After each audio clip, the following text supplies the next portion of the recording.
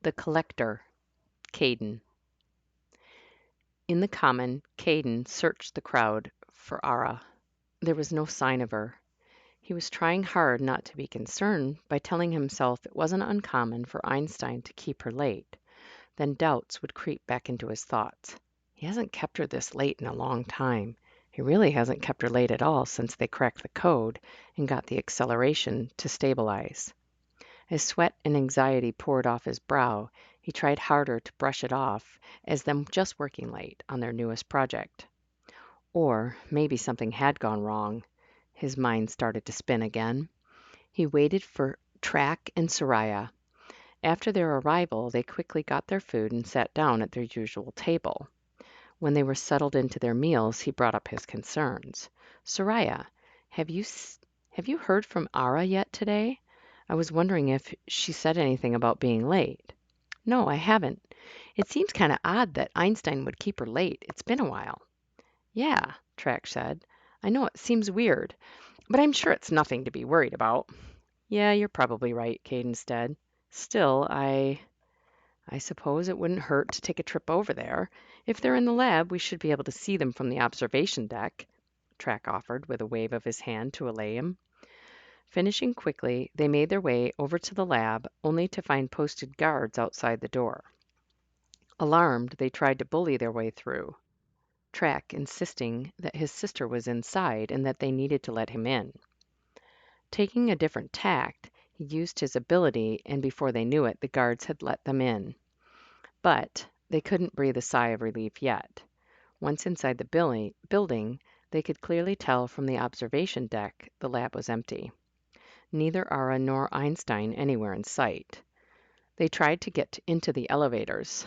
None of their biometrics had the right access, so they couldn't get down to the lower floors to check on them. Now they were officially worried. Something is really wrong, Soraya said. Annoyed, Caden snapped. You think? Track piped up. Hey, dude, we're all worried, okay? Caden ran his hand through his hair. I'm sorry, I shouldn't have snapped at you like that. It's just, I'm really worried about her. She was so heartbroken the other day when she found the horses were gone. What? You mean when the horses died? No, the horses are gone, but not dead. I thought the horses died. No, she said they didn't die. She couldn't feel it. Then she had one of her connection visions. We narrowed down where they might be based on what she remembered. Dude, why didn't you tell us? Track said. Well, we weren't so sure. We were waiting until we could get some more information. She was hoping she might be able to get something off Einstein. You think it's time we go see her? Track said as he looked at Soraya. Who should we go see? Caden asks with some desperation in his voice. Now it was Track's turn to run his hand through his hair. Where do we start? Track looks to Soraya. Soraya looks down. Come on, guys, what's going on? Caden asks. Soraya looks up at Track. We might as well tell him all of it now. But not here. Track eyes the door. It won't be long before those guards realize we're still here. They exit the building and Track once again uses his influence breezing past the guards, then leads them to Marg's office. They travel in silence, each absorbed in their own worry. Given she was not there, nor were any of her team, they led Caden through the floor hatch to the runner tunnels. Fortunately, Lucy's goons were tied up guarding Ara and Einstein, allowing them to slip into the tunnels undetected. Once in the tunnels, Caden picks up the conversation. Okay, what is all of this?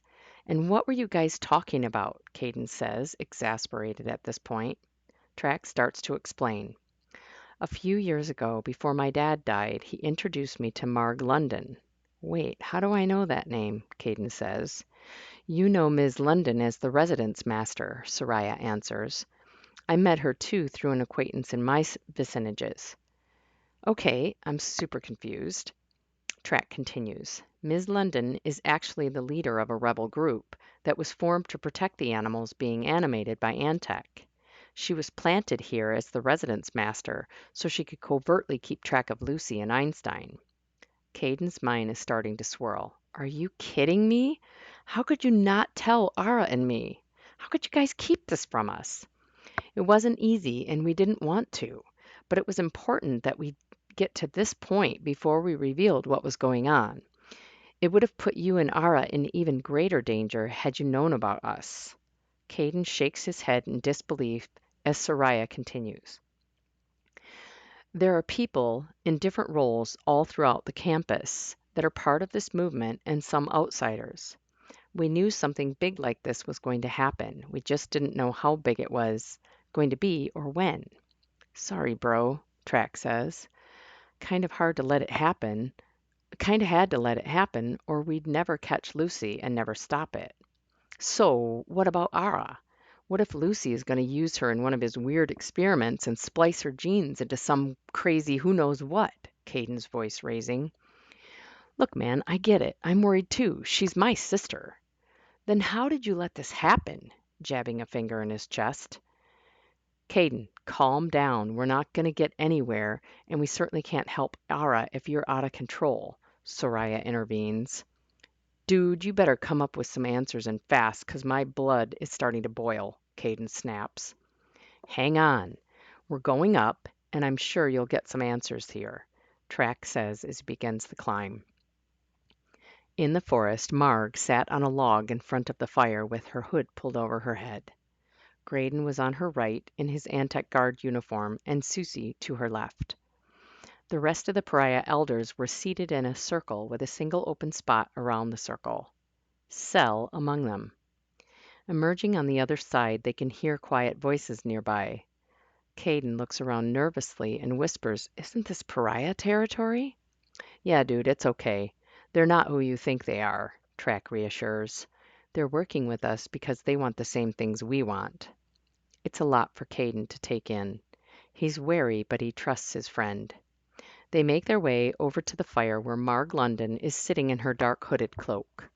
There are familiar and unfamiliar faces spaced around a fire. A chill runs up Caden's spine. Unease settles like a rock in his gut. The collector arrives at nearly the same time. He too wears a dark cloak, and his face is hooded. Emerging from the woods on the opposite side of the fire, briefly the light touches his face. Caden, Track, and Soraya take a double take. That face. The face beneath the hood looks eerily familiar. A gasp escapes Soraya as the collector removes his hood. Caden's stomach falls. Unconsciously, his fists ball at his sides. How can this be? Only the eyes are a different color, and there is a little more age on the skin. This hooded figure looks exactly like Einstein. With the support of the rebels during their many years of exile, Ernst Sr. and his wife had perfected their own synthetic life forms. Their synthetic and alternate life forms, ALTs, resembled themselves as well as Alpha. The Alpha dog Lucy thought he was controlling at the time of his attack was in actuality a beta of the dog, also made of largely inorganic materials. Ernst Sr. had programmed Beta to only attack inorganic ALTs. He also incorporated an interface to allow two-way communication through Beta and built-in data archives of the events leading up to his exile. Incriminating evidence of Lucy's action before and after their staged deaths, as well as everything needed to clear his own name, had also been integrated into Beta. It was now a matter of time. Beta, having been programmed to attack only inorganics, obviously left Holst completely untouched. Lucy was none the wiser, believing that he himself had saved the boy as he planned. After collecting Beta and a handsome payout in exchange, Lucy unwittingly set fail-safes in place for Ernst and his wife when the time came. The hardest part was having to let go of their son for so many years. Ernst Sr. knew the plague would never stop unless he could stop Lucy. It was a huge gamble, but one they had to take to stop him. Their one consolation had been Marg London. Knowing that Marg would be there to keep watch over Holst and keep them apprised of his progress made the heartache sting just a little less. Soon they would be reunited. He wished Isla could be with him to see that day. With the emergence of both Dr. Ernst and the students, the pariah jumped to their feet, weapons at the ready. There was a heavy tension in the air. It was Marg that spoke first. "Please, friends, lower your weapons. These are my associates and their friends. Let me introduce Track Quinn, Soraya Yates, and Caden Brace." Then she motioned across the fire. "And Dr. Holst Ernst Sr., our collector, if you will." The pariah lowered their weapons, keeping them at their sides. "I assume, since you're here, Track, that your sister's been taken into custody," she continued gravely. "Yep, you can assume so.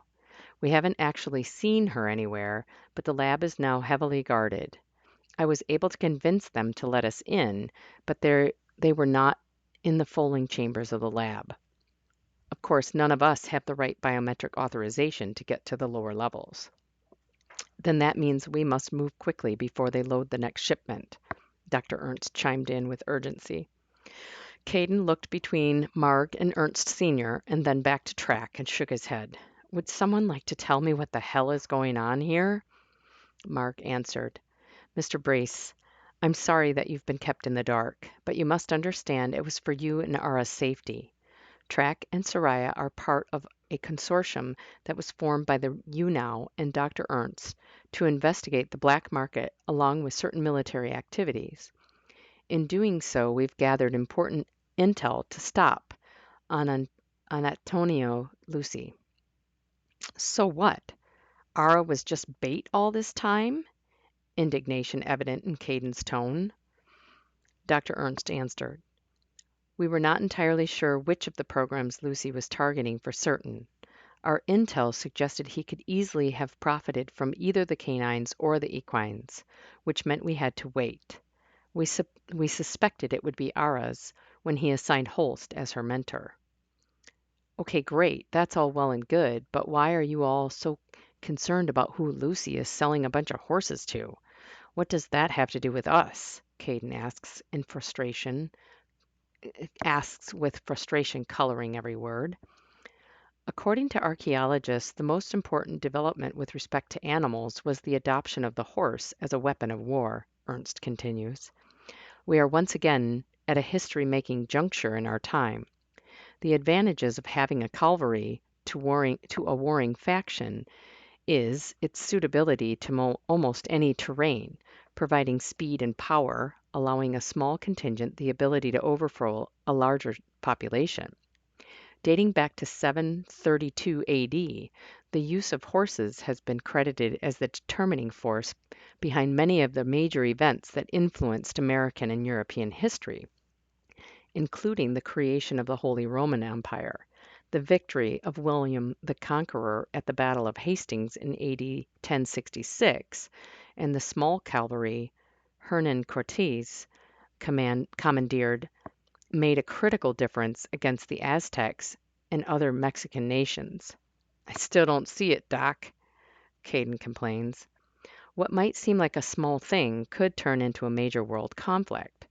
Cortes had just 500 men and 15 horses, yet he eventually defeated the Aztec Empire and colonized Mexico," Track explains. "The threat is real.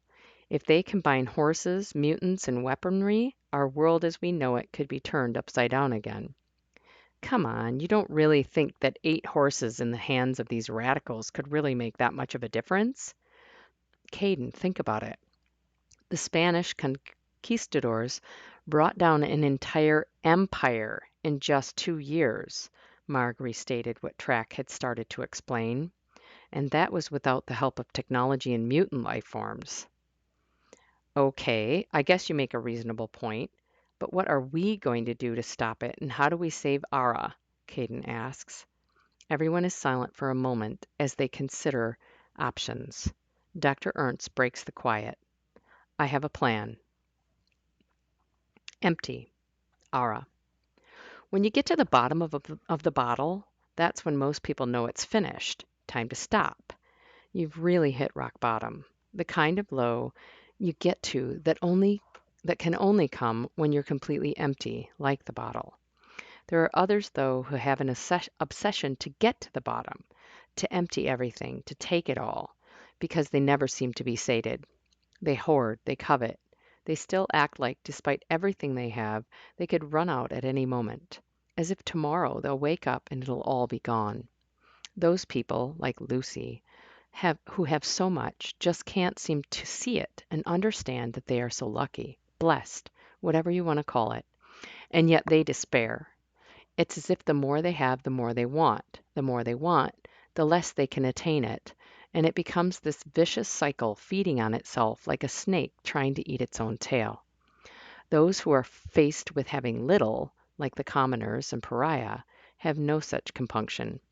We, the commoners, have joy over what little we have. For the most part, it's only each other. We make do with what's available to work with.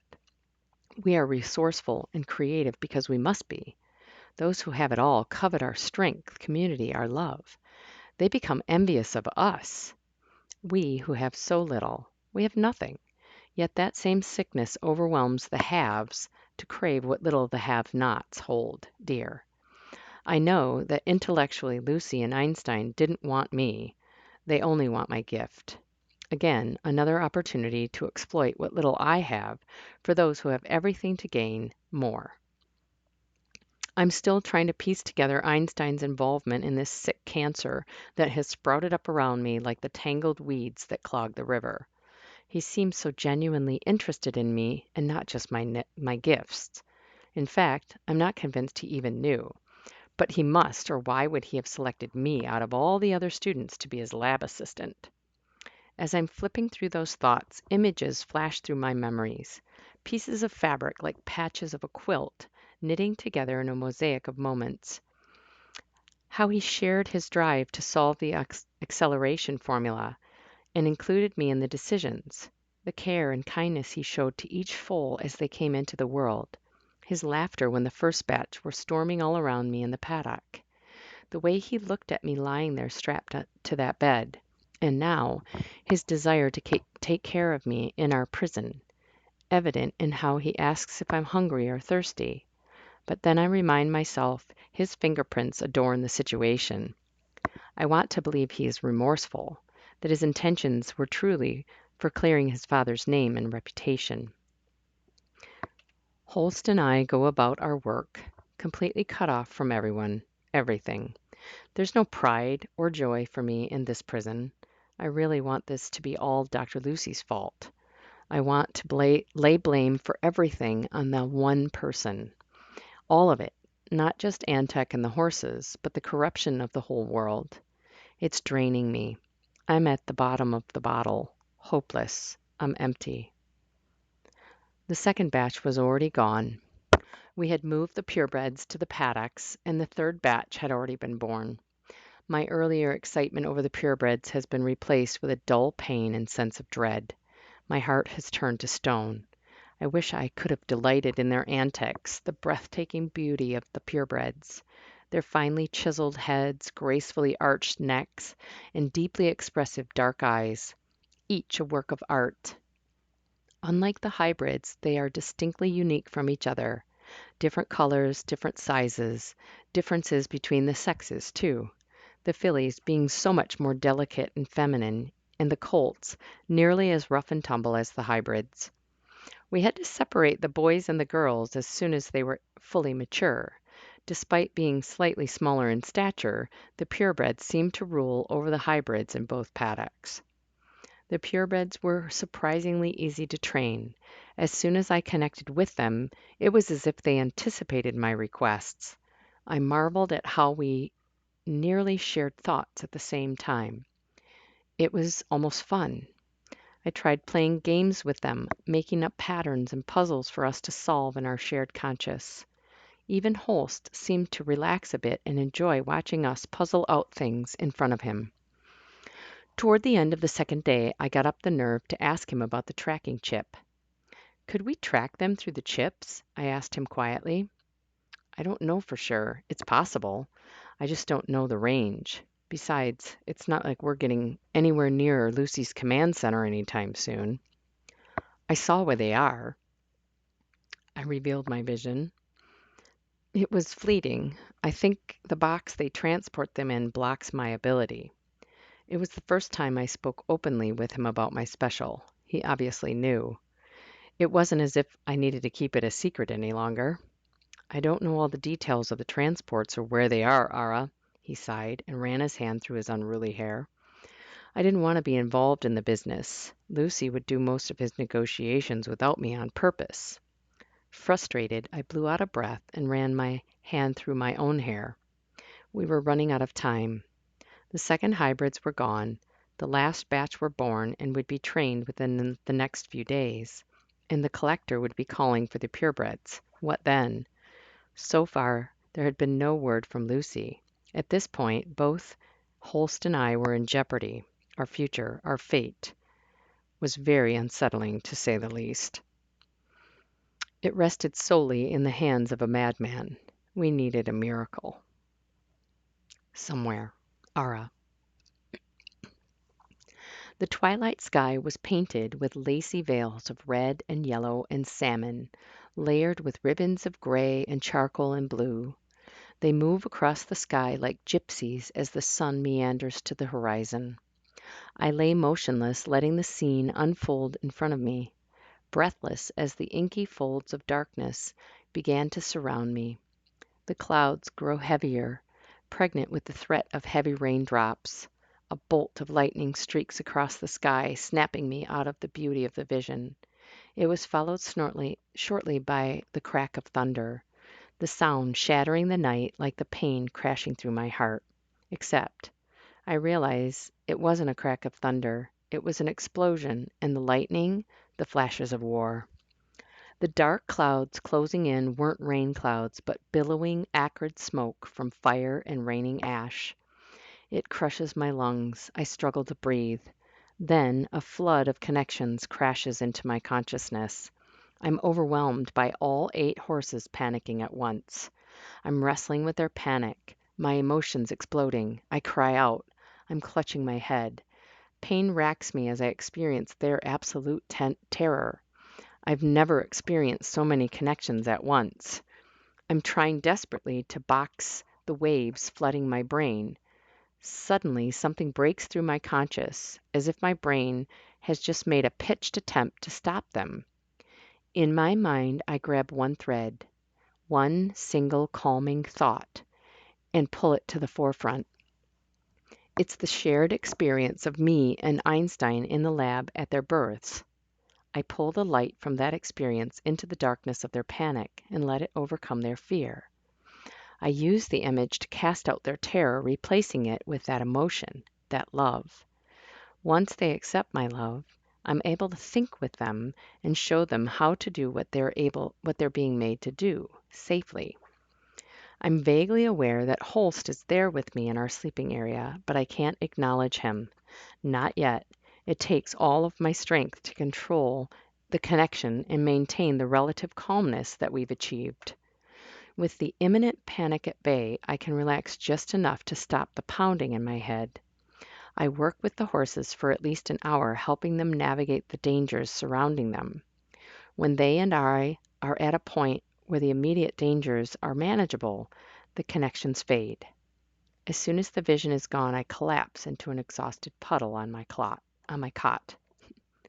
I realize I'm drenched with sweat, and so is my bedding. I'm too exhausted to mind. I can barely register that Holst is there with a rag dabbing at my forehead and cooing soothing words to me.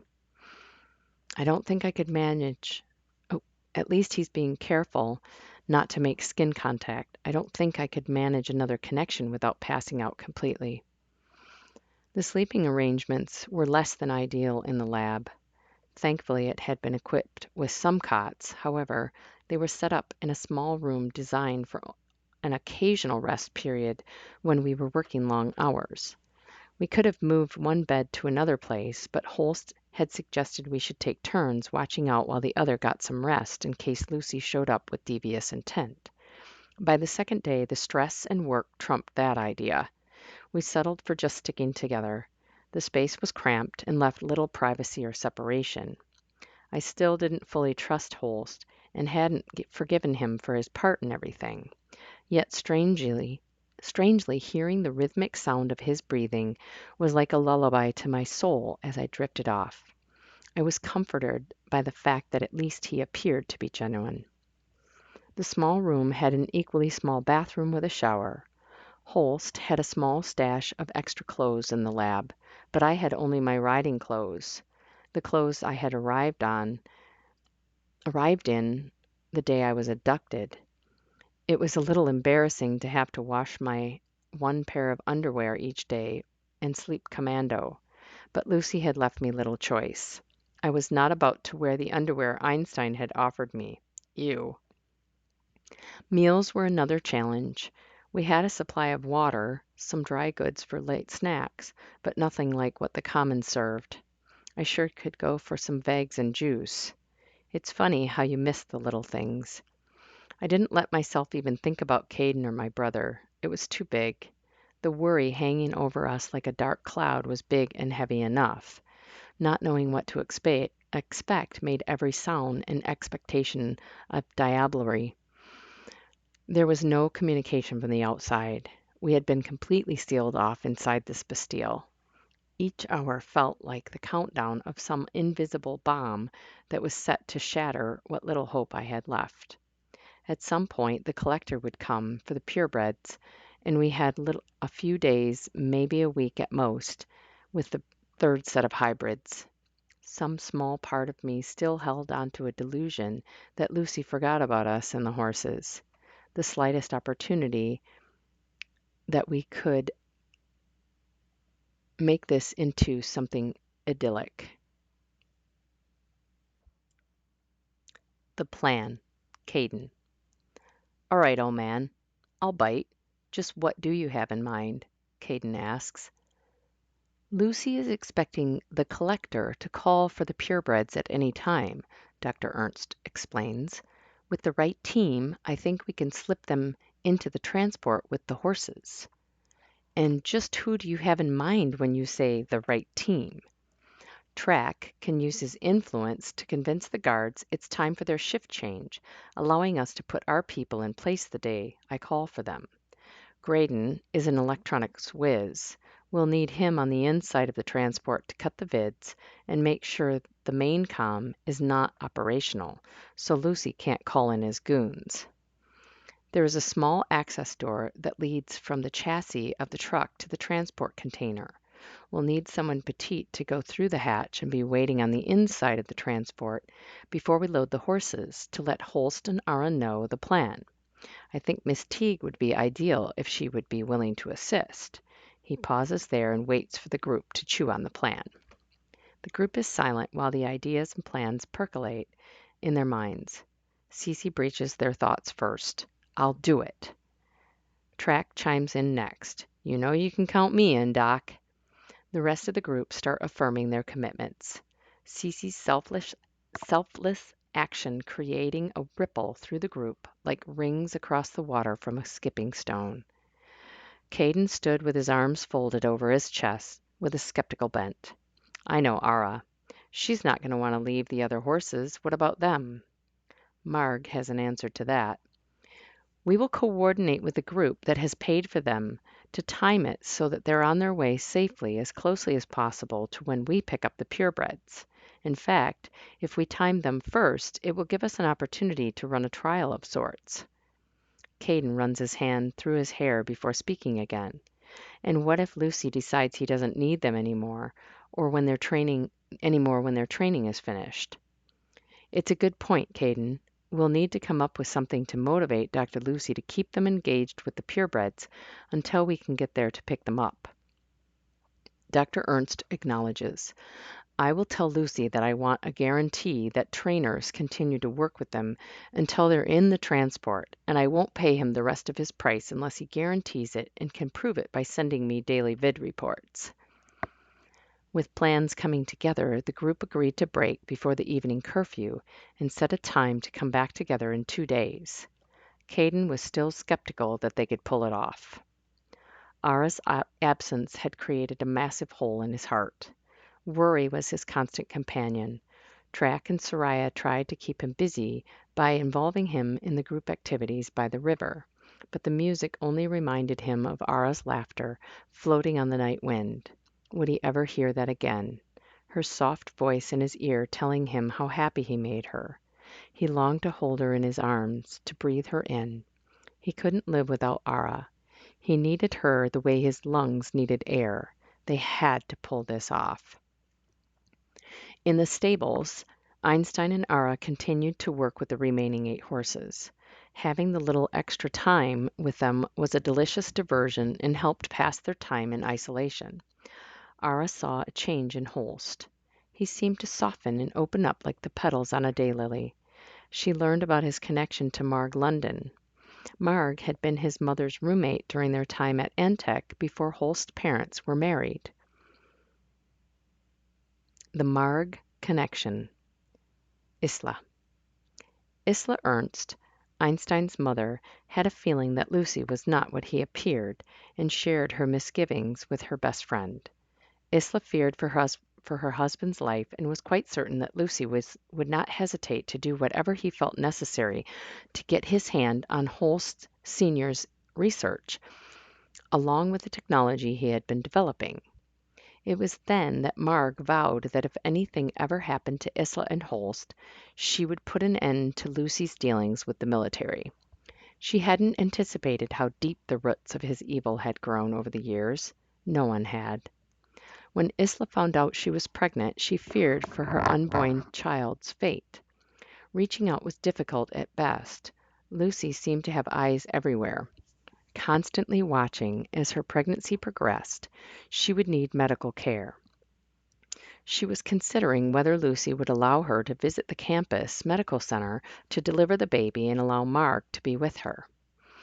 As she was out walking one day, she came upon a young pariah playing. She was surprised to learn the parents were from a village nearby. They had wandered to the Holst's side of the lake searching for food and supplies in the dense forest. Upon meeting the boy's parents, she learned that Lucy had been abducting their people for his experiments. Sickened by the news, she and her husband agreed to help. Although the pariah were wary of them as strangers, Isla convinced them that she and Holst were not threats, and they formed a friendship. Over time, Holst Sr. and the leaders of the tribe formed an alliance to share information. Isla also provided medical care to the pariahs.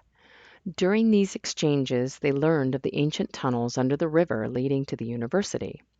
Isla saw her opportunity to contact Marg.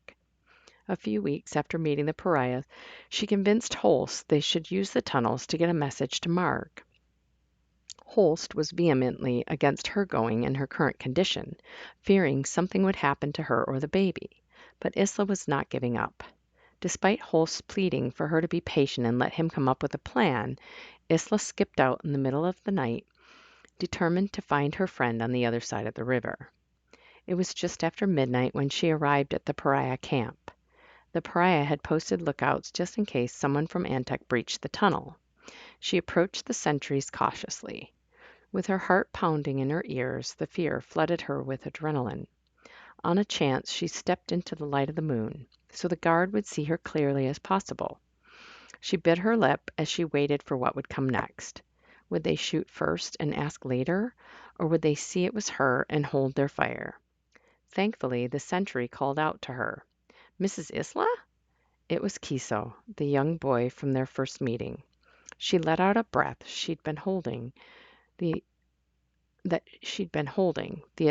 the adrenaline leaving with it. "Kiso, what on earth are you doing out here so late?" "Mrs. Isla, I could be askin' ye the same," he drawled. "'Sides, me and Pa's on duty." "Oh, I see," Isla replied as a tiny spark of hope formed, her mind racing with ideas, that spark growing into an ember.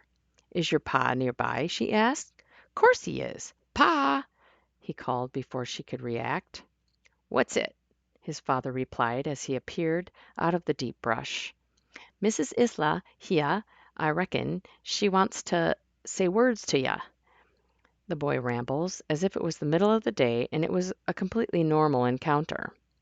Isla quickly described her desire to Flynn, the boy's father. "So do you think you could help me?"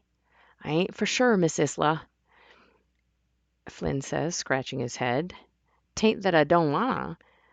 I's not sure where I'd find her oncen I got thar." "I knows the lady, Pa," Kiso breaks in. "She's allus givin' me bread and food to bring her." "Ah, Kiso, now, done you go makin' stories." "I'm not, Pa," Kiso protests. "She's the one with them fire eyes." "Kiso, that's her. She has amber eyes," Isla says excitedly, clasping her hands in front of her face. "Where did you see her?" "Top of de tunny," Kiso says, motioning like he's flipping over a cover. "Ain't nothin' top of de tunny, boy, 'cept a floor," his father scolds. Kiso puffs his chest and juts his chin a bit, then replies, "'Tis. Thar's another flop. I seen a light and follered it, and thar's her lookin' down to me." "You mean there was another hole above the tunnel hatch, like under a building?" Isla inquires. "Yes'm," Kiso replied, grinning like he was the cleverest boy in the village. Flynn scowled. Clearly he was not convinced that his son was right. "Boy, ifen you're tellin' a fib—" "I'm not, Pa," Kiso pleads, his dark eyes wide and his hands out in front, palms up, as if to show no tricks. "What time of the day did you see her, Kiso?" Isla asks. "I sees her every time." "How often do you go, Kiso?" "She says I should come when I's hungry, so I goes ever' few days. Guess thar's somethin' tells her I'm a comin', that's what she says." "When did you go last?" Isla asked, her heart still hopeful. "The day afore, I reckon," Kiso considers. "Could you take me now? Would she know you were coming if we went now?" Kiso frowned for a moment while he considered her request. "Nah, 'tis best on daybreak, affer dar brekkie." Isla's heart sank. She had wanted to go now to see her friend. She was certain Holst would not let her go if they waited until morning. She searched her thoughts for options, ideas. Anything she was thinking crashed to the ground around her when Holst's deep voice called her name in the darkness. "Isla!" his voice called out, dripping with concern. "Thank God!" his relief rippling through the night air as his words and feelings met her. She was washed in guilt. Despite the shame paining her cheeks, she allowed herself to melt into her husband's arms. "I was so worried you tried to go to Antec alone," he whispered into her hair. She felt herself stiffen at his words. She confessed, "I had every intention. I'm so sorry, Holst." "It's okay. I was wrong to try to stop you. It's just I was out of my mind worried about what might go wrong." He had stepped back so he could look into her deep brown eyes.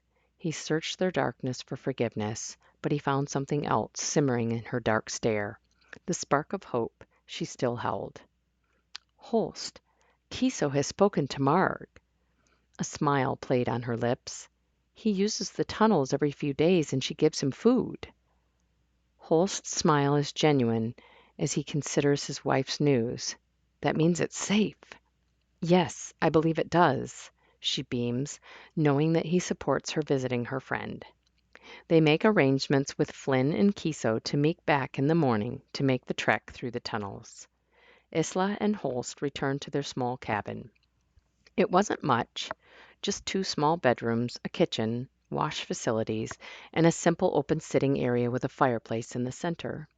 Upon entering the open yet cozy space, they were greeted by Alfie. Alfie looked and acted like an organic dog. He even wagged his tail in greeting as the couple arrived. "Hey there, Alfie." "Alpha," Holst said as he rubbed the top of the creature's head. "Welcome back, Dr. Ernst." Alpha returned the greeting. "I see you have located Mrs. Ernst." "Yes, Alpha, he found me," Isla replied. "That is good," the dog-like mutant commented. "I trust that you and your fetus are unharmed.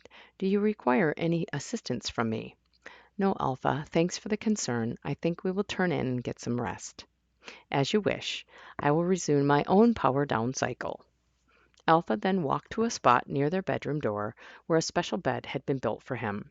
To an outsider, it looked like a small platform onto which Alpha could curl up into a dog's natural resting posture, but it also allowed him to feel vibrations which could alert him to potential intruders.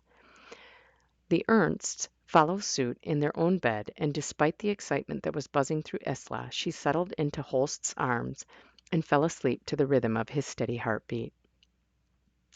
The morning sun was just beginning to glow in the eastern sky.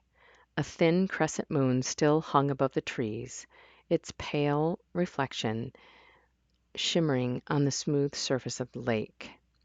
Anxious energy thrummed through Isla, and she and Holst prepared for their outing. Isla, Holst stopped her by gently touching her arm, his gaze steady and serious. She knew him well enough to see through his steely gray eyes into his feelings. "Darling, I just wanted you to know," he pauses and runs a hand through his dark, unruly hair before continuing. "No matter what happens today." Isla places her finger to his lips to stop him. Her deep brown eyes locked on his. "I know." And she truly did know. She knew everything about him and how deeply he loved her and their unborn child. Reunion. Her heart beat wildly as they approached the top of the tunnel, with young Kiso in the lead. Kiso pauses at the top and turns to Isla with a grin. "We's here, Mrs. Isla, top of the tunnel." Isla held her breath in anticipation and turned a nervous gaze to Holst. She bit her lip as she waited for Kiso and Flynn to lift the hatch. They gave the all clear, and the Ernsts followed. Before breaching the tunnel and heading for the second hatch, Holst slipped his hand into hers and gave it a squeeze of reassurance. It was a tight squeeze for Isla and her rounded belly, but with some maneuvering she was able to jimmy her way through the gap under the building. Light flooded down from the open hatch where Flynn and Kiso had already passed. The light was replaced by a pair of fiery amber eyes. Marg's eyes went wide at the sight of her dear friend. Reaching her hand down, she helped her very pregnant friend through the hatch. The two friends embraced warmly as the men stood and watched. "Dear God!" Marg exclaimed, stepping back to admire Isla, placing a hand on her very round belly. "Pregnancy looks wonderful on you. I dare say you are more beautiful than ever." "Trust me, I don't feel so beautiful. I feel like I swallowed a barn," Isla teased, winking in Holst's direction. He turned crimson as he commented, "I couldn't agree more, Marg." Kiso broke up the admiration only as a young boy could. "Oh, brah!" He rolled his eyes. "If'n I'd knowed you would be all gushy." "Shushin', boy!" his father scolded. Isla regarded the boy thoughtfully, tousling his hair. "Sorry, Kiso. You are right. We have business to do." Marg raised her eyebrow and smirked in Kiso's direction. "Right," she said, straightening her lab smock. Then, turning to Isla, she asked, "I'm guessing you need medical support. By the looks of it, that baby is coming soon." Isla swallowed hard and replied, "Yes, and Holst needs some supplies that we would rather Antonio not know about." Marg ponders, tapping her chin. "Write me a list, Holst, and I'll send what you need with Kiso. It would be best if you don't risk the tunnels again." Producing a carefully thought-out list, Holst hands it to Marg. As she scans it, her frown deepens. "These are not easy items to come by." "I'm aware. Do the best you can. Alpha may be able to fill in some gaps, but I'd rather not pillage too much from him." Looking at the floor as he spoke, because looking at Isla would break him. "If anything happens to me, Alpha will be Isla's only defense." Marg placed a hand on his forearm for reassurance. "Just give me some time. I'm sure I can get most, if not all, of these things. In the meantime, we need to see that Isla and this child get the care they need." After discussing the plans for ensuring Isla would have the resources needed for the rest of her pregnancy, the friends hugged their goodbyes. The four visitors descended into the tunnels and made their way back to their homes. The spark of hopefulness had grown into an intense sense of euphoria deep within Isla's belly. Even the baby seemed to be jumping for joy within her. Marg did not disappoint.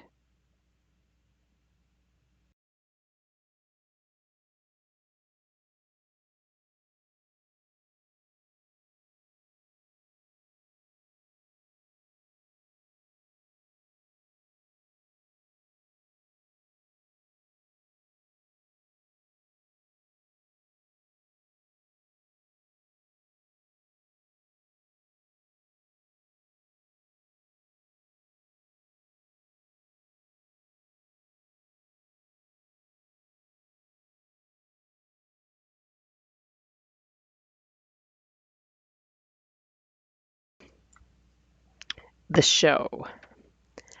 Lucy was quick to show off his high tech. With a sweep of his hand, he commanded the Alpha in his office to provide a demonstration to prove to the military leaders assembled his complete control over the mutant, despite the display showing the brutality at the cabin. What he didn't expect was the complete and utter disaster they were about to witness. Instead, over the weeks after Marg's reunion with her best friend, bits and pieces from Holst's list were delivered by Kiso. At the same time, Lucy himself dropped by their humble cabin on a few occasions. With his usual smarmy charm, he would waltz into their home, giving Ernst Sr. a hearty pat on the back and kissing Isla's hand gently as he would greet them. He made sure they knew he was making arrangements so that Isla would have only the best accommodations.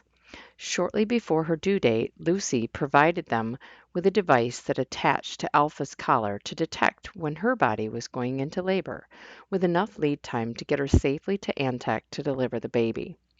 Ernst Sr. had been increasingly secretive as more parts arrived from Kiso. His concern that Lucy would visit them unexpectedly and discover what he was working on grew. If Lucy found out, or if Isla had knowledge of the work he was doing, he was afraid of what Lucy would do to get his hands on this new work. Lucy was unaware that the algorithms of Alpha's nanotechnology continued to evolve. The dog was far more advanced than when they left the lab so many years ago. Alpha scanned the new monitor, and as suspected, not only was the device Lucy attached monitoring their actions, but it was also programmed to control Alpha. The controls were tuned to the maturity of the technology Lucy was familiar with. Still, they couldn't risk disabling it because doing so might damage the fetal monitoring, and of course, Lucy would then know that they were aware of his sinister motives. Holst had already duplicated much of Alpha's DNA and nanotechnologies prior to Lucy's device being attached. He had also transferred knowledge directly to their unborn child using latent nanotechnology carried within Alpha and the technology sent by Marg, the very technologies Lucy wanted to sell to the military to control mutant specials. The twist being that Holst had master controls through the nanotech, preventing abhorrent behavior, fail-safes to prevent weaponization. In the final weeks of her pregnancy, Isla helped the pariah set up a medical facility and began teaching some of the people how to treat their ill and injured. The lack of predators and minimal motor vehicles had certainly diminished some of the injuries, but there were still occasional skirmishes with Lucy's guards or other bad actors.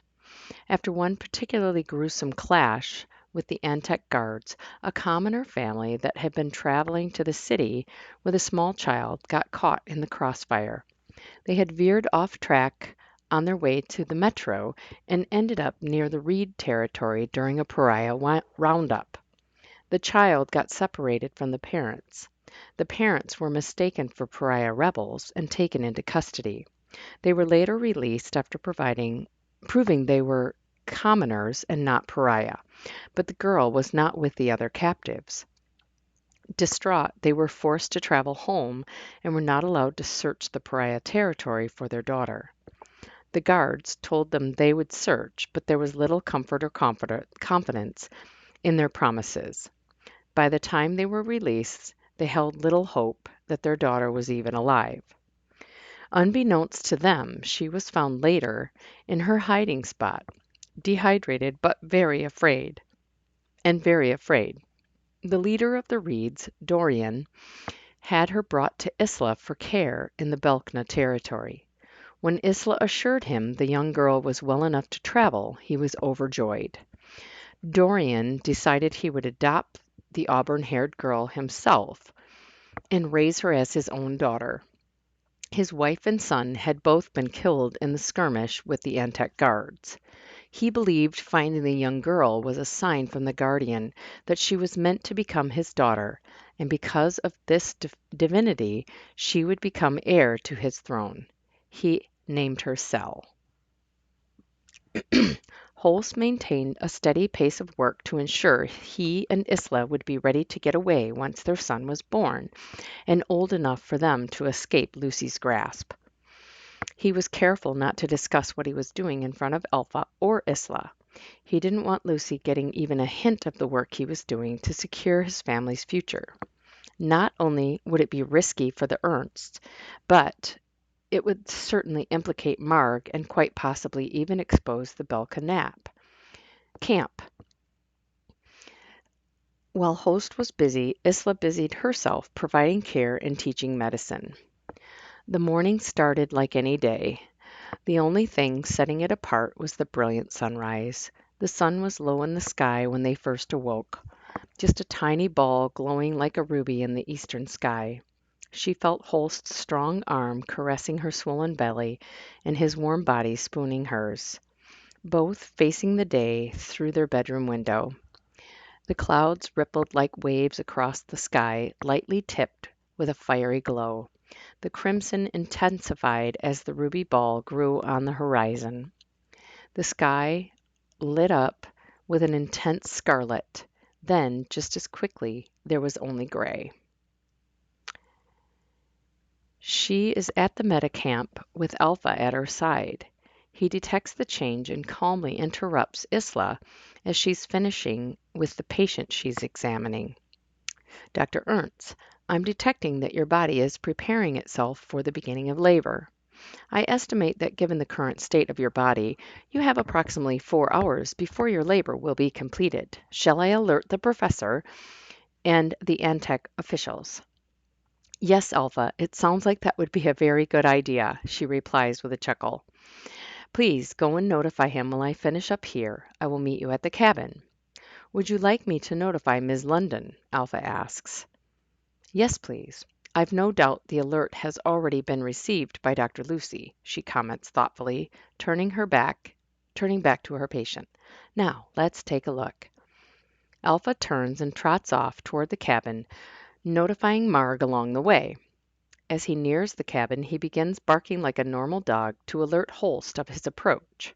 Hearing the alert, Holst quickly finishes his last task and hustles to meet Alpha. They meet at the front door. What is it? Alarm in his voice. I have detected that labor has begun, and Dr. Ernst has approximately 4 hours before the labor will be complete. Well then, I guess we better hurry. Where is she? He asks as he scans the area. She is at the Metacamp, finishing up with a patient. She instructed me to alert you and Ms. London. Have you gotten a confirmation from Antec? Is there an ETA for the transport? Ms. London has confirmed that she will prepare the delivery suite for your arrival. I have not received a time of arrival or confirmation from the transportation coordination yet. Holst's heart sinks slightly with this news. It worries him that there hasn't been a confirmation. Doubts begin to shadow his thoughts. Maybe Lucy lied. What if he has no intention of helping them? He starts to panic and beads of sweat pop out on his forehead. His mind starts to race. What do they need? His concern is fleeting. Relief floods him when Isla comes into sight across the field. She is calm and smiling despite the gloomy sky above. At the same time, the halo appears in the sky behind her, a small but growing black dot. Holst sighs in relief at the sight of it. His relief is quickly replaced with concern as Isla stops and holds her belly. Her face is red and strained. Alpha and Holst run to her. By the time they reached her side, she was panting, but the flush was still painted on her cheeks. She met eyes with Holst and put her hand up to wave. "Hey," she said. "Hey, are you okay?" "Never better. My water broke on the way here, and I'm in active labor," she said calmly. "Oh?" Not really knowing what that meant, his voice raised in question. "Why didn't I read the OB book she gave me?" he chastised himself. The contractions are strong, but they're still about 15 minutes apart," she explained, sensing her husband's uncertainty. Alpha chimed in. "The next one is going to be in 13 minutes. I'm projecting the helo will land in 16 minutes."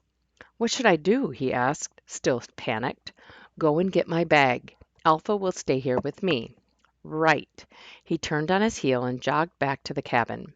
She and Alpha watched the halo quietly for a few minutes. It seemed to be taking Holst far too long. She glanced more than once at the cabin. He finally emerged with the bag bulging over his shoulder. As if sensing her feelings, Alpha asked, "Should I prepare a mild sedation for Dr. Ernst?" She almost detected a hint of sarcasm. It made her chuckle. "No, Alpha," she smirked. "I think he will get his wits about—" She couldn't finish as the next contraction took her breath away. The headmaster's office, Soraya. Caden paced the room. "Dude, relax," Track barks at him. "Not only are you grating on my nerves, but I'm pretty sure you've worn a groove in the floor. Why hasn't Marg contacted us?" He stops for a moment to glare at the comm. "We should have heard something back by now," he growls. "Caden, it's early. Give her time," Track assures. "How can you be so calm?" Caden's voice is gruff and full of venom. "I know Marg. She's real. If anyone can pull this plan together, it's her. I hope your confidence in her doesn't get Ara killed or worse." He trails off at the end of his comment. The lump forming in his throat is threatening to choke him. A soft knock on the door causes both boys to look up. Track moves to the door and takes a breath before opening it. The anticipation falls from his face when Soraya fills the doorway. He quickly schools his reaction for fear she will feel his disappointment. He's disappointed that it's her. Pulling her into a one-arm hug, he kisses her cheek in greeting. "Hey, babe, fancy seeing you here so early." "Sorry, guys. I'm sure you were hoping it was Marg or Gray with some news," she says as she steps into their dom with Track. "I don't blame you." She looks at Caden. He runs a weary hand across his forehead into his thick hair, sighing. "Guess we just keep on pretending." "Come on, look at the bright side. We'll all be aces at poker when this is all said and done," Track says, waggling his eyebrows. Soraya just rolls her eyes at him. "What?" he feigns. "Come on, let's get to the common and get our game faces on." Caden groans as he moves to the door. It's agony, waiting on news of whether the pieces of the plan were coming together. Seeing Gray on duty as one of Lucy's thugs, without even a nod in their direction, was like diving headfirst into icy water. Cold and shocking. Caden caught Marg's amber eyes for a moment as they passed by the table where she and the other directors were seated. She, too, revealed no clues. They passed quietly through the line, ate, and were just about to leave when Gray approached them. "Are you Soraya Yates?" he asked, with no hint of recognition. "Yes, why?" She played along by taking a defensive stance and crossing her arms over her chest. "You've been summoned." Gray's steely eyes locked onto hers. Thinking this was all part of the plan and that she would be meeting with Marg, she answered smugly, "Summoned by whom and for what?" "Dr. Lucy has requested us to escort you to his office. He does not share the details with his staff, miss." A cold shiver snaked down Soraya's spine. Track and Caden both wear surprise on their expressions. This is definitely not part of the plans. Okay," she manages, fear making her tongue feel thick in her mouth, nausea threatening her breakfast. Putting on her bravest expression, she manages a quick goodbye to Track and Caden, who are still silent, frozen by this new situation. Track snaps out of it long enough to comment. I'll see you a little later in class. The statement is directed at Soraya, but Track is staring at Graydon. Gray gives no indication verbally or physically, at least that anyone would see if they didn't have Track's ability. Caden and Track watch helplessly as Soraya is led out of the common by Gray and another guard. Now what? Caden asks the obvious question. I think she's going to be okay. What? Are you joking? This doesn't seem like something to joke about. Track grabs Caden's elbow and leads him out to the shuttle bay before speaking. I picked up something from Gray just now. We gotta trust him. Great. You trust him.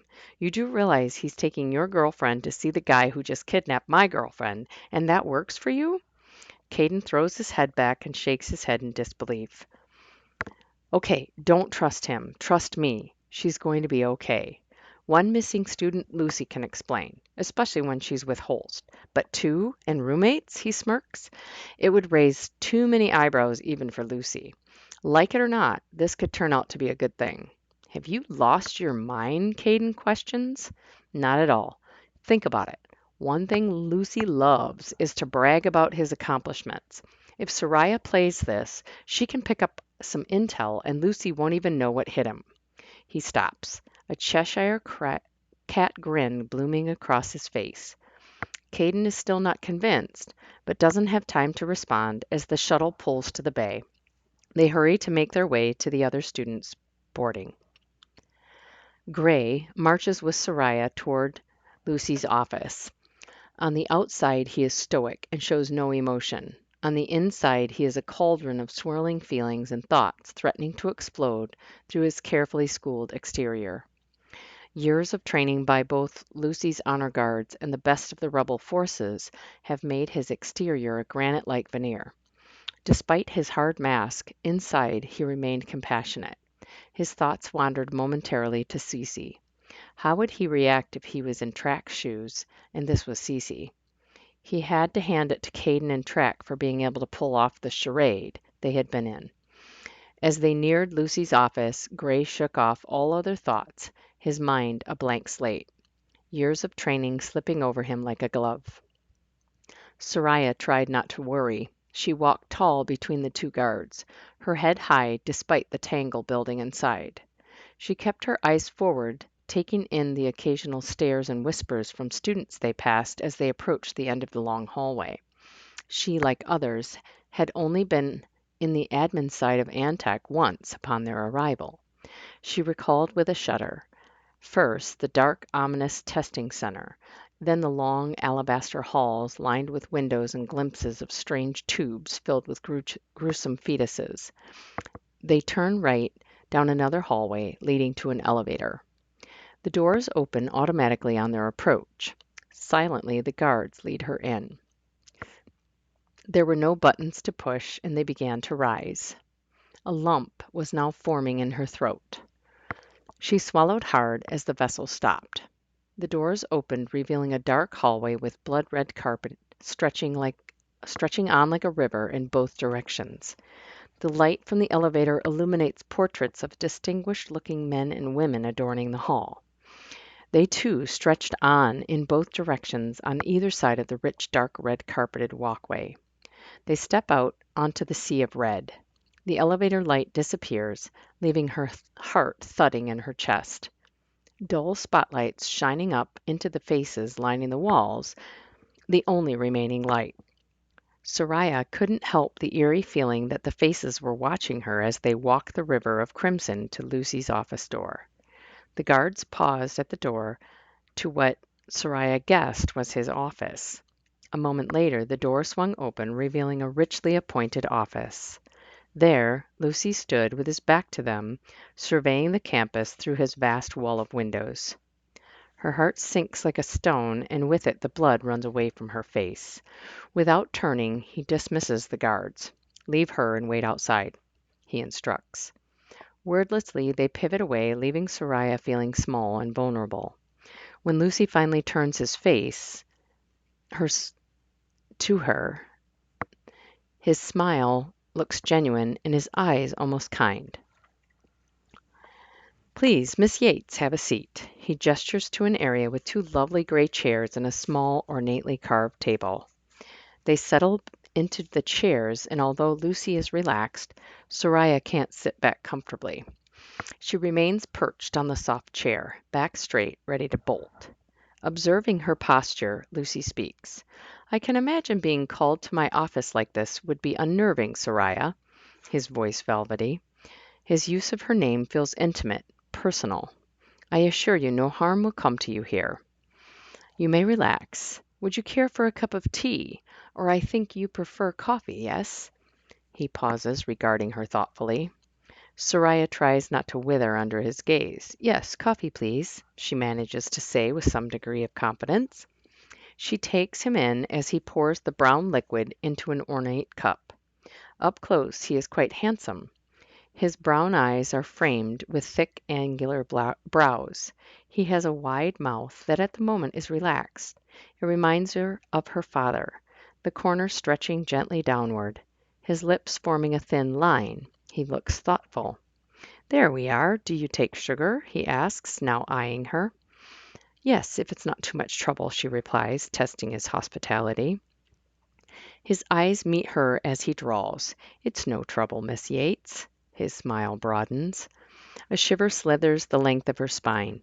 Despite her feelings of fear, she steels herself and asks the obvious question. Dr. Lucy, if I may be so bold, what brings me to your office? Ah, Miss Yates, direct and to the point. He regards her with a half smile. Now, he settles back into his chair, crossing his right leg, taking a pull on his coffee before answering. I understand you may have some questions, given that your roommate has not been staying in your dorm for the past several days. Come to think of it, it is out of the norm for her not to come home, at least get a change of clothes. Soraya feigns ignorance with wide eyes and decides to push a little at Lucy. It's almost like she just disappeared. Her words hung in the tense air between them like a stretched rubber band about to snap. Then, to her surprise, Lucy chuckles, cutting a hole in the thick air. Bold and full of surprises, Miss Yates. I assure you she has not disappeared. In fact, I brought you here to show you she is fine and that she and Holst have been very hard at work finishing their finest creations. He sounds proud? Show me how, Soraya asks genuinely, eyeing him carefully. Part of her is hopeful and part fearing he's going to lock her up with them. Of course, you must be anxious to see your friend. He sets his ornate cup gently on the table. She does the same, busying herself with placing the fragile cup down without spilling or shaking. Her hammering heart is threatening to burst out of her chest. As she withdraws her hand from the cup and looks up, Lucy is regarding her with raised eyebrows. She locks eyes with him, sensing that looking away would reveal her panic. Shall we? He says, coming to his feet. Yes, please. She manages quietly, with only a little quiver in her voice. She fights the urge to wipe sweaty palms on her pants. Their exchange is an intricate dance, one in which she is desperate not to misstep, fearing an unpleasant consequence. Lucy leads her to a mahogany wall lined with richly bound paper books.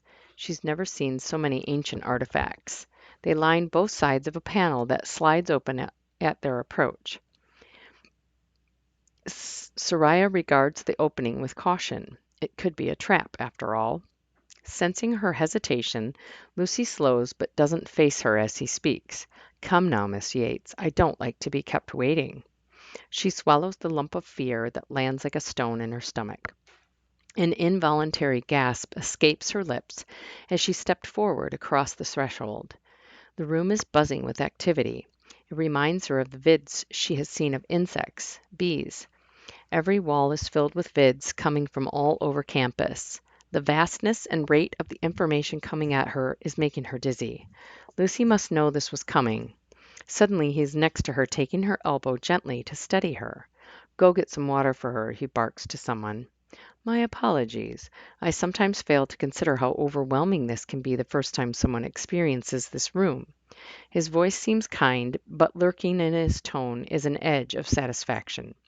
He knew full well how she would react, and he planned this to keep her off balance. another step in their dance. Her eyes snap to a scene displaying a familiar face. Her heart races with relief. There before her eyes is Ara, safe, at least for now. Lucy takes the glass of water from his guard and hands it to her. You see, Ara and Holst are perfectly fine, just very busy finishing up their work.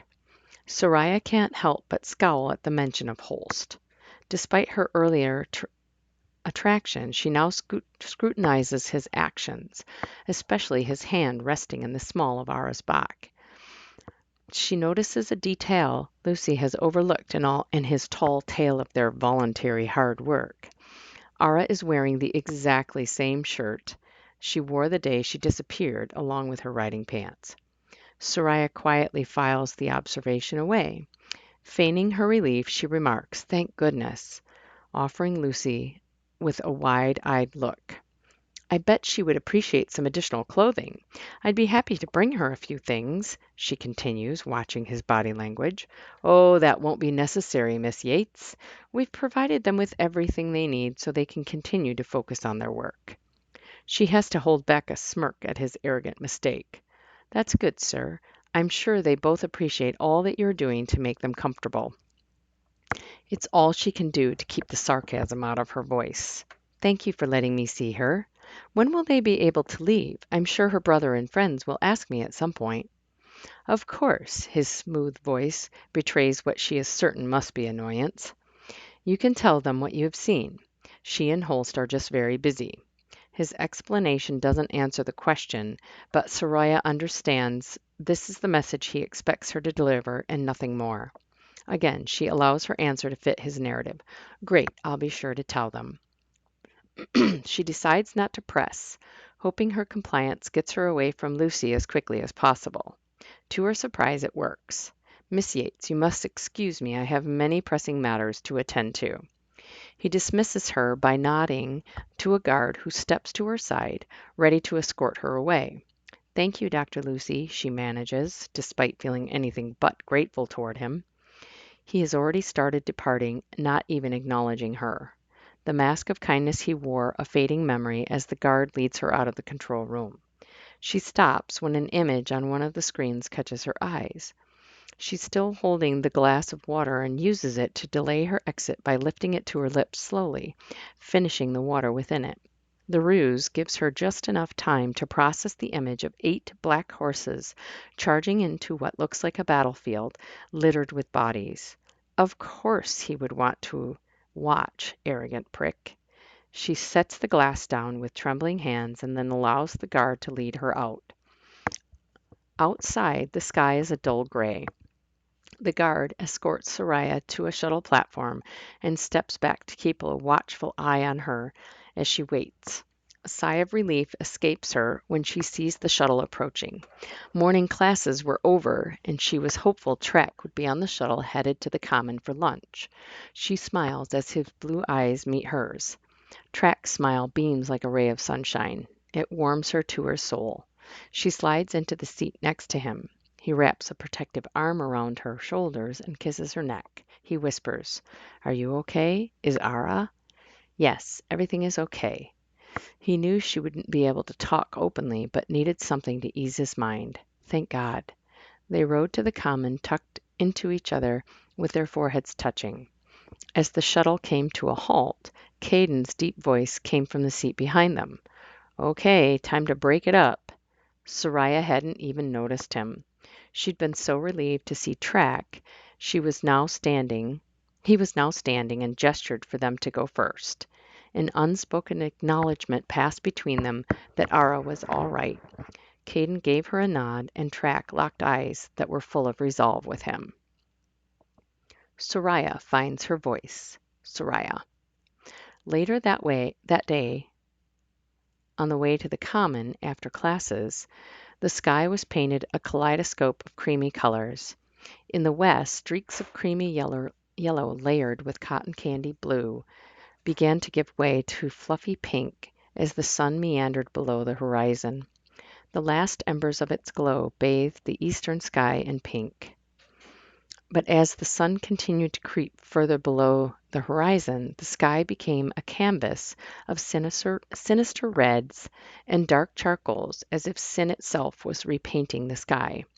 The contrast between the lovely pastels and light grays and this sinister grip of red and black made Soraya's heart seize in her chest. It was a bad omen. It felt ominous and foreboding. Something evil was brewing.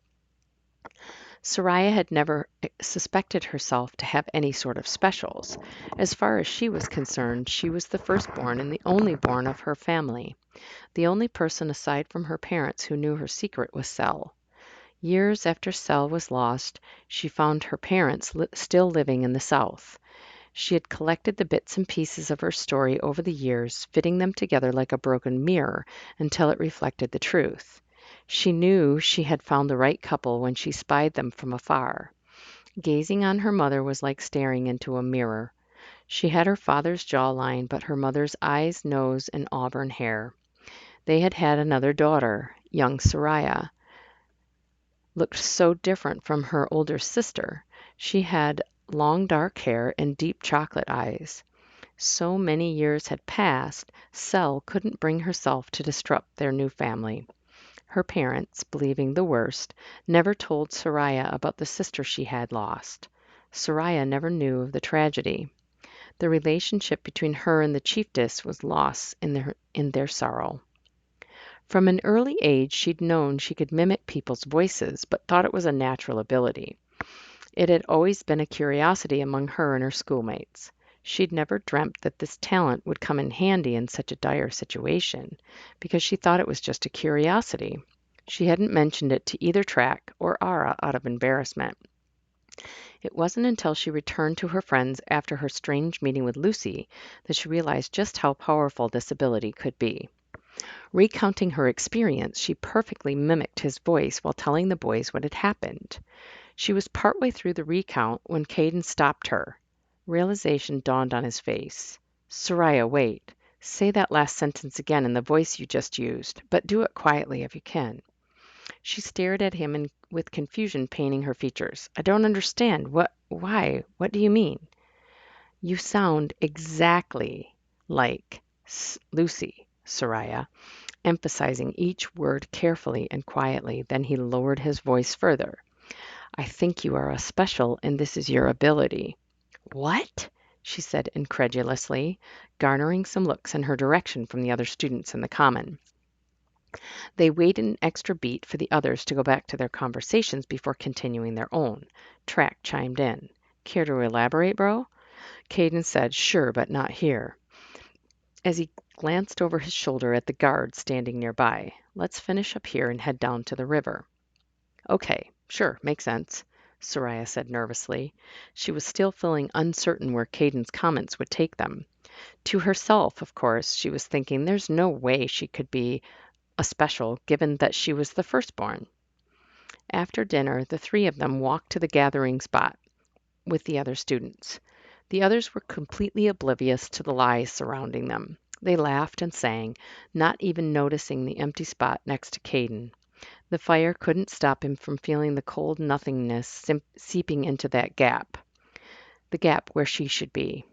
Soraya looked at him, and knew he was miserable.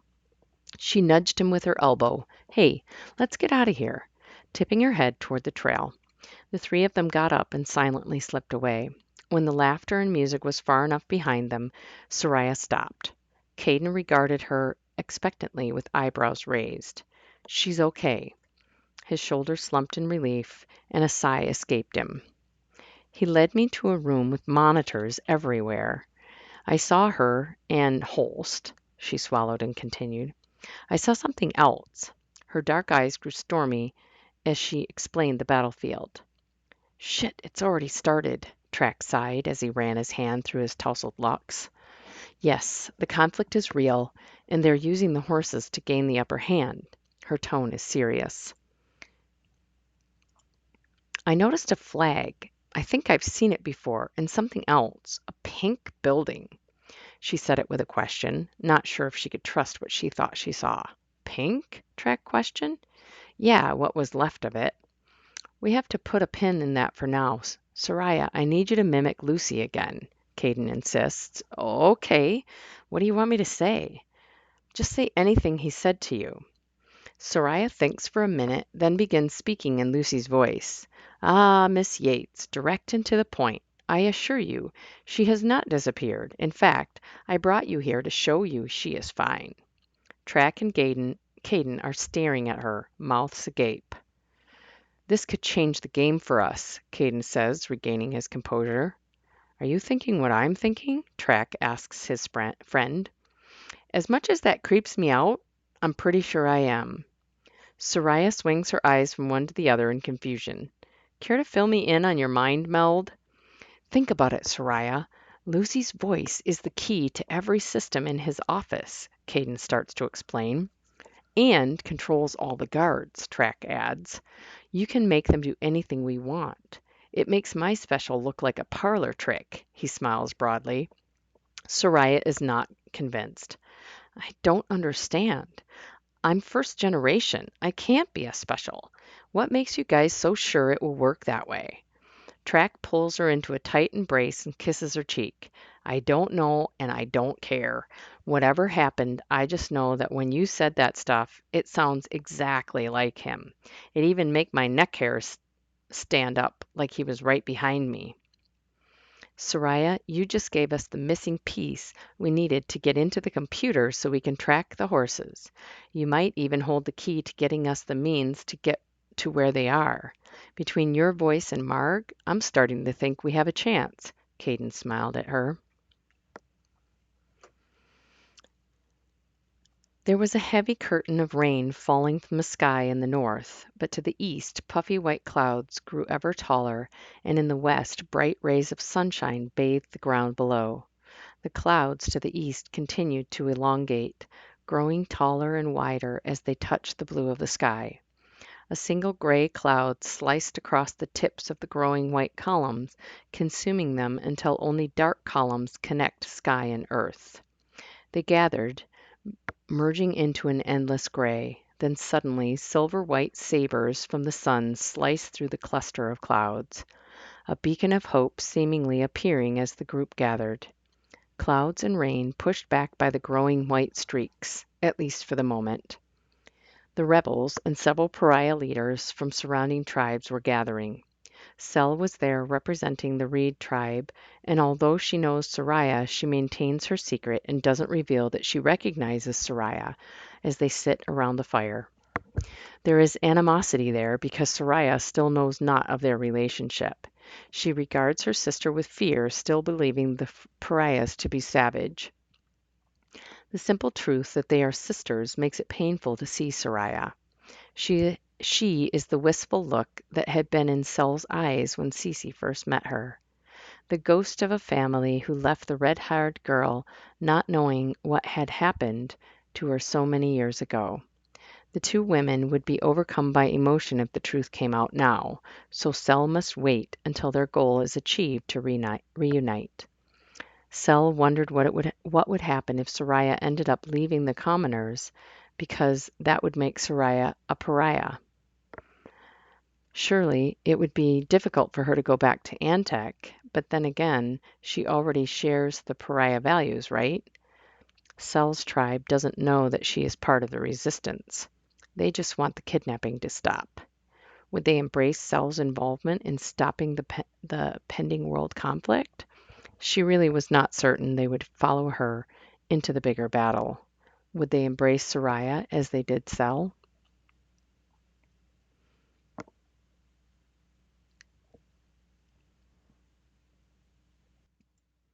Out of the darkness. Ara. I continue to explore using my influence capabilities, but I just don't know exactly how they work. Other than through my connection to the horses, I haven't been able to use that ability. Each time the guards came to check on us and bring supplies, I try. Without touching someone, it just doesn't seem to work. Between my failed attempts with the guards and Holst, I was feeling defeated. We didn't really need to be in the upper lab for any reason, but on the third day I convinced Holst I needed to go to the upper deck. That morning a thought had occurred to me. If I donned one of the HEPA suits and made contact with Holst, maybe through the HEPA skins I might be able to influence his thoughts enough to get some truth out of him without having to take on all of his other burdens. I made an excuse that I needed the HEPA suit so I could wash all of my clothing. Whether Holst bought it or not, he let me go. I thought with a chuckle, at least I would have clean clothes. I hadn't really thought through what might happen once I was in the suit. It was not long after I got through the decon chamber and placed my clothes in the laundry that I sensed Holst behind me. I could feel the heat rising from his nearness. It wasn't the sweet warmth I felt around Caden. This was a fiery mix of something animalistic laced with a charge of electricity and a crackle of desire. His nearness made all his tender moments over the past several days surge to the front of my thoughts. I tried to shake those thoughts clear. Before my head was clear, he had wrapped a hand around my waist and spun me so I was staring into those smoldering brown eyes. I was lost in the depth as his mouth came crashing down on mine.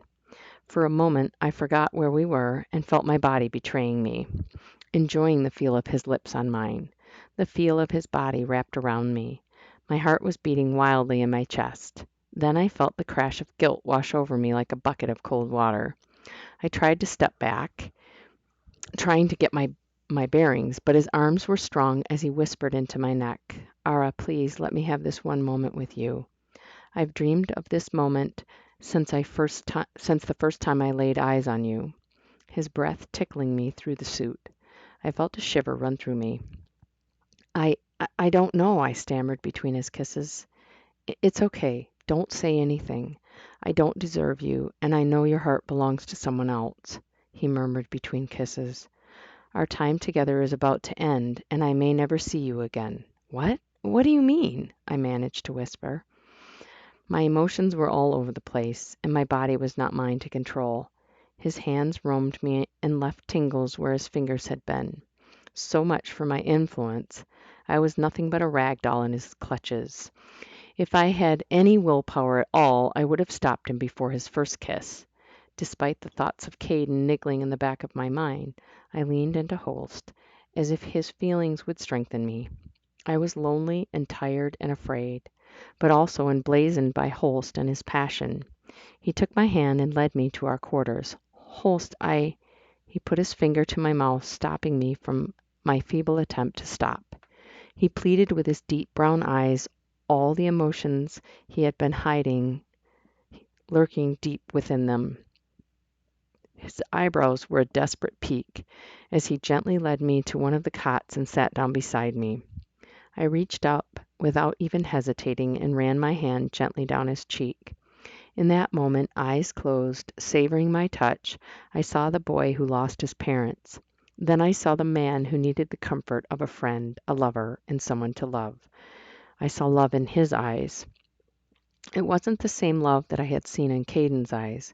No, this was something different. It was reverent, something born out of want and need, the desire to have something he didn't think he ever would, and so desperately needed. We spent the rest of the day cuddled together. We talked and kissed and held each other. He shared more with me than I could have forced out of him if I had influenced his thoughts. All of the years knowing what Lucy was doing with the pariahs and his incessant desire to possess the power of the specials, I understood the sadness that painted his soul in blues and grays, and the joy he felt when we were together. I couldn't take this, from him. Not now. I wouldn't.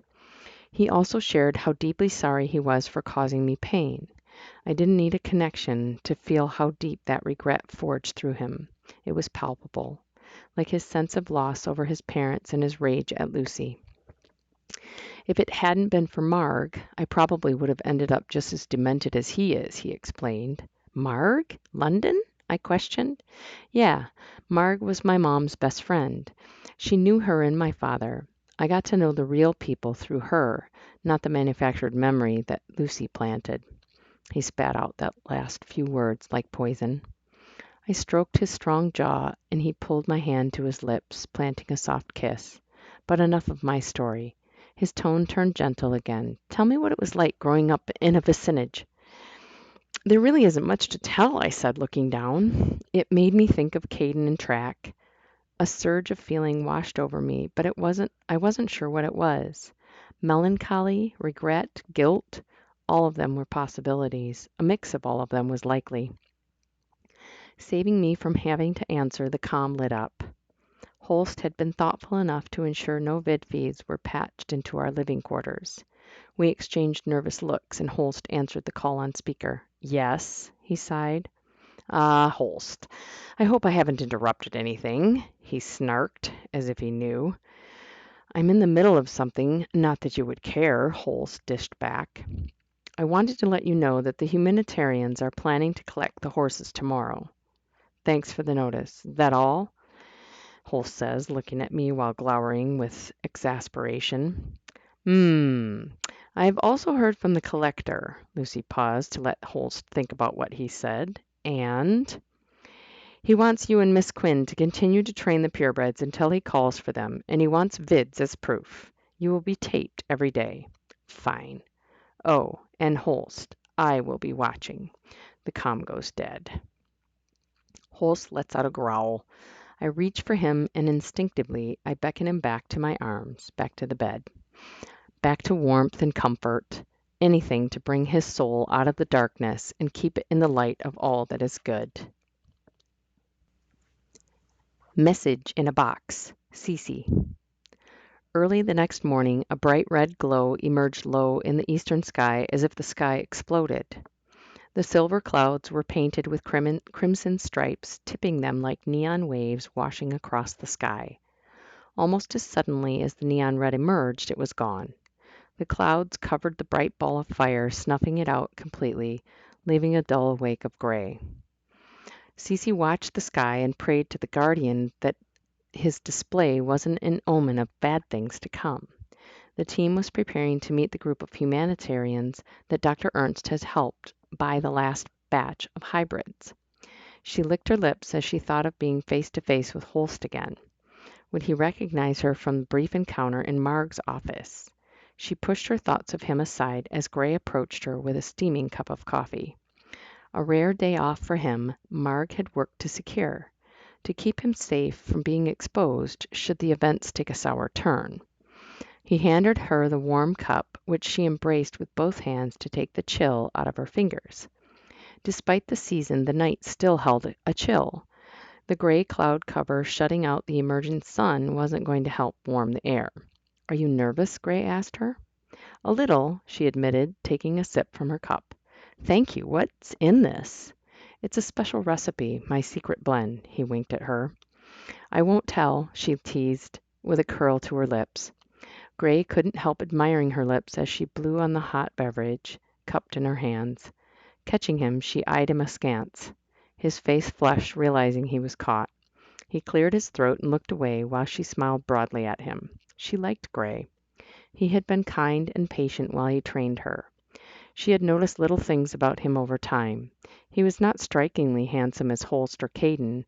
He had a subtle look. Everything about him was somewhat softer, more inviting, like his soft gray eyes. He hadn't shaved today, and she liked how his whiskers shadowed his face, his thoughtfulness evident by the cup in her hands. Feeling her gaze still on him, he turned his eyes to meet her. Something sparked in her heart. She would have to put those feelings aside as Marg and Dr. Ernst approached. "Good morning. I hope we haven't interrupted something," Marg called out, her amber eyes glittering despite the gloom of the morning sky. She had picked up on Gray's feelings for Cece a long time ago. Dr. Ernst had his own smirk seeing the way the two had been a moment ago. But by now, Gray had stiffened, his guard posture slipping over him like a glove, although his voice remained relaxed. "Good morning, Marg. Dr. Ernst." He reached out and shook the hand of the older man. Marg turned her attention to Cece. "How are you feeling this morning, Teague?" "Ready," she answered with confidence she wasn't sure matched the turmoil inside her stomach. She shot a sideways glance at Gray, then asked quietly, "Do you think we could start using my first name?" Keeping her name secret from Gray felt like a lie. Marg gave her a hearty chuckle, and Cece's face got hot as the men turned toward them to see what was so funny. "What's so funny?" Dr. Ernst asked, with his eyebrow quirked.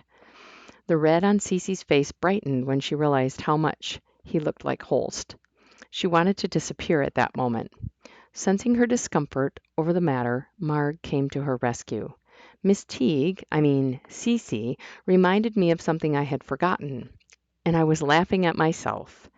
She winked subtly at Cece, who recognized that she had granted her wish and removed the awkwardness she felt. "Cece, huh?" Gray asked her quietly.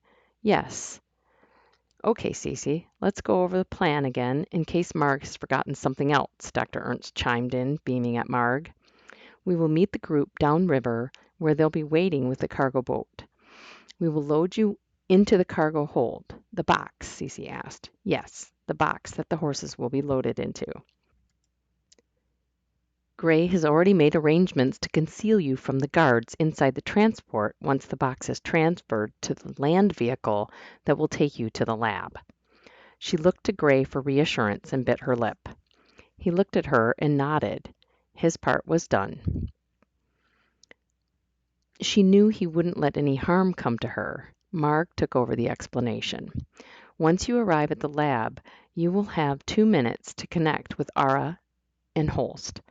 The guards on duty are working with us, but they can only delay for so long without raising suspicion." Marg paused before continuing.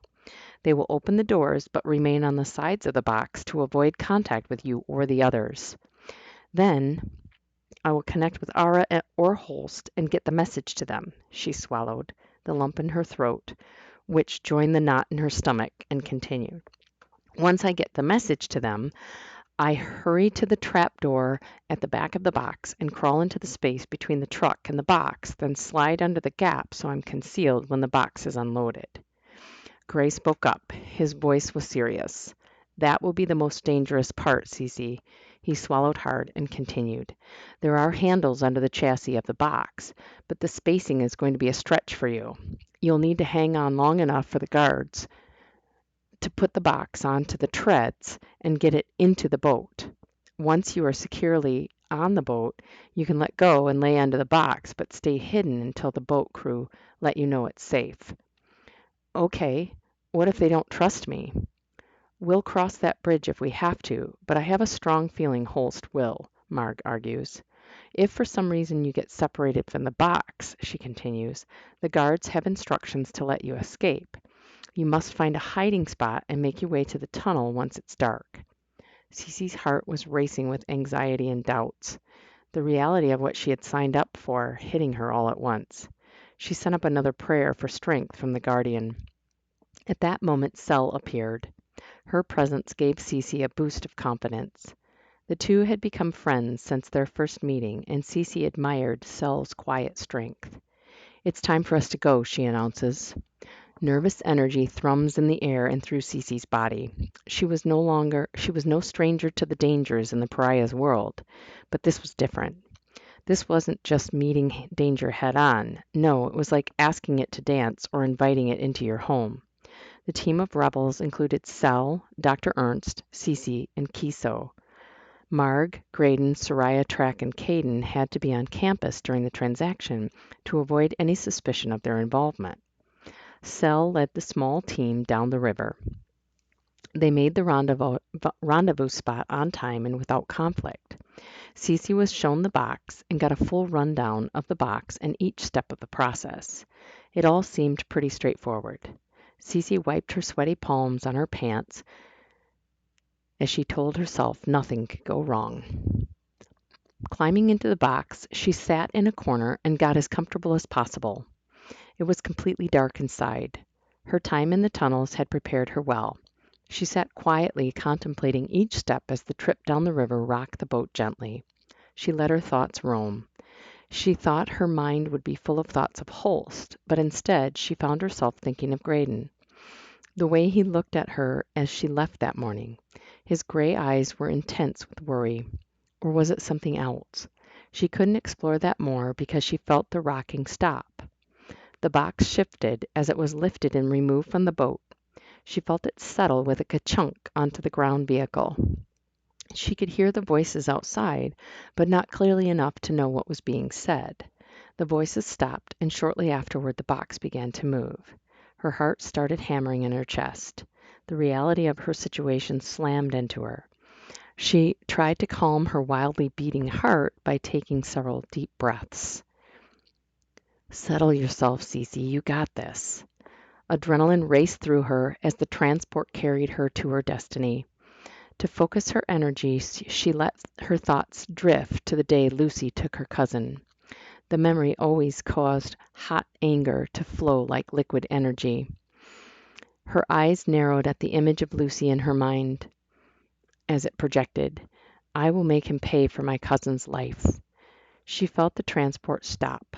The knots in her stomach broke into a million butterflies beating against her insides in desperation to escape her. She's on her feet, giving a quick wipe of her hands and swipe at her brow, holding her breath until the doors open, revealing her to Holst and Ara. Deliver the message. Simple. Serious. The door swings open, and the air leaves her lungs when the scene unfolds before her.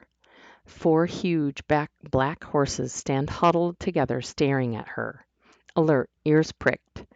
On either side stand Holst and a beautiful girl who she assumes must be Ara.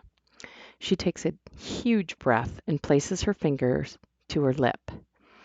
Holst narrows his eyes on her before recognition dawns on him. He remembers Cece from Marg's office and realizes the connection. Ara's face is consumed by her sadness. It's obvious in her vacant stare. She hasn't noticed Cece yet. Cece stands at the edge of the box, holding her breath, hoping Ara doesn't react and give her away. She begs Holst silently with her eyes to do or say something. The air is tense as she and Holst both turn their eyes to Ara. Holst catches Ara's eyes for a moment and speaks. "Ara, everything is going to be okay." He tilts his head slightly toward the box. Ara tips her head, finally noticing Cece. Ara's eyes go wide for a moment. Cece keeps her gaze steady and motions for Ara to come into the box. Holst thankfully understands the gesture and provides cover by encouraging Ara forward. "Ara, maybe you will feel better if you check out the transport. Make sure they have everything they need in there. I've got these guys." He nods towards Cece. Cece sends up a prayer of thanks to the guardian. Ara passes the leads to Holst and steps into the box. Cece swallows and tries to slow the butterflies buzzing against her insides. "I have a message for you and Holst from your friends and brother." "Track?" Ara questions hesitantly. "Yes, Track, Caden, and Soraya too."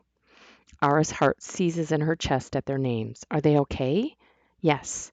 They sent me, along with the others, to get a message to you and Holst." "The others?" Ara asks.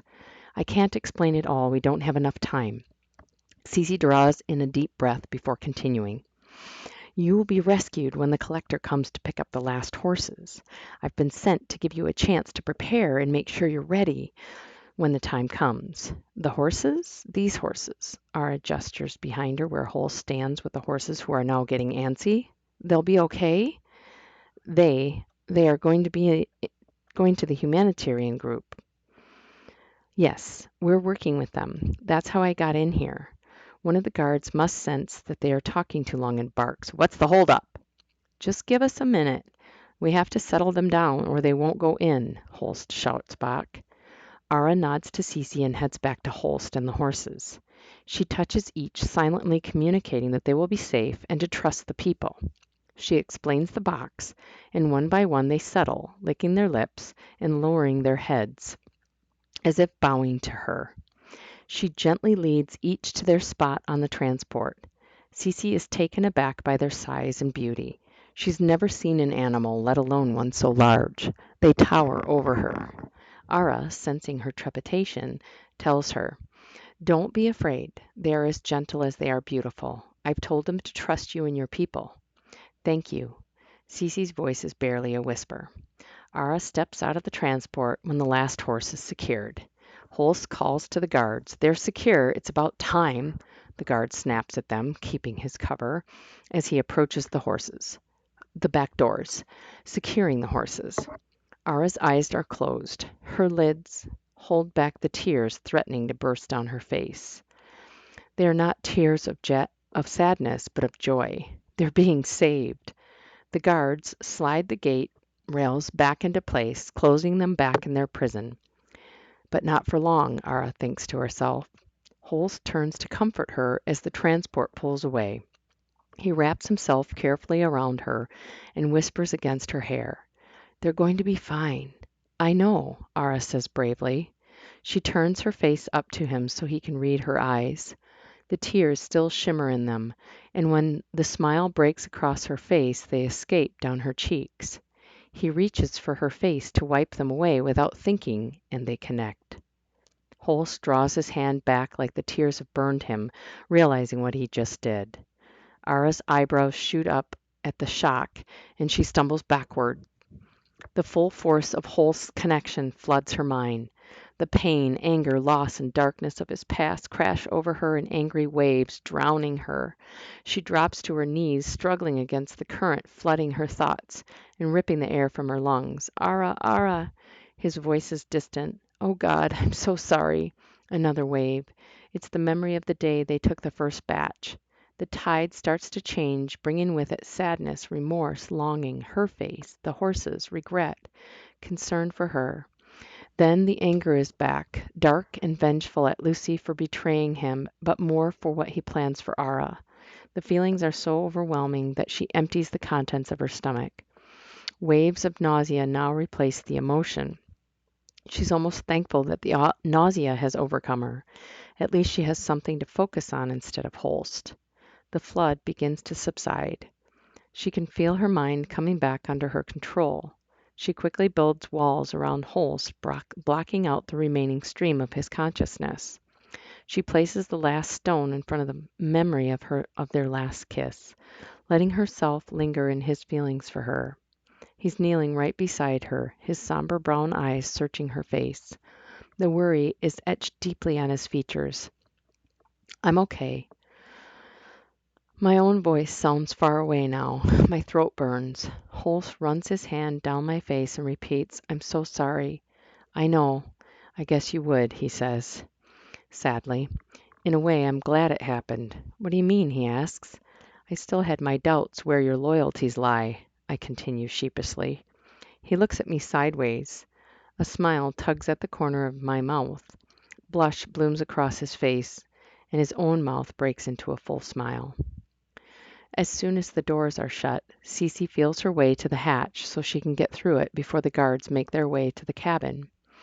She finds the latch, but it won't turn. She fumbles with it, trying one direction and then the other, but it won't budge. Panic unleashes her heart and it slams against her chest. She feels the beads of sweat pop out on her brow, hearing the click of the main doors lock into place. She leans into the hatch and pulls hard with both hands, using the weight of her whole body. When the latch finally gives way, she tumbles backward and stifles a cry. Still lying on her back, she sucks in a breath and listens. She's almost certain the guards can hear her heart thundering inside her chest. She can just make out the sound of metal sliding across metal. The gate. They're still in the back, securing the gate. It's now or never. She scrambles to the hatch, ducking through it. One of the horses stomps his foot as she clicks the hatch shut, as if he's helping her mask the sound. She quickly slides into the gap under the container just in time, because she can hear the crunch of boots heading her way. She's startled, then relieved when the cab doors slam shut. Moments later, the engine is humming, and they're moving. It's a short ride to the docks, and she knows she needs to find the handles. She can't really bow her head to look under the chassis. The holds closest to her are visible on each side of her head. She reaches for them and grasps them, but her feet are a different story. She sweeps her left foot along the bottom, feeling for something to catch. Gray was right. She has to scoot toward the back and stretch her arms and her feet to reach once she finds the metal to put her feet against. She forces herself to practice, holding her body up with her arms and feet stretched and her stomach muscles clenched. It burns every muscle in her body after only a few seconds. She collapses against the hard bed of the vehicle. A sob threatens to break from her chest as she lets fear sweep into her body. I can't do this. I'll never make it. Tears spill over the corners of her eyes. They glide down her face, dripping onto the truck bed under her. Her heart sinks with her tears. She closes her eyes, feeling utterly defeated. Gray will be so disappointed. An image of his face swims into her mind. His gentle smile, the way his blue-gray eyes would twinkle when he laughed. He never gave up on Cece in the tunnels. He was patient, encouraging her on every time she would give up. She wanted to give up. Don't let your fear be bigger than your faith, he would say. You have to have faith in yourself. I do. I know you have faith in yourself, Cece would growl. Well, yes, but I have faith in you too, he grinned down at her. You are impossible, she would cry, throwing her hands up. But he never gave up. The transport came to a stop. It's now or never. She got herself ready and made a promise. I will do this. Fear gripped her as she gripped the handles, then she stretched herself and clenched her teeth as they rolled the box down from the truck. Her muscles started to shake, and she squeezed her eyes shut, concentrating on keeping her body taut. Her feet started to slip. Sweat was pouring off her, and every muscle was screaming at her to let go, but she refused. Forcing herself to hold on, she focused her mind on Gray. She gripped harder and pressed her body toward her feet to keep them from slipping. She felt the box rolling uphill, and the gravity that had been threatening to pull her body downward shifted. Her arms got a tiny respite. It was just enough to get her through the last push. The box landing securely on the boat, she let her body sag so that her butt was resting on the boat and let herself breathe. She was panting. Her fingers were still wrapped around the handles, but she had let her feet slip. She pulled her fingers away and flexed them as she lay under the horses. The boat began to sway gently down the river, allowing Cece to relax in place while she waited for the crew member to tell her it was safe. Escaped. Ara. Now that I understand Holst, I can see the struggle within. I know that his heart is true when he says he no longer has loyalties to Lucy. He does, however, struggle with guilt over Lucy's hand in raising him. I search for an opportunity to tell Holst what was about to happen. I'm keenly aware that Lucy is always listening, even if he doesn't have a vid on us. Through his touch, we have the perfect opportunity to experiment, with his permission. My influence power does not work the same way as Track's, we confirm. I'm able to influence after touching, but we also learn something more. A few days later, I decide to stretch my abilities. My mind has been strengthened by experimenting. Through our connection, I share with him what the girl in the box told me. The girl had a message for us from Track. What did she say to you? I'm looking right at him when I realize his mouth isn't moving, but I can hear his response. I'm delighted. We can converse silently, more importantly, with no threat of Lucy listening in. I push back thoughts of trusting her. The collector will help us escape. We must be ready when he calls for the purebreds. I can feel his uncertainty radiate not only through his thoughts, but also his feelings. He's still fearful, but it's not of our possible rescue. This is exactly what gives me the greatest fear for you, Ara. He pushes to my thoughts, gently brushing the hair from my face. If Lucy finds out that you have both abilities, he'll do more than use you like a weapon to control his experiments. He can try, I push with confidence, yet deep down, I know he can find my weaknesses and exploit me. I have too many. I would do anything to keep those I love from harm. Despite my trust of him, I haven't told Holst how I came to have both abilities. I fear that too would be used to Lucy's advantage. Knowing that Lucy watches us, I dare not explain further to Holst. Fortunately, he doesn't ask. The days pass in relative serenity. Holst and I have fallen into a routine. We wake, eat the meager rations they send us, and head to the stables. We play games with the horses, work on obstacles, and try to invent new ways to challenge them for the benefit of their soon-to-be owner. It makes my heart ache to think of them going away, our little family breaking up forever. I find some comfort in knowing that at least this batch will be cherished for the treasures they truly are. Their coats glisten like precious gems in the artificial sunlight. The beats of their hooves make music in the barn. Everything about them brings such joy to my soul. They almost make me forget that we are captives, slaves to a brutal master who cares nothing about us save for the fortune he can make using our talents and beauty. Then my mind rests on Holst. What would have happened to him when these horses are gone? What if we were not going to be rescued? What then? I knew my fate, but not his. I'm thankful that I don't have to ponder it, knowing his fate is now tied to mine. 6 days after our warning from Cece, we received the news from Lucy that the collector has called for the last batch. That morning our routine is interrupted by Lucy when he calms us. I'm surprised he doesn't have his guards march us into his office so he can see our faces when he breaks the news. Perhaps he's waiting for the final moments. I shudder at that thought.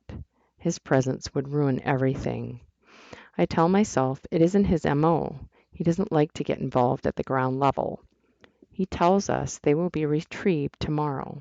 We have to keep up our appearances that this is tragic, yet inside I'm exploding with joy. Despite his excitement for being rescued, I feel something else from Holst, dread. Concern colors his emotions a drab blue. I understand why he's dreading facing the others. I, too, have some anxiety over seeing Caden. I'm conflicted.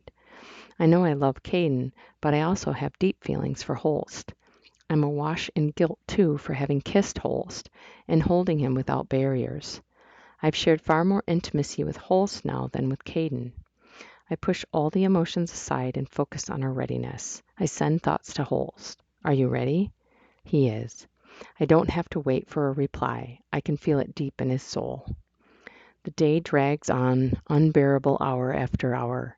When the daylight begins to fade, we tidy things up the best we can and pack what the horses will need. We're careful not to change too much. We don't want to tip our hand in any way that we have any foresight into tomorrow's true events. We spend a restless night together. Holst holds me like it's the last time we'll ever see each other. He asks nothing more of me. He knows tomorrow will have its challenges for my heart. In the morning, we spend a few extra moments embracing each other. He kisses me softly, and I sense the melancholy from him. There is another feeling. It's gratitude. Together, the taste is bittersweet. We head to the stable, and Lucy appears overhead on Vid. His face fills the artificial sky above us. He's slightly annoyed and paces in front of the camera. "You're late," he snarls. "I've received notice the transport will be arriving within the hour." "Whatever," Holst flips back. "We'll be ready." Missing the nuance in his comment, Lucy fires back. "They better be." "What difference does it make, doctor?" Holst spits out the last word. "You will pay for your insolence, Holst. I will enjoy making you pay. I had plans to be merciful and go easy on you. Perhaps I will not be so easy. Yes, I think I will keep you around just to let you watch as your girlfriend does my bidding." "You will regret you said that," Holst bites out. I'm just about to chime in when we hear the transport arriving and the bay opening so that they can back in with the moving box. "Ah, just in time. I will deal with you later," Lucy comments, and then he's gone, cutting the feed. I don't think for a moment he's not still watching from somewhere, and I pray the rebels had figured out some way to hide the truth from his sight. We hurry to collect the horses' things and catch the 4 of them. I try not to look over the paddocks and stables wistfully. We may have been captives here, but there are still many happy memories in this place. Holst seems to recognize one of the guards and is having a light conversation with him as I approach them. I hand one of the leads from my 2 horses to Holst, and I lead the first horse into the transport, not wanting to spend any extra minutes in this place that we no longer have to. Holst doesn't hesitate to hand the next lead to me. Realizing we really have no idea how this is going to work, between the space in the box and the watchful cameras, I hesitate before taking the third lead. Holst senses my hesitation, looking into my eyes. I push. How are we supposed to do this? Take this lead and stay in the transport. I'll join you with the last. I reach for the next horse with my heart hammering in my chest. The little bay filly senses my anxiety and she pulls back in fear, pulling me completely out of the box with her. I regain my composure and stroke her neck, pushing her fears away with each stroke. She lowers her head and licks her lips, signaling to me that she's ready. On the next attempt, we walk confidently into the transport. Not 30 seconds later, Holst and his colt are on board with us. The doors swing shut behind him. I wait with my heart in my throat for something to stop us. It doesn't come. The transport begins to move. We are leaving the lab behind. I don't know how it happened, but I don't care. We did it. We escaped. The horses stand quietly with us in the dark. I now understand how the other horses felt, isolated, surrounded by darkness and unknown. It is suffocating and absolute. Despite the murk, the rocking of the truck ambling along the rutted dirt paths has lulled me by the time we make it to the rebel camp. We are miles away from Antec, which might as well have been another world by the time the rocking stops and the light reaches through the sliding doors. Blinking against the brightness, it pulls me out of the shadows, filling every corner of my soul with hope. Hope that we were actually free, free to find my horses and stay free to be me. It was short-lived. As soon as we got the horses off the transport and settled into their new digs, a rebel barges breathlessly in. He addresses us and one of the insiders posing to be an Antec guard who had escorted us from the transport to the stables. Sir, our scouts told us there's Antec guards and something else coming this way. Spit it out, soldier. What are you trying to say? Dogs, sir. They's got dogs from what I's been told. At least that's what Miss London call 'em. Miss London? Marg London? She's here? Holst asks. Yes, sir. Miss London from the university. She's our leader. Holst looks at me, eyes wide. Then he narrows his eyes at the guard. Don't just stand there. Take us to Marg at once. I get the sense that the two men know each other and there is something between them, but I don't inquire now. The rebels lead us from the stables to a building. Inside, we find Marg standing in front of an array of screens. They reveal scenes that I can only guess must be in the vicinity. I have no idea how far away the images have been captured. No one seems terribly panicked, so I assume we're safe for the time being. Marg's tightly twisted hair is flawless as always against her cocoa-colored skin. Turning her amber eyes on us as we enter the command center, she is a picture of calm and grace. She closes the gap with a few long strides and embraces Holst warmly. I'm so thankful you're here and in one piece. She leans back far enough to take him in briefly, as if checking to be sure he is unharmed. I have much to fill you in on. Let's move to the briefing room. She gestures to an open door to our right. Inside the room, there is a long table with several chairs surrounding it. There are more monitors and communications equipment spread across the table and on the walls. We enter, and the rebel guard who was our escort joins us. There is a beautiful red-haired woman already seated along with a small dark-haired girl who looks to be about my age. She looks up briefly at the guard, locking eyes with him while her cheeks flush. She glances at Holst, then turns her eyes away quickly as if not wanting to get caught. The redhead looks up and stares intensely at Holst. Her eyes are like blue crystal, and they pierce through him like icy daggers. The room and the air is colder from her stare until Marg breaks through the ice and warmly invites us to sit. Please have a seat. You must be famished. Kiso, please go to the mess and get them to bring some food and beverages. She addresses the young man who had come along from the stables. Yes'm, he says, and leaves. Marg addresses the room. Let me make some introductions. "This is Graydon Bohr," she says, nodding in the guard's direction.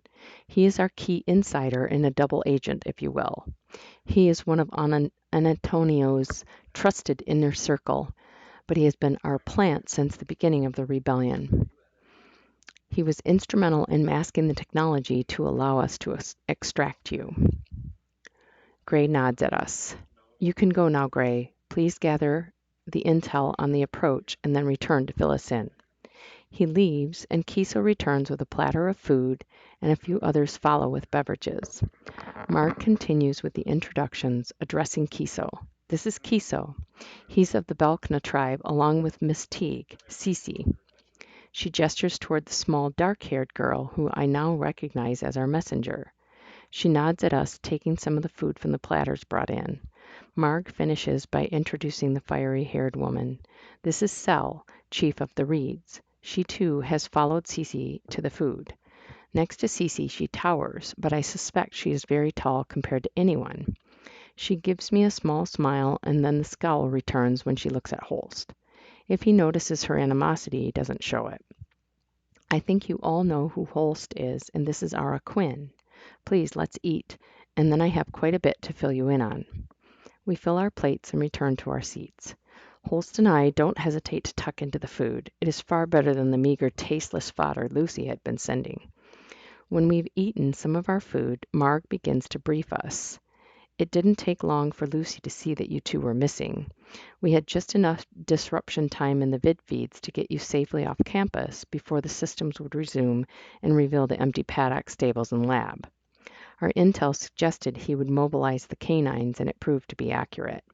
There is a group of specialized canines and advanced guards tracking you two right now. It won't be until tomorrow that they arrive, since they're on foot with the dogs to follow your scent. By then, we will be joined by the others." She pauses and exchanges a glance with Cece and Sel. She swallows, then looks down for a moment to compose herself. She takes in a deep breath, lets out a heavy sigh, and continues looking directly at Holst with her burning eyes. "Holst, one of the others is your father." A look of abject horror, followed by shock, passes over Holst's features. The blood has run away from his face. I put my hand on his forearm to steady him. He isn't breathing and hasn't moved. I start to fear he will pass out. Then the blood seems to rush back into place, and he stammers, My father?" He's shaking his head as if he doesn't agree with the information. "That's not possible. He died. They both did." Marg answers him. "No, Holst, they did not die. Not like you were led to believe. It's complicated, but Lucy thought he destroyed them, and they let him think that he did. What he didn't know is that your parents, your father, had created alts to represent themselves after they became aware of his plans to kill them and take you with Alpha, the dog. Why didn't they come for me? Why did they leave me with him?" Heat is starting to rise from him. I can feel his inner shade threatening to escape, the dark monster within him that feeds on his anger and frustrations. They had no choice. They were wanted fugitives and knew they could not give you the life you deserved, the opportunities and education, the chance to grow up with peers and become the man you've become, the scholar and discoverer. I've been their eyes and ears, sharing your life with them all these years." He knew in his brain she was telling him the truth, but I could feel his heart cracking into pieces like rubble from a fallen fortress. It would mend, but only time would be strong enough to glue it back together. I broke the tension, asking my own questions, curious about the rest. "What about my brother and my friends? Are they safe?" My voice trembling at the end of the question. I feared the worst. They are safe, and in fact, they should arrive shortly after dawn breaks." Marg shares with a warm smile. Then she turns her attention back to Holst. "I know this is a lot, and tomorrow will be an emotional day. You should get some rest. There will be time to talk more. I will have Kiso show you to your quarters." "Thank you, Marg," Holst says genuinely. He speaks for both of us. She nods and turns back to her team. The sound of their plans float down the hall after us. Kiso leads us out of the building, across a crumbling street, and down a well-worn path that crosses in front of the stables. I get a look at our hybrids in a paddock running wild and free. They remember us. They whirl and snort as if putting on an elaborate dance to celebrate our reunion. Through my connection, I feel their pure joy. It is dazzling white and tipped with rosy pink. Their manes dance in the waning sunlight like black waves tipped in gold. The last of the sun paints the purple sky, and the clouds are dipped in a brilliant red. We don't linger and continue to follow our guide. I give them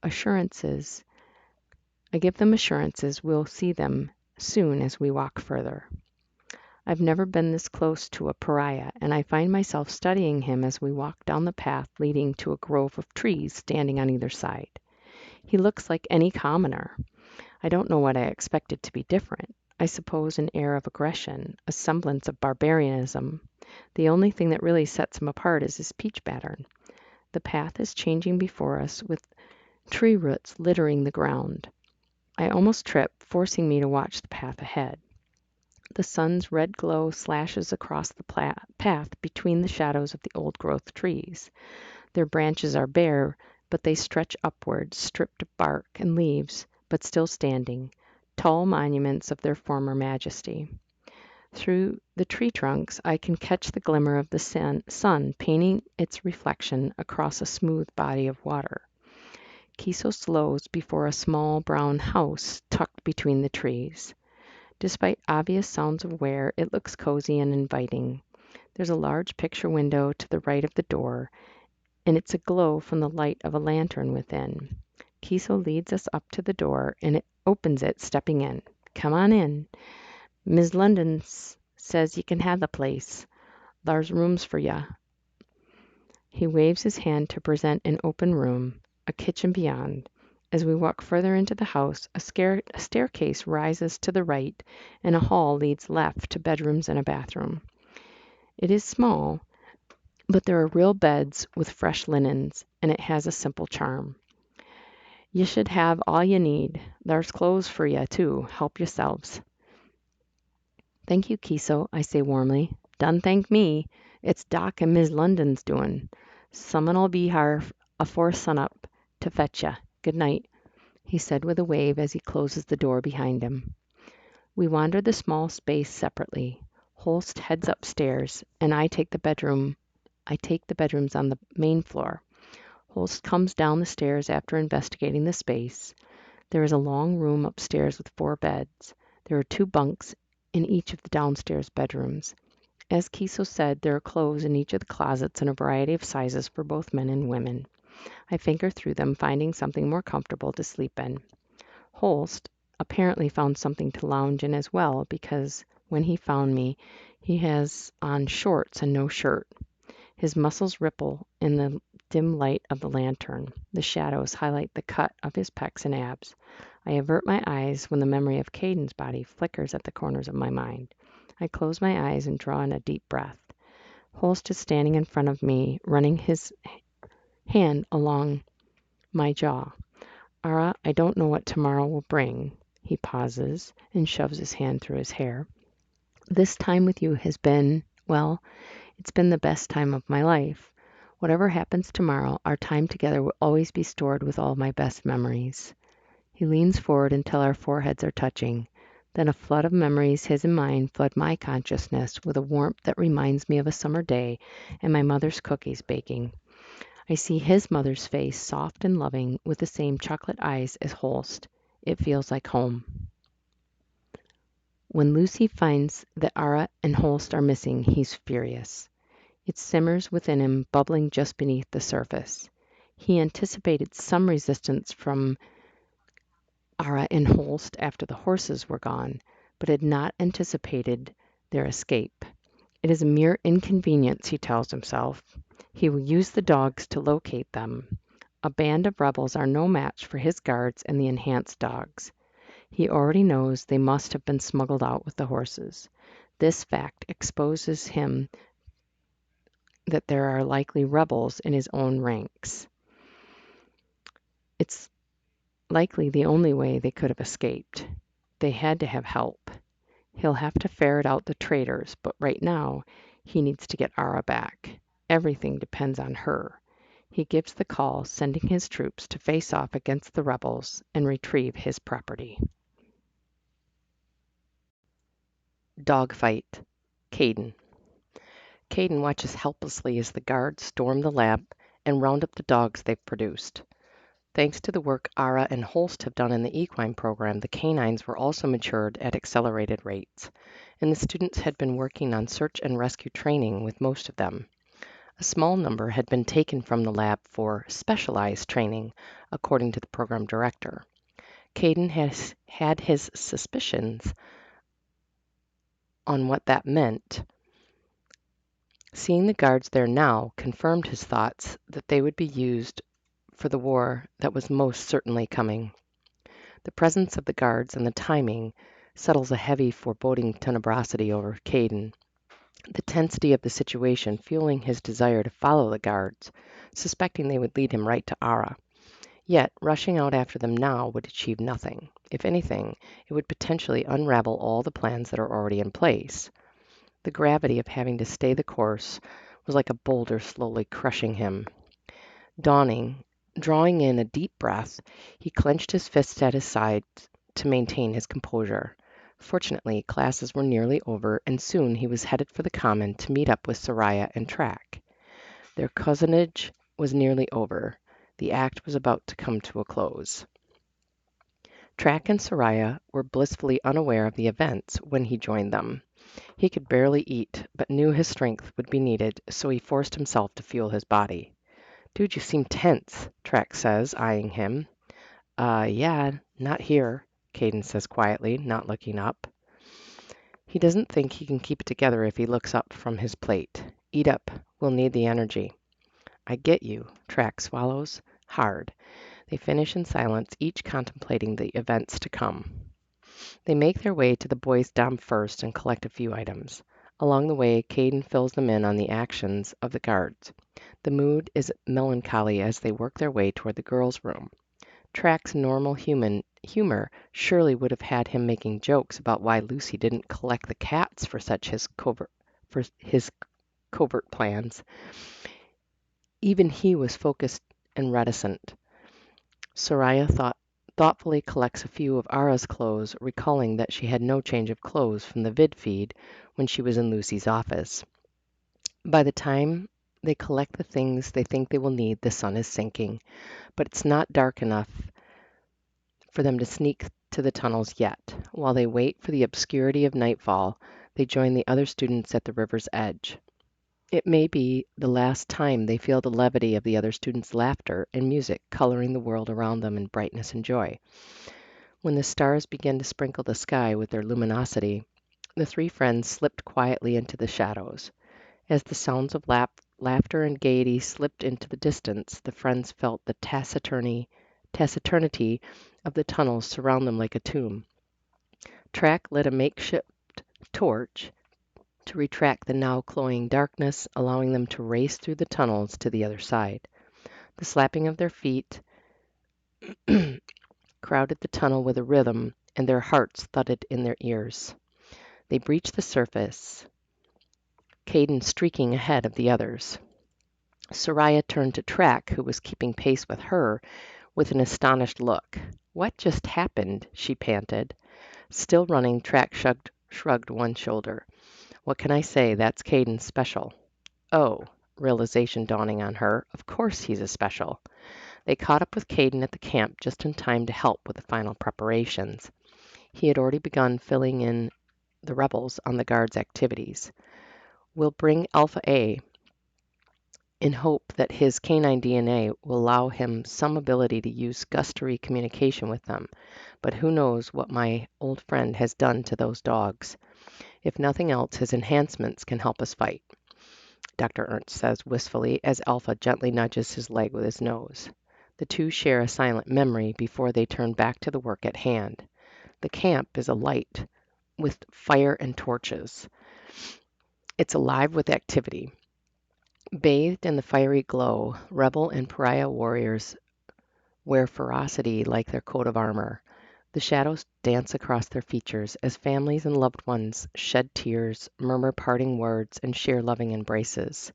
Then they set off in the deep of night, disappearing into the inky darkness to join in what's to come. Reticence swallows them along with the night. Before the dawn breaks, they converge with other groups on both sides of the river.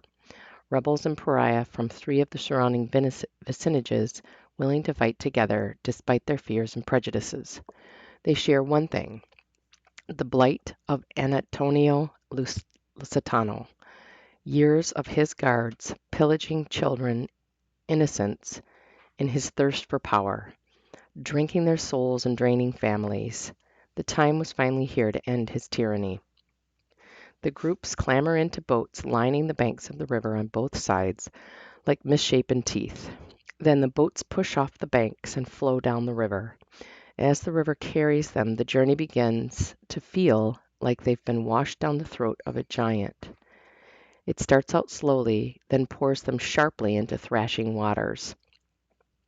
The river rushing around them rocks the boat madly, as if trying to purge them from its waters. The water soaks their clothes and threatens to topple their crafts or dash their bones against unseen boulders. Rapids and small drops shoot them ever faster toward the unknown. Then, as suddenly as the river had become violent, it slows to a crawl and opens to a deep lake. They glide to a murky alcove with deep water that is stained puce by decaying leaves and muddy banks. More rebels line the shore waiting for their arrival. Among them Ara and Holst, standing side by side, searching for familiar faces. Marg is with them, but Gray is missing. Sometime during the night, he was staged in the woods, left tied to a tree as a distraction for the advancing party. It is a dangerous but necessary ploy to lead Lucy off his suspicion that Gray might be on the rebel side. Their goal to have him return to campus to work with the Loyalists inside Lucy's guards. They are also hoping to divide the group and weaken the first advance. Marg has filled in Holst and Ara on Dr. Ernst Sr. This will be the first time Holst will come face to face with his father. Trepidation fills him. Will they embrace? Will it be awkward? He's conflicted. But all of that disappears when the familiarity of his father looms before him. Holst Sr. is beaming with pride when he steps off the boat and is face to face with his son. Time seems to stand still for them. He approaches his son tentatively at first, but the emotion overwhelms him and tears spring from his eyes. Holst, too, has tears threatening at the corners of his eyes. The years and space between them disappears as they warmly embrace. 2 broken men, mended in this moment, coming together like 2 sides of the same coin. Ara is swallowed by her friends, her own reunion happening. Track hugs his sister first, then Soraya joins in. Caden is more reserved and hangs back, waiting for the more exuberant reunion to settle.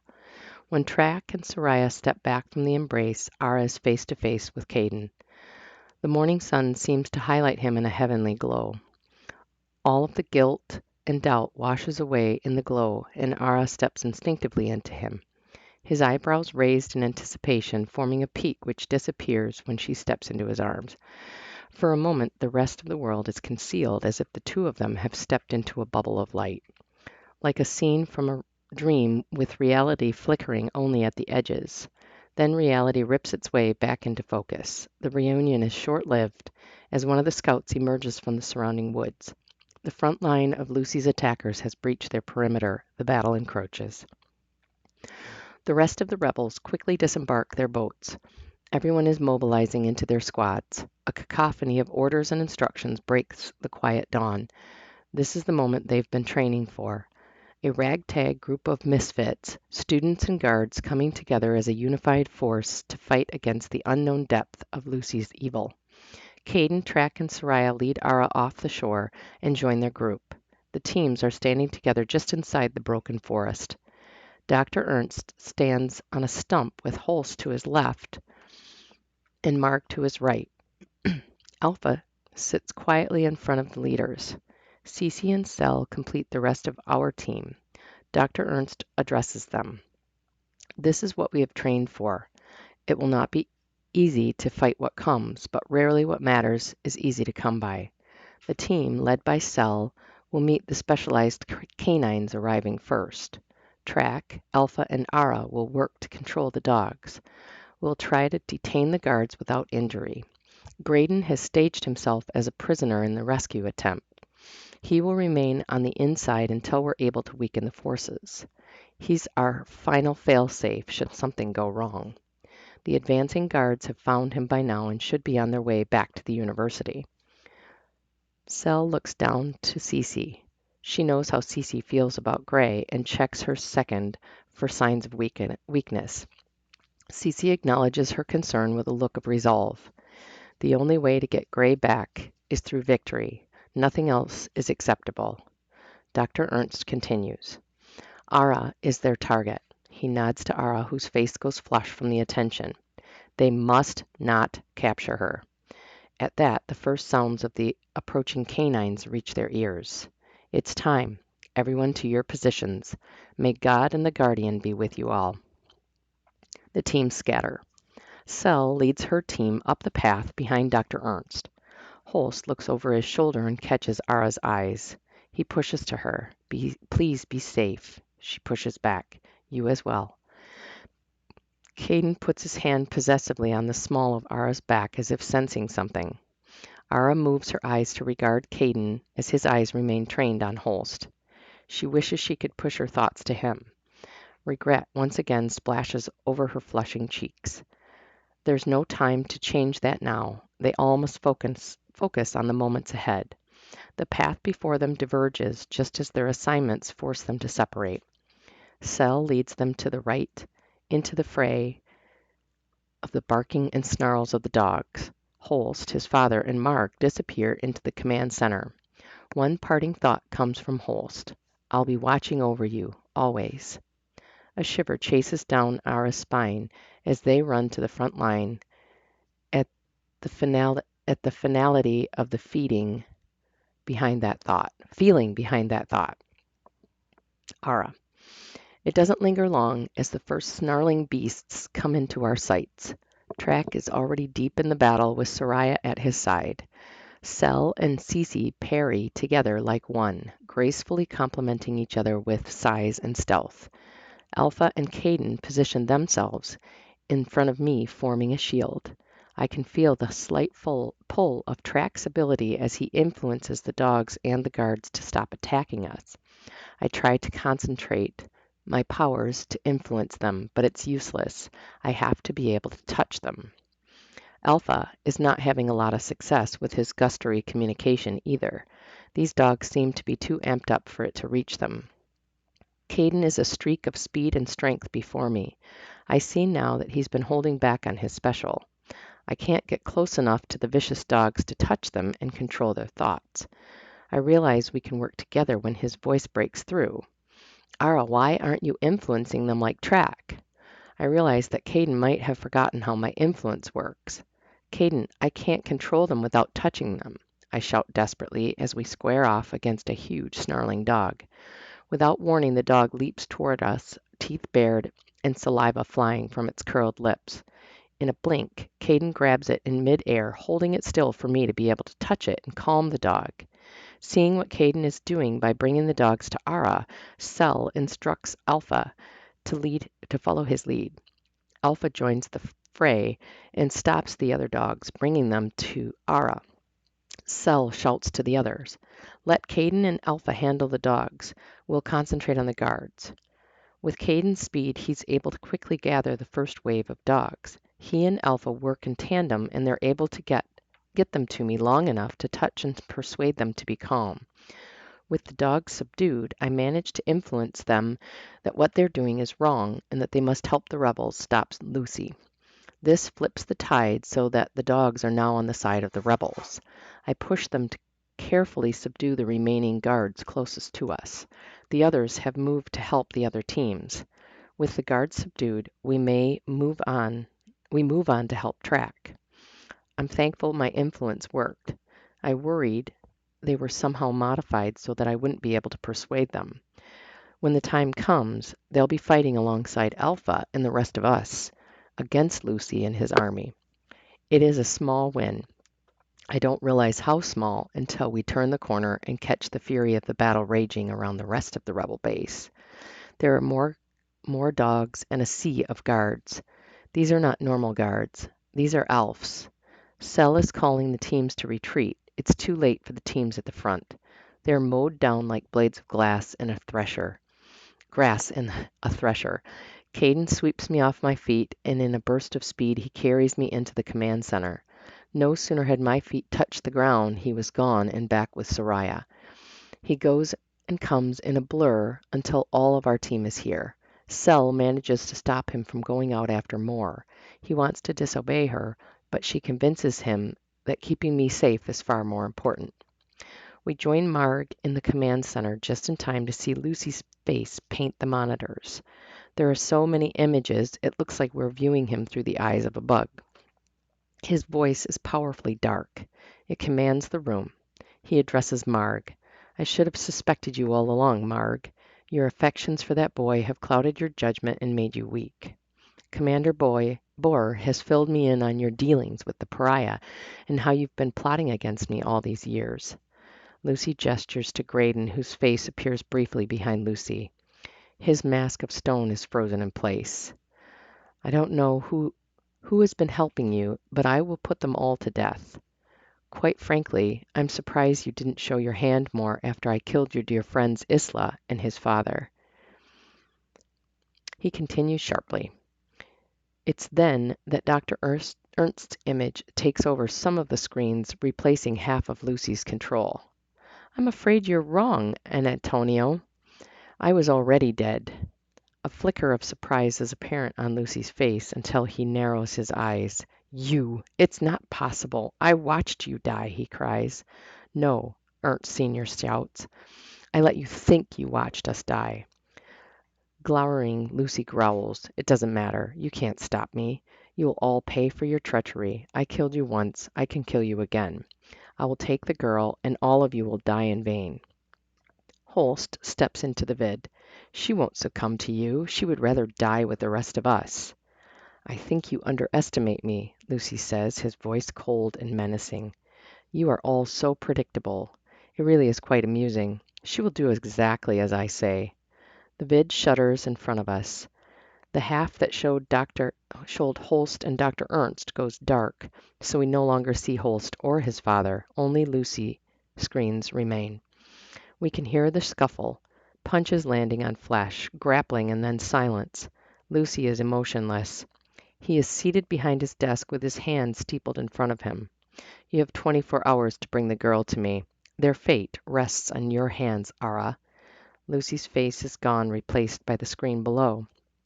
The elves are dragging limp and lifeless forms of Holst and his father as they retreat.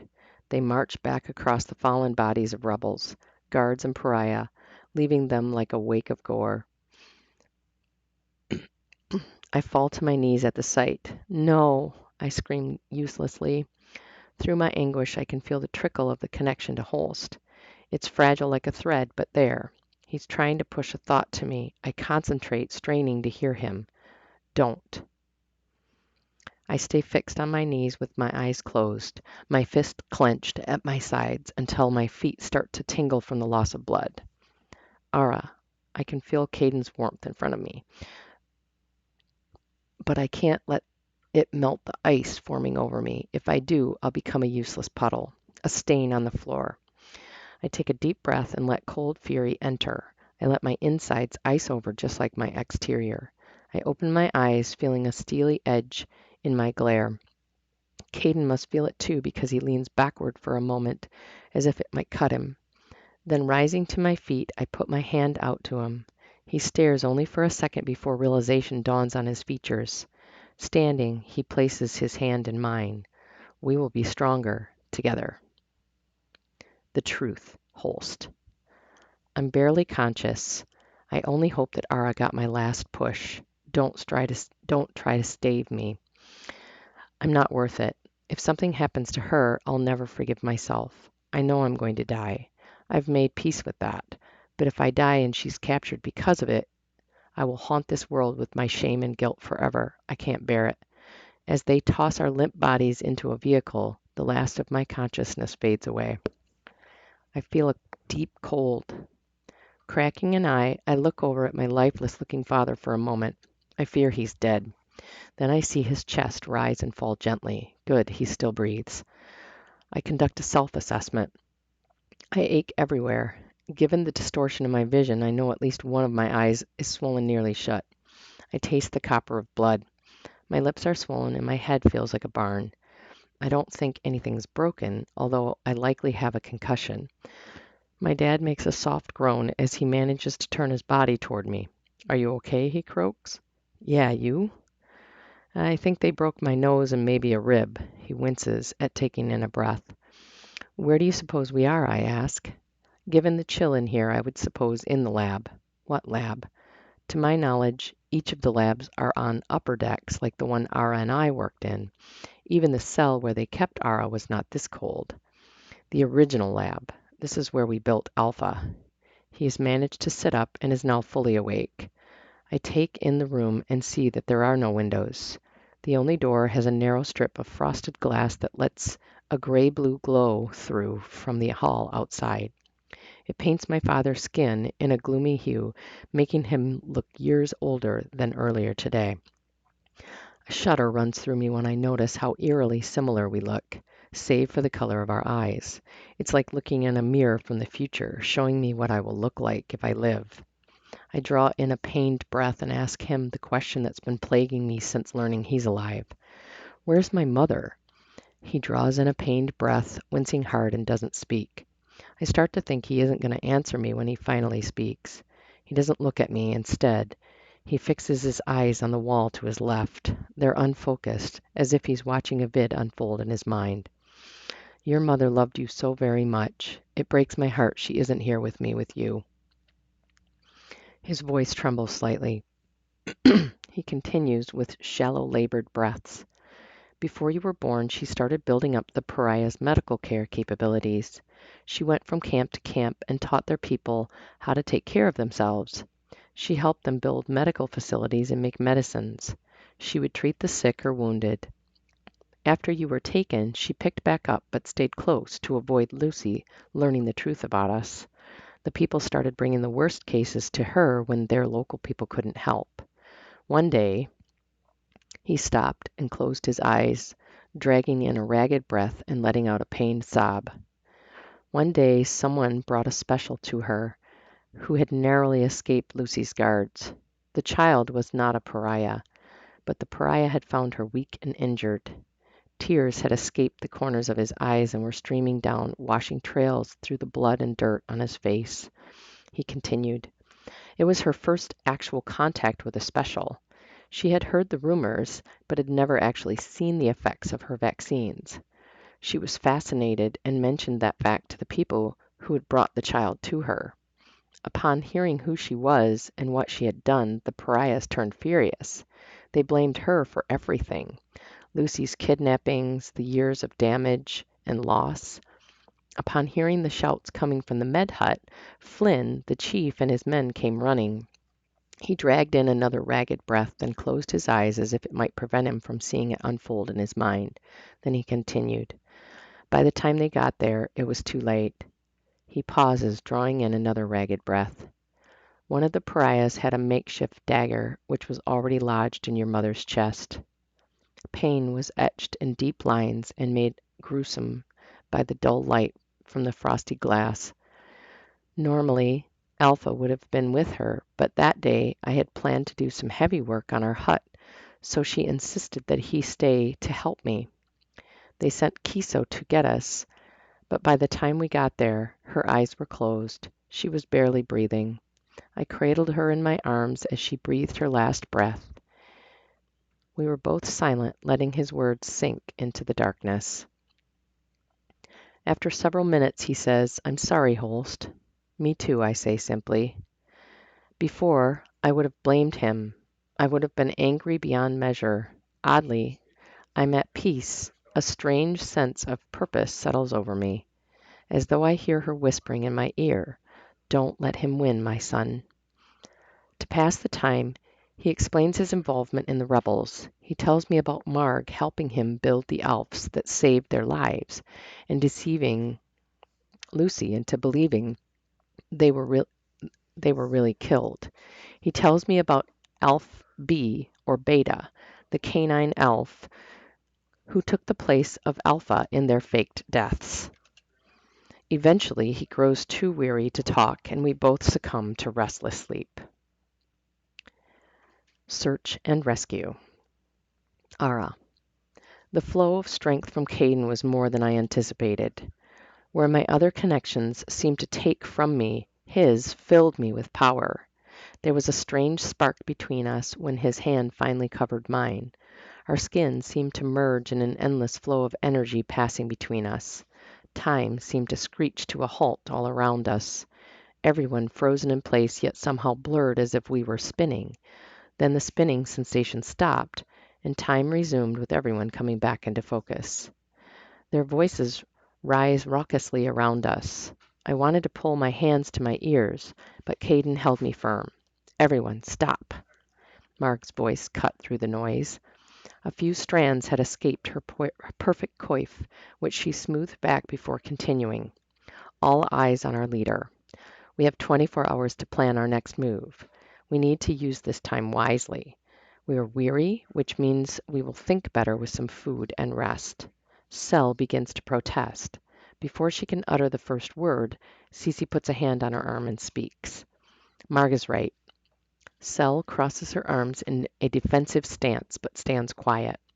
Soraya speaks. How can we get any rest at a time like this? Marg answers. Right now, you are still feeling the effects of the adrenaline. It won't be long, however, when that adrenaline leaves your body feeling weak and shaky. Once that happens, you'll be able to rest. I suggest we eat what we can and get a few hours of rest. Kiso, take everyone except Cece to the mess, please. Yes'm. When the last person is out of the room, Marg turns to Cece. Are you okay? Cece understands the question. Yes, I'm worried about him, but he's good at what he does. I know. I'm worried about you. He needs us to help him stay in character. His life depends on us feeding Lucy that lie. If you don't think you can do that, then I need you to stay here. Cece considers Marg's words and her own feelings. She's conflicted. Let me sleep on it. I'll know for sure before we embark. Fair enough. Marg's burning eyes linger on Cece. She can still feel them burning through her back as she leaves Marg behind. Isla, I pray you can put in a good word. We need a miracle, Marg murmurs to the heavens. After we eat, I lead our team to the cottage in the woods. I'm tempted to check in on the horses, but my weary legs feel like lead, and I just can't convince myself to take the extra steps to the barn. I send them a push of love and get a warm tug in return, along with a few audible nickers as we pass. We step through the front door into the warm glow of the lanterns someone has already lit for us. Cell and Cece claim the upstairs. Track and Soraya settle on the first bedroom, leaving the back bedroom for Caden and I. We survey the bunks, and before I even say a word, Caden has all 4 of the mattresses on the floor. They're stacked too high and side by side, and the frames are pushed to one side so that we can spread out comfortably. I giggle at his handiwork, and the sight of him lying suggestively on one stack, stroking the place he has reserved for me. I kick off my shoes and fall into the stack next to him, rolling over until we're facing each other. He beams down at me with a sparkle gleaming in his cerulean eyes. I'm too tired to tell him all my secrets. I realize I haven't seen or felt any of his since our connection. I must have had a look on my face because he asks me what's wrong. I was just thinking, I haven't experienced you or your memories like I normally do when I connect. Oh, he says, is that a bad thing? Not necessarily, I answer. It's just different. Maybe it's because I'm different, he says as he engulfs me in both his arms, rolling me on top of him. My elbows rest on his massive chest, and I stare down into his eyes. You might be onto something, I say through a yawn. What? Have I already become boring, he teases. Of course not, silly. It's been... He pulls me into a kiss, not letting me finish. It feels like the light of a million stars sparkling all around us, pure and bright. That spinning feeling is back, but this time it's as if the stars are swirling and we are still. I pull back and they stop. How do you do that? Do what? He winks. That swirly thing. Oh, that? I'm not exactly sure. When this is all over, I will submit myself for study, provided you agree to study me. He laughs and waggles his eyebrows. I laugh too, tucking my head into the crux of his arm and chest. Another yawn escapes me. I guess we should get some rest, he says as he tucks my hair behind my ear. The rumble of his voice tickles my face. Is all I can manage before sleep takes me. I awake to a strange sensation. Something wet and cold nudges my hand. When I open my eyes, there's a large dog staring at me in anticipation. His fluffy tail thumps the floor. His breath is hot on my face. There you are, Caden's voice calls as he enters the room with a steaming cup of something that smells like heaven. I thought we agreed to let her sleep, he says, mussing the dog's head with his free hand. I sit up and he hands me the cup. Thank you, I say, taking a tentative sip. Who is your friend? I ask about the beast who woke me.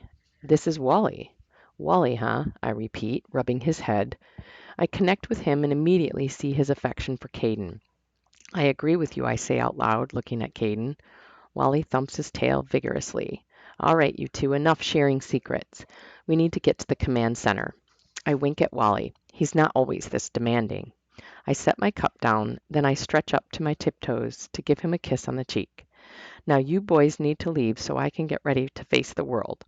Shooing them away with my hands. Okay, come on, Wally. The six of us, plus Wally, head to the command center. Marg is already there, briefing a group of rebels. We wait just inside the briefing room until they leave, and we file in. Once we're settled, Marg begins. I trust everyone has gotten some rest. We have 14 hours remaining. I've dispatched the first groups to embark upstream to Book1. It will take about 6 hours to reach it by water, leaving us with 8 hours to plan and execute a rescue. The timing feels ominous. How will we even get into the campus, I ask. That's the easy part, Track speaks up. Across the river from Antec, in the Book1 camp, there's an entrance to a tunnel that leads us directly into the admin building. Caden picks up. Once we make it to the Antec side, we have a surprise in store. He looks over at Soraya. Go ahead and give them a little taste of your special. She looks at Track, who nods to her. Her face flushes crimson under his gaze. Then she speaks. Commander Boer has filled me in on your dealings with the pariah and how you've been plotting against me all these years. She sounds just like Lucy. I stare at her in disbelief. I start to think we might just pull this off. I have an idea. If we take the horses, a group of us can go by land. I think we could reach Antec in about 6 hours. That way, if something goes wrong on the water, we have a contingency. And if they do make it, they can let us in. I bite my lip while waiting for everyone to consider this. It's not a bad idea. Ara, how much would it slow the horses down if we load some provision or gear on them? We could use the hybrids for that and the purebreds for their swiftness. It shouldn't slow the big horses down, if at all, since they have been specifically bred for stamina and speed. Marg turns things over in her mind, then shares her thoughts. Ara, Caden, and Sel will take 6 horses on land with supplies. Cece, Track, and Soraya will lead the assault teams through the tunnels. Cece's stealth with Track and Soraya's knowledge of the campus, plus their specials, should give us an advantage, putting our people in place and getting the gate open for the ground team. If something delays the first team, we still have Caden's strength and speed, Ara's ability, and if necessary, Sel's skill as a warrior to breach the gate. Once in, how will we find them? Cece asks, trying to focus on something other than Gray. She wants to ask what should they do if they find Graydon, but she doesn't want to expose how fragile she's feeling about his situation. Ara answers, I can find Holst. She swallows and continues. She feels the weight of Caden's eyes on her. We, accidentally touched before our escape, meaning I'm connected to him. She looks down, then passes a sideways glance at Caden. The scowl he is wearing sends an arrow straight through her heart. It's also how I know we can trust him. She knows she's answering one of Caden's unanswered questions. Still, there will be more. To break through the heavy tension, Marg asks Caden, "Is it safe to assume that Wally has been trained for search and rescue?" Caden tears his eyes from me. "Yes, and we could use Alpha." Mark considers that for a moment. "No, we can't afford for Lucy to potentially get his hands on Alpha and Ara. I will keep him here with me to protect the base." Her answer is resolute and grave. It feels like a final contingency. We continue to discuss the plans until it feels that we've surfaced every possible risk and covered every inch of the campus. Then the groups break into their teams. Caden, Sel, and I head to the stables with Wally on our heels. I can feel the tension simmering across my connection to Caden. It's like a slow boil rolling through him. There's no time to discuss the matter. I try instead to send a wave of soothing emotions his way. "I'm sorry I didn't tell you earlier." My thoughts seem to hit a wall and tumble into a pile. It's like he's blocking me out. I pass it off as we haven't been able to practice like Holst and I did, but it feels different, like his mind is stronger. Perhaps it is. So far, everything about our connection is different. We arrive at the stables, forcing me to concentrate on the horses and our journey ahead instead. Cece tells Track and Soraya to go ahead and that she'll catch up to them. Once they're out of earshot, she turns to Marg, who is expectantly waiting for her reply. The flame in Marg's amber eyes appears muted. Cece notes how tired she suddenly looks. "I owe you my answer." Marg says nothing, just nods. "I can do this," she says with absolute conviction. "He believed in me when we were training in the tunnels. He believed in me when I went to deliver the message. I have to believe in myself, that I'll do the right thing when the time comes to make sure he's protected. Even if that means he might be injured or killed." Marg's tone is deadly. "Yes." Cece stares directly into Marg's eyes with her answer and watches the blaze come alive again. Fortified by her fiery gaze, Cece feels the heat of her courage come alive. It takes over her body like another life force within her has just been awoken, strong and ready. She turns and hurries to catch up with the others.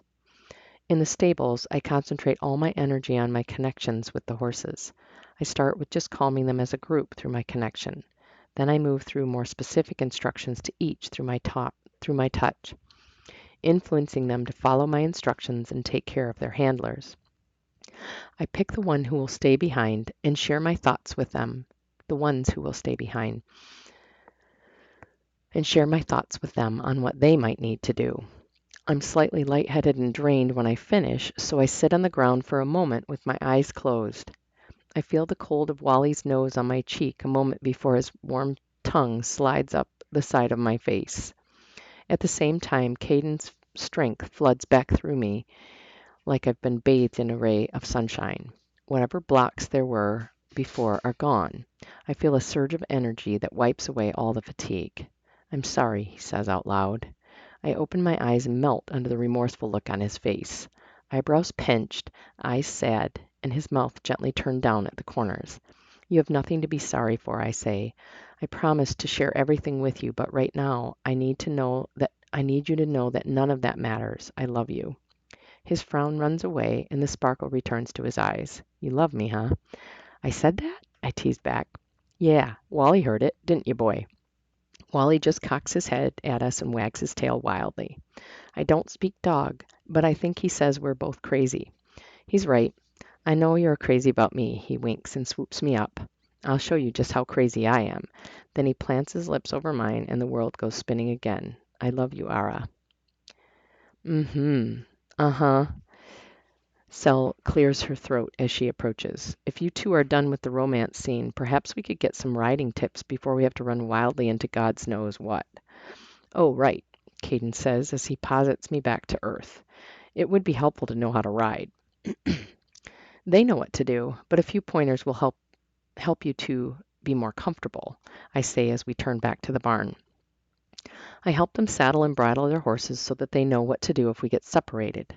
We check all the packs on the horses carrying the gear. I realize there are weapons loaded. Are these weapons? I ask Sal. Yes.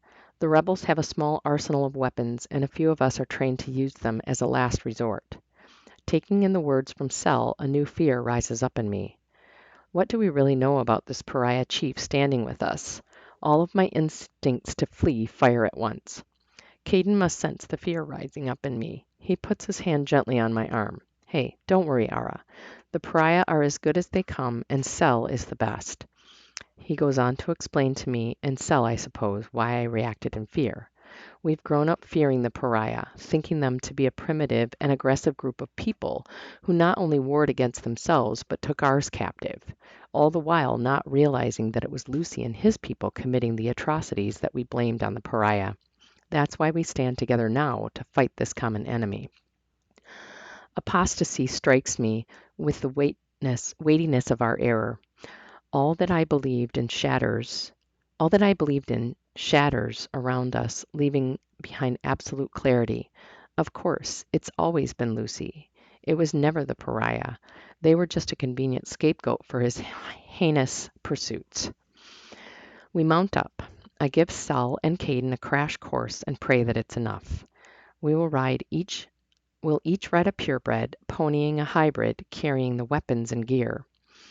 I give Caden Holst's favorite mount, who immediately approves of his new handler by licking his face from jaw to forehead. Ew, what was that? Caden cries, wiping the horse spit off with his sleeve. The colt gives him a playful shake of his head and snorts at him. Is he laughing at me? I believe he's laughing with you, I grin and wink. He feigns not being amused, then gives a hearty chuckle and rubs the colt's muzzle. I can see we're going to get along famously. At that moment, Wally barked, and the colt dropped his nose to the dog, who promptly licked it, causing the colt to snort and raise his nose as if laughing. What is he doing? Now he really looks like he's laughing. It's his plenum reaction, a natural response horses have to smells. Oh, brother, if we make it to Antec in one piece, I can just see it. We'll win by causing the guards to laugh to death. Sel chimes in with a smirk on her face. I can't help noticing how beautiful she is when her face wears something other than her trademark scowl. All right, cowboy, time to ride, I say. It was meant for Caden, but he looks at me askance. Is that his name? No, silly, I was referring to you. What is it? It's what they call a man who rides horses, I say, not catching the drift of his question. That's not what I was asking, he chuckles as he swings gracefully into the saddle. Does my horse have a name? Oh, I realize we never named any of them, and shame turns my face to red. They don't have names, I say wistfully. We didn't think we would be with them long enough to develop names for each. I think Cowboy suits this guy just fine. Right, boy? He says as he strokes the colt's long neck. The colt nickers and shakes his head as if replying, Cowboy it is. I can't help but grin, even as unshed tears threaten the edges of my eyes. I never dreamed we would see these horses again, let alone be together with them long enough to give them the names they deserved. Now that it's settled, shall we go? Sel says, gesturing her hand in the direction we'll be traveling. I'm ready if Cowboy and Wally are, Caden jokes. Wally answers with a woof and starts trotting off with Cowboy and their hybrid on his heels. Sel gestures for me and mine to take the middle, and she covers our tail. We strike up an easy trot until we breach the woods surrounding the base, and soon find ourselves on the rutted road Holst and I traveled with the purebreds to get here. It seemed like years ago. We pick up the pace, and my heart thunders in my chest like the pounding of the hooves on the hard-packed road. We're coming, Holst. Don't give up. Domination. Holst. While the rebels are planning, Lucy calls for Holst. His father is forced at gunpoint to stay behind while they bind Holst and whisk him away from the cell. How convenient that now I have you and your father here under my control, Lucy sneers as they bring Holst in and force him to his knees before him. Holst glowers up at Lucy through his good eye but says nothing. What's the point?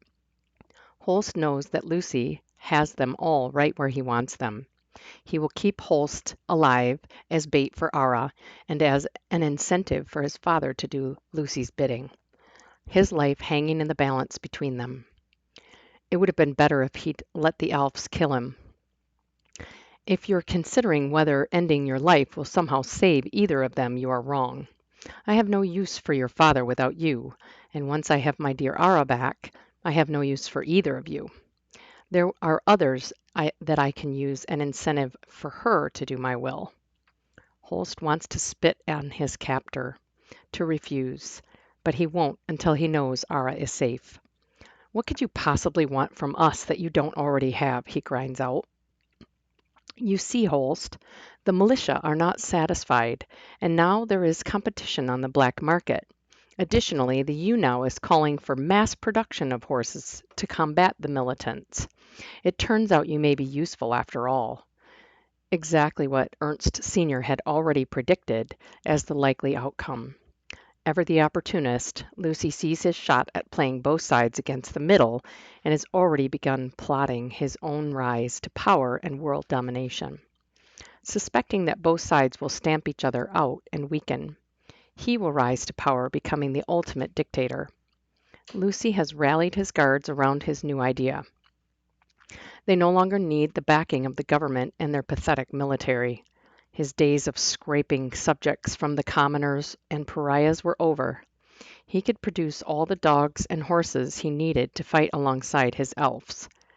All he needed was Ara to control the animals. With both Ernsts to do his bidding, he could produce en masse. A serendipitously delicious surprise was that with Ernst Sr.'s apparent ability to spoof live people using his elf technology, no one would be able to stop him. He would force his old friend to create his own body double immediately, of course, to ensure his safety first, then orchestrate his new plan from anywhere he so chooses. A viciously evil grin blooms over his features as he looks down on his former protege. I quite like the way this is all turning out. He taps his steepled fingers. Let the little fly come to the spider web. Holst squeezes his eyes shut. Please, Ara, don't come here. Please. He pushes to her and prays that she's close enough to get the message, but far enough to be safe. Take him back to the blue level. See that he and his father have their injuries attended. We begin production tomorrow. By then, we should also have the girl. Holst thought to himself. He told them 24 hours to ensure they didn't wait. It was always a trap. Lucy had no intention of killing him or his father. They were simply the bait for Ara. As they led him back to the blue level, back to his cell, he thought, God, I should have tried harder to get killed. She's going to be a slave to him, and it's all my fault. He filled in his father on Lucy's plans. The older man was nonplussed by the news. Nonetheless, equally unhappy at their usage to lure the rebels. Marg is a smart woman. I'm sure she sees through his subterfuge. He muses through a wincing chuff. She will have multiple plans and hooks set to catch Lucy in a mistake. Now it was Holst's turn to let out a mirthless laugh. Come on, Pops. When have you ever known Lucy to make a mistake? He realized it was the first time he addressed the man as his father, and a warm grin took over his face. Holst Sr. eyed him askance. What's with the grin? I just call you Pops, he chuckled now. I must be getting slap-happy from the lack of food and sleep. I see, son, he replied with a matching goofy grin. The two men sat eyeing each other for a moment, each feeling a tremendous bond unfolding like the wings of a butterfly, both feeling the rubble of the past fitting back into the shape of something new, each piece rebuilding the foundation of a home, their family. Their bonding time was short-lived. Guards fetched them from their cell. They were led to the infirmary, where Isla gave birth to Holst. Realization dawned on the older man with a pang of guilt followed by a wave of sadness. This is where you were born, Ernst Sr. explained, around the lump that had formed in his throat. Holst gave him a sideways glance through his good eye. It was ethereal to think this is where his life began. He was jolted from his thoughts by one of the guards shoving him from behind. He almost lost his balance. His father reactively reached for him. Another guard, not seeing the original act, jolted the older man. with a stunner, thinking he was attempting to escape. "No!" Holst cried, as his father collapsed, convulsing. The guard, still not knowing what started the commotion, restrained Holst. Gray steps in. "What are you doing?" he grinds out low and fierce at the guard who stunned the older man. "What didn't you understand about headmaster's orders to attend to their injuries, not inflict more?" He points at the two restraining Holst. "You go get a stretcher." "Yes, Commander." "You," pointing to another guard, "get him out of my sight," he says now, pointing at the guard who stunned Dr. Ernst. "Yes, sir. Where to, sir?" "The pit." "Yes, sir." The guard, who struck down Dr. Ernst, looked like he was about to cry as the other guard forced him away. He knew better than to say anything, but a plea for mercy was evident in his troubled eyes. Holst looked on with loathing for Gray. He was either very convincing as a spy, or he was a minion of Lucy. When the two guards were out of earshot, he turned to Holst, feigning menace. He got so close that Holst froze in place, fearing the worst. He spoke low and quickly. "Do whatever you can to stall. We must give the rebels time." Holst swallowed hard. He wanted to sigh in relief. Gray was still on their side. He kept his eyes fixed ahead, scanning for the guards with the stretcher for his father. "Got it." The guards return and carefully place Dr. Ernst on the stretcher under Gray's watchful eye. They make their way to the med bay. The bay is gruesome. The walls are lined with chains. Thick cuffs dangle from their ends. Chambers with metal bars and thick, clear walls alternate along one side. It looks more like a dungeon than a med bay. Holst realizes this must be where Lucy conducts his more arcane experiments. He's never been to this area. The sharp smell of chemicals stings his damaged sinuses and brings tears to his eyes. A shudder runs through him when he thinks about his mother giving birth in this grisly place, his birthplace. They transfer his father to an exam table much like the bed Ara was strapped to. Holst is led to an examination chair. The entire experience has him unsettled. He maintains a watchful eye on his father's unconscious form. Suddenly he feels a pinch at the back of his neck. Just as his brain registers he's been injected with something, the room grows dim, then fades to black. Departure. Ara. We've been riding at a steady canter for what seems like a day, but it's more likely a little more than an hour. I tell my filly to pull to a walk and then come to a halt. We should let the horses rest a bit. Sel looks to the sky, then turns her icy blue eyes in my direction. From the looks of those clouds, we'd better consider finding some shelter. Caden and I both scan the sky. I don't think we're going to dodge whatever those clouds are harboring, she continues. I swallow hard and scan the area around us. The ragged brush is sparse. The trees in this area are bare. Their branches reach for the sky like skeletal fingers. There! Caden points to our left. Just beyond the berm, we could see a cinder block structure. It looks like it's worth checking out. We swing the horses to the left and pick up the pace again to outpace the threatening sky. The building isn't much. It was cobbled together using multiple materials, concrete, wood, and metal roofing. Most of the wood had collapsed or rotted. What is left will hopefully be enough to shelter us from the coming storm. The closer we get, it's apparent that the building has been patched and repatched over the many years of its life.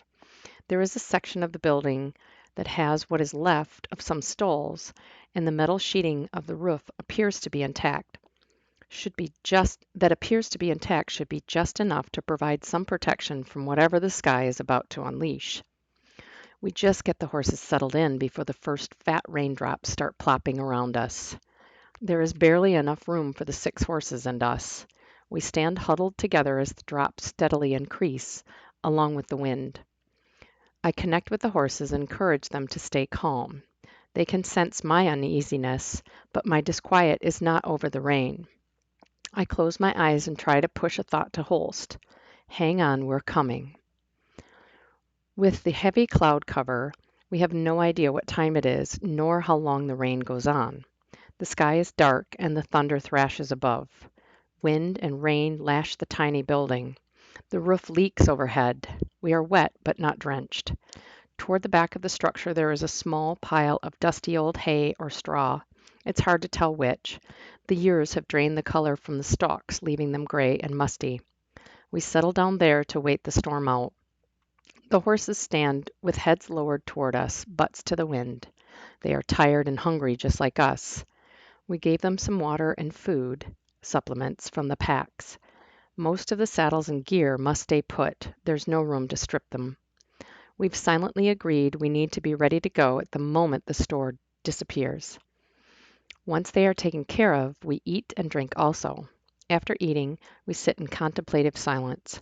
I find myself drifting in and out of sleep. In my semi-conscious state, I think I see Track standing in front of me. The edges of his body glimmer slightly. I must be dreaming. No, it's a vision state. He's reaching out, pulling me into a connection. My mind latches onto his thread. I can see it in my mind's eye. His image becomes solid, and I can hear his voice. Ara, where are you? My mind shows him our rickety shelter in the driving rain. I can feel his concern. We are running out of time. I feel the hand of panic reaching up from my stomach and gripping my heart. His and mine combine to squeeze my heart and lungs until I think they will burst. I know what I must do. I quietly get up and rebridle my horse. Wally whimpers slightly. Laying a hand on his head, I quiet him. It's okay, boy. I'll be okay. The others have fallen asleep. The raging weather hides my departure. I leave my pack horse behind so we can go faster. I swing into the soggy saddle and point my mount toward the road.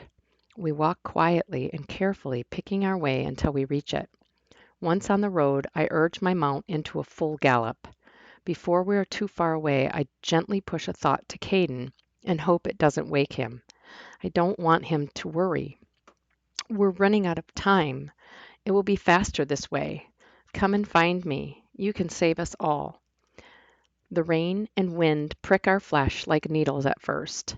The longer and faster we go, eventually the pain dulls, our skin going numb. I focus my mind on Holst.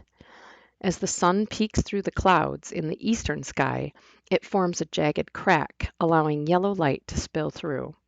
The rain has finally stopped, but we are drenched. My filly is probably drenched in sweat as well. We've been full speed ahead for what seemed like an eternity, stopping only for short breaks to catch our breath. I see the gates of Antek in the distance. The reality of what I'm about to do forms a lump in my throat. Before we're spotted by the guards, I try to push a thought to Holst. I'm here, where are you? Nothing. A wave of dread washes over me. What if I'm too late? I reach out for Track. I'm at the gates. Are you here? I wait. Oh God, please keep them safe. Fearing the worst, the rebel teams have been captured and our time has run out. I point my filly at the gate and ride forward. The lump in my throat drops, turning into a heavy stone in the pit of my stomach. I swallow hard and prepare for what's about to happen.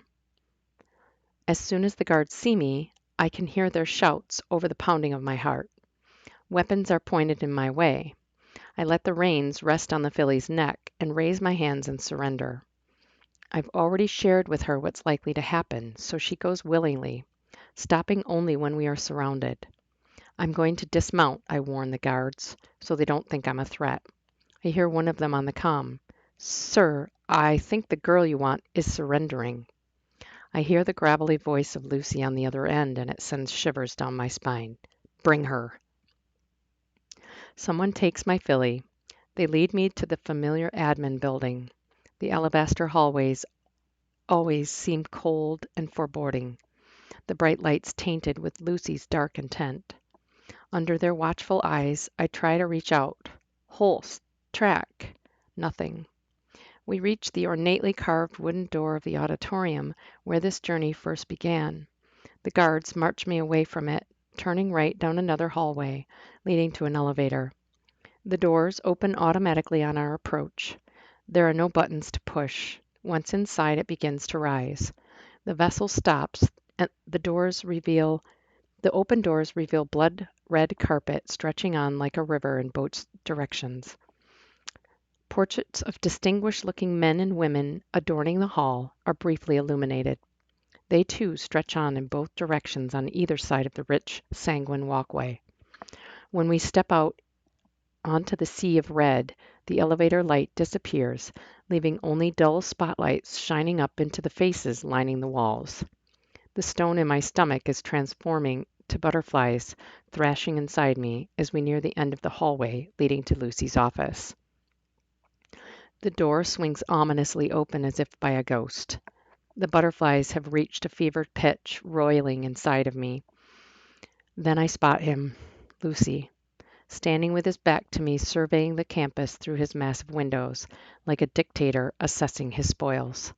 "Welcome back, Ara." The butterflies die at his voice. They drop like ice crystals into my blood. My whole body goes cold. The coldness turns my fear into resolve. "Where is Holst?" I demand. "You will join him soon enough, my dear Arabella," he growls out with a sickly sweetness.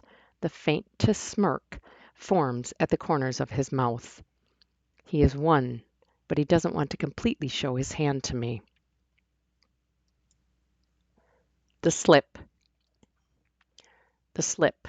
Caden. In his dream, Caden can see her face. He can hear Ara's voice, but it seems so far away. "We are running out of time. It will be faster this way. Come and find me. You can save us all." Then she vanishes, a cloud of darkness swallowing her. Awakening with a start, he's immediately alert and searching the shelter. Wally nudges his hand and whines. Her filly is gone. The spot next to him is empty, and all the blood runs from his face. "She's gone. Sel! Wake up, she left." "What?" Sel's voice is groggy and disoriented. "Ara, she took her filly, and she left. She's giving herself up for them." "Why would she do that?"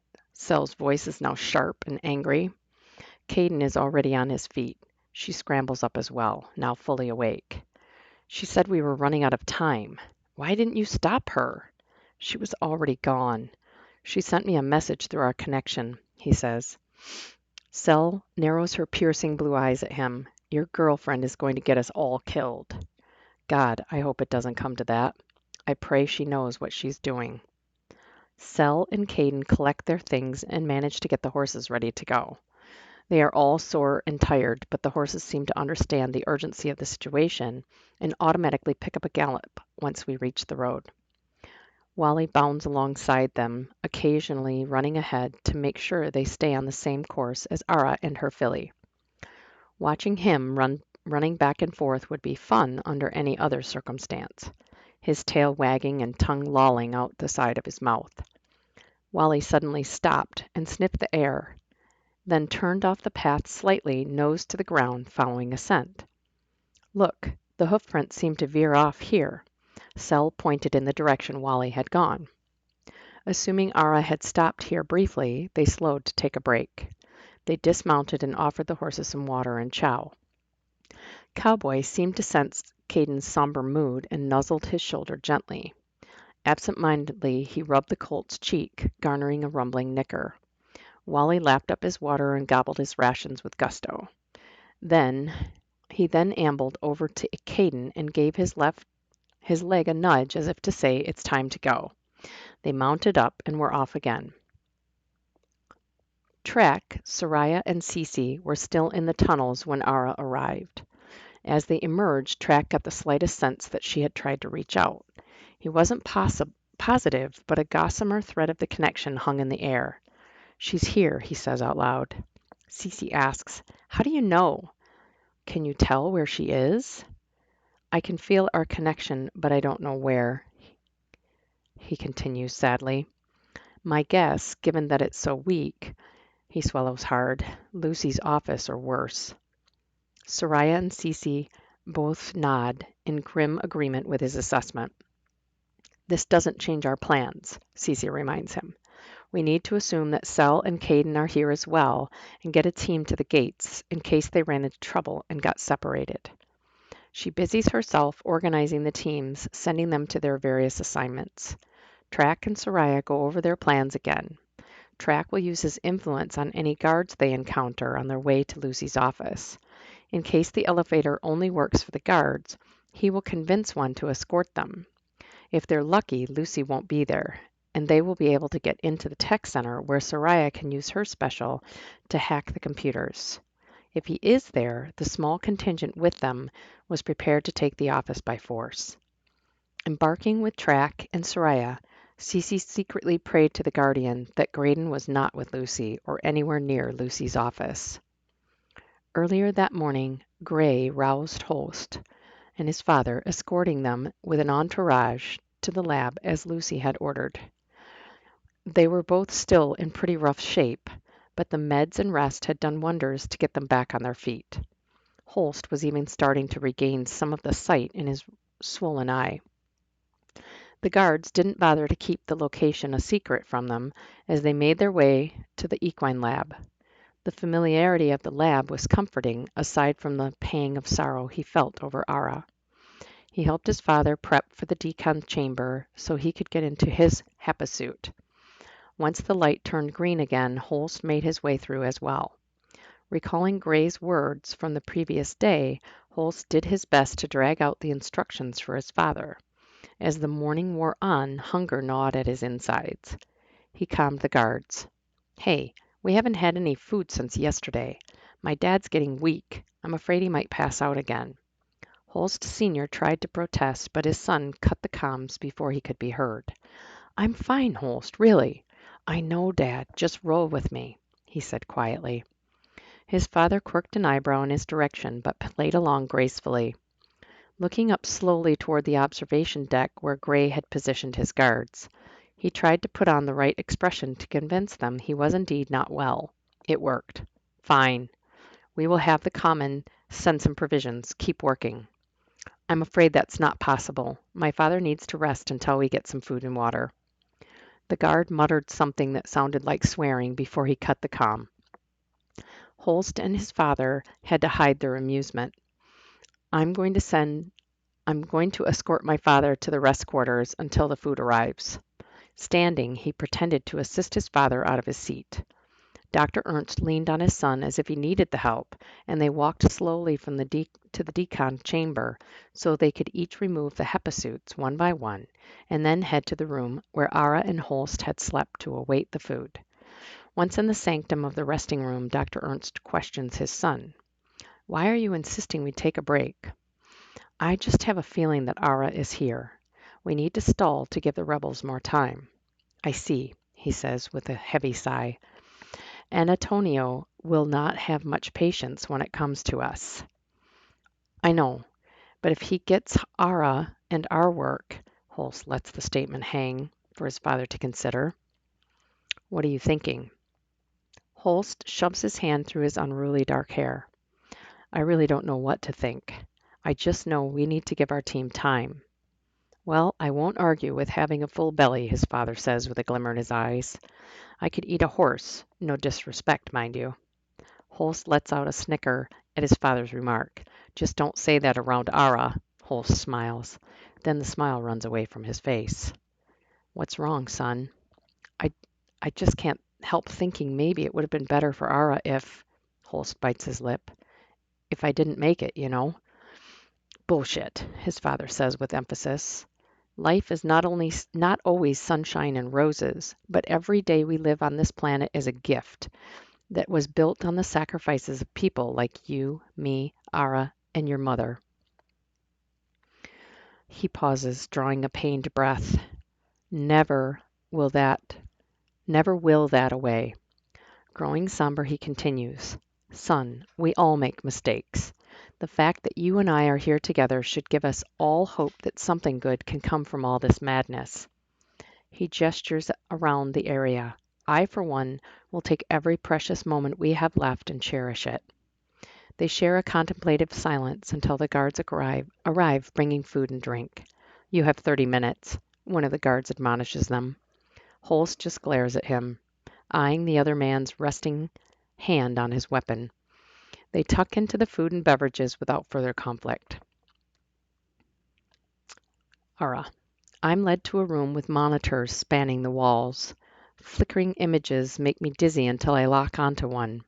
It's the screen showing Holst and his father in the lab. Our lab. The icicles in my vein give way to a rush of boiling hot lava rushing through me. Just what makes you think they will do anything you intend, Dr. Lucy? I spit the question at him. It's not what I intend to do, my dear. It's what I am doing, he explains. You see, the Ernsts have picked up where you and Holst left off, but they will be producing at a much higher rate so that I can meet the demands of my buyers. As they produce new batches, you will make sure that the animals will do the bidding of their new masters. If they do not produce, you will suffer. And if you do not hold your end, they will suffer. You won't succeed, I grind out, mustering my most recalcitrant tone. Oh, I suppose you think your rebel friends will swoop in and save the day, he chastises. Then with a scoff he barks at the technicians. Show her section G. The screens flip until they are all showing the gate and surrounding areas, including a close-up of Caden and Cell with the remaining 5 horses. You see, Ara, I'm always one step ahead of your people. My heart sinks to my feet. Feeling defeated, I hang my head and my shoulders drop. The tears and sorrow burn my eyes.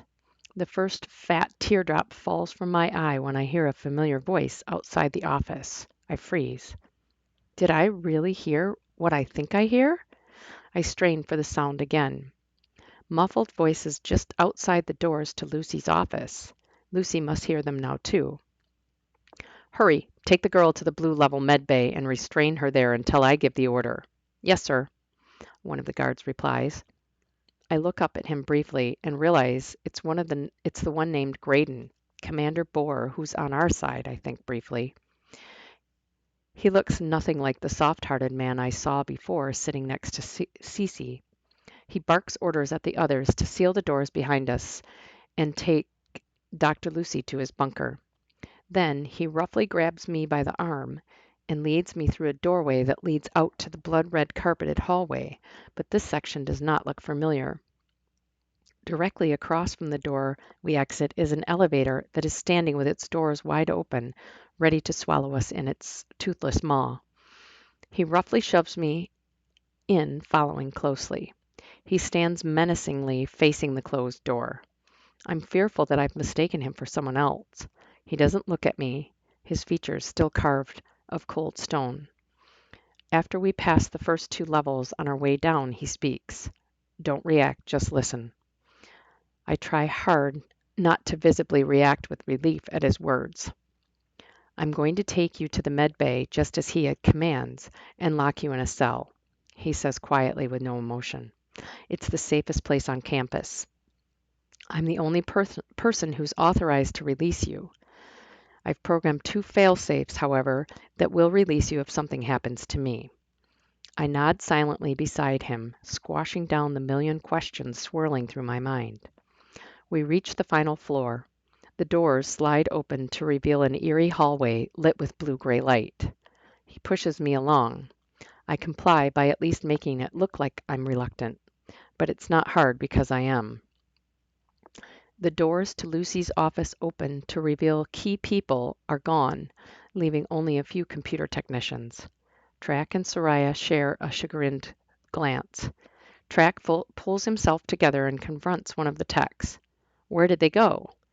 The tech is visibly frightened, his hands wringing on his lap. The others try not to make eye contact with any of the rebels.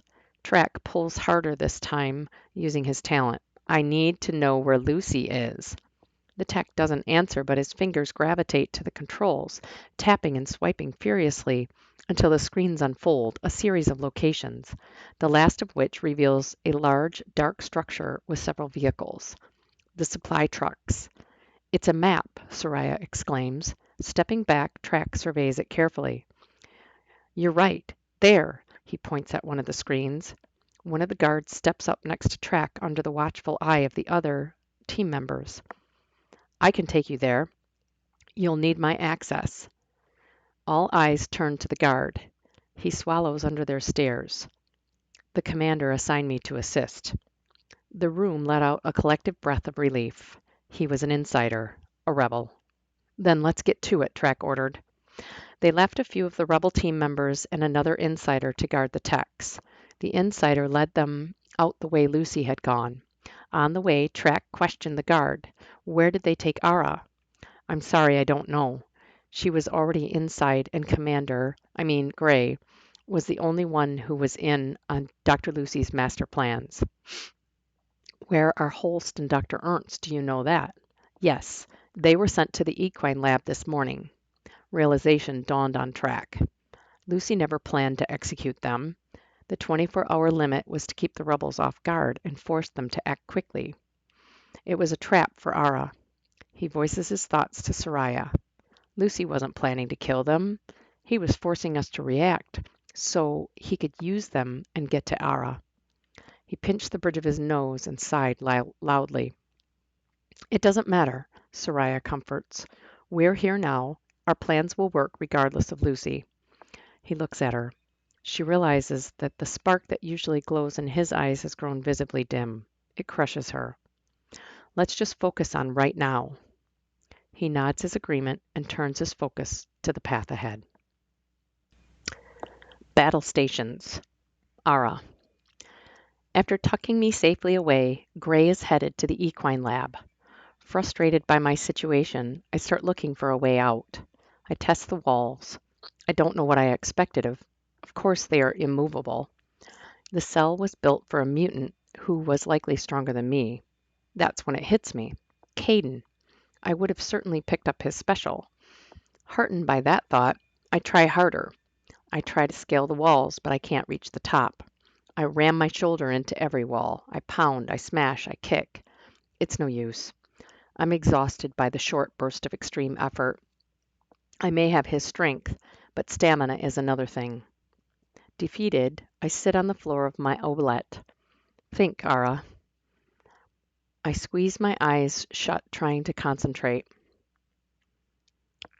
If I concentrate hard, maybe I can reach out and find a connection to Caden, Holst, or Track. Concentrating, I try to force a connection. It's like my thoughts just bounce around the room and pummel back at me. I try to relax. Taking a meditative approach, I still my mind. I take in a deep lungful of air and imagine the air I exhale blowing across campus, sweeping over and working through all the cracks, sliding through openings, reaching everywhere.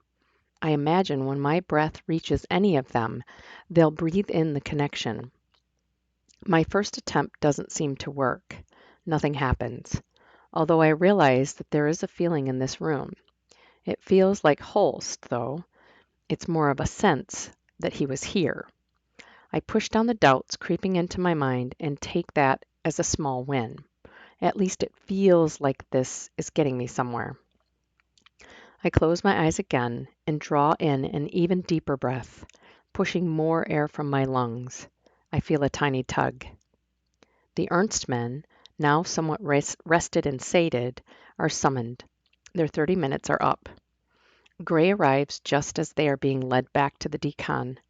Addressing the guards, I have new orders to personally manage these prisoners. There's been a breach. You two will report to the bunker for reassignment. They answer with a hearty yes, sir, as if anything is better than babysitting Holst and his father. The guards jog away with enthusiasm.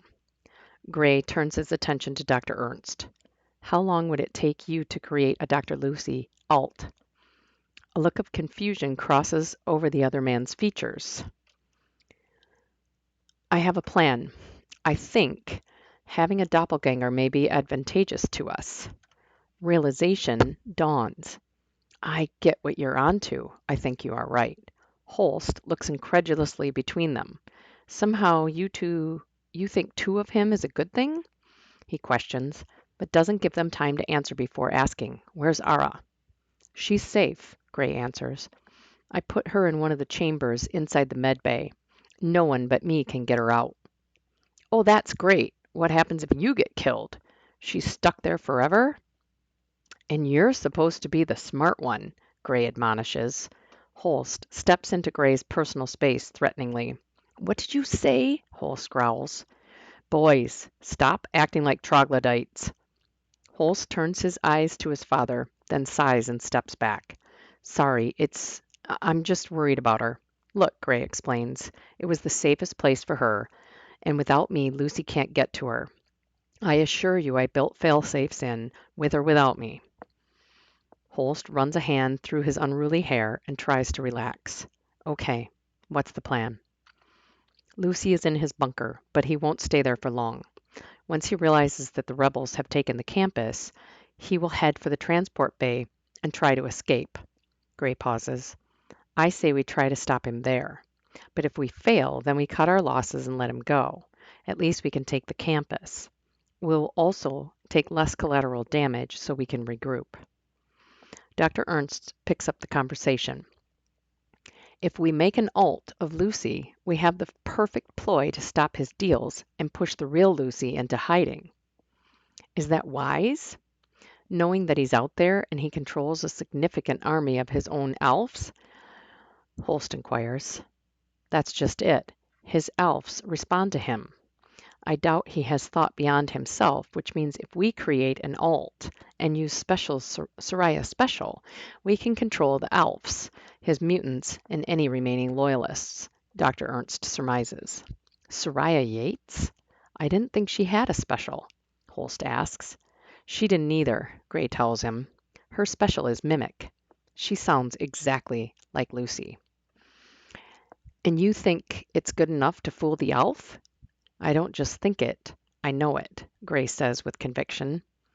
She sends shivers down my spine every time I hear her do it. It's like PTSD for me and probably always will be. Holst still isn't entirely convinced.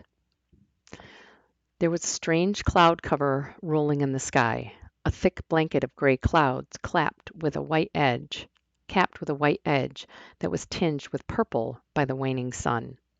Caden and Sel stalked carefully to the gates. They had stashed the horses and collected a few weapons before leaving them in a thicket. To their surprise, there were no guards and the gates lay wide open. Giving each other pensive looks, they approached with caution. A feeling reached out and took a hold of Caden. Like a vine, something wrapped around him, almost guiding him through the gates.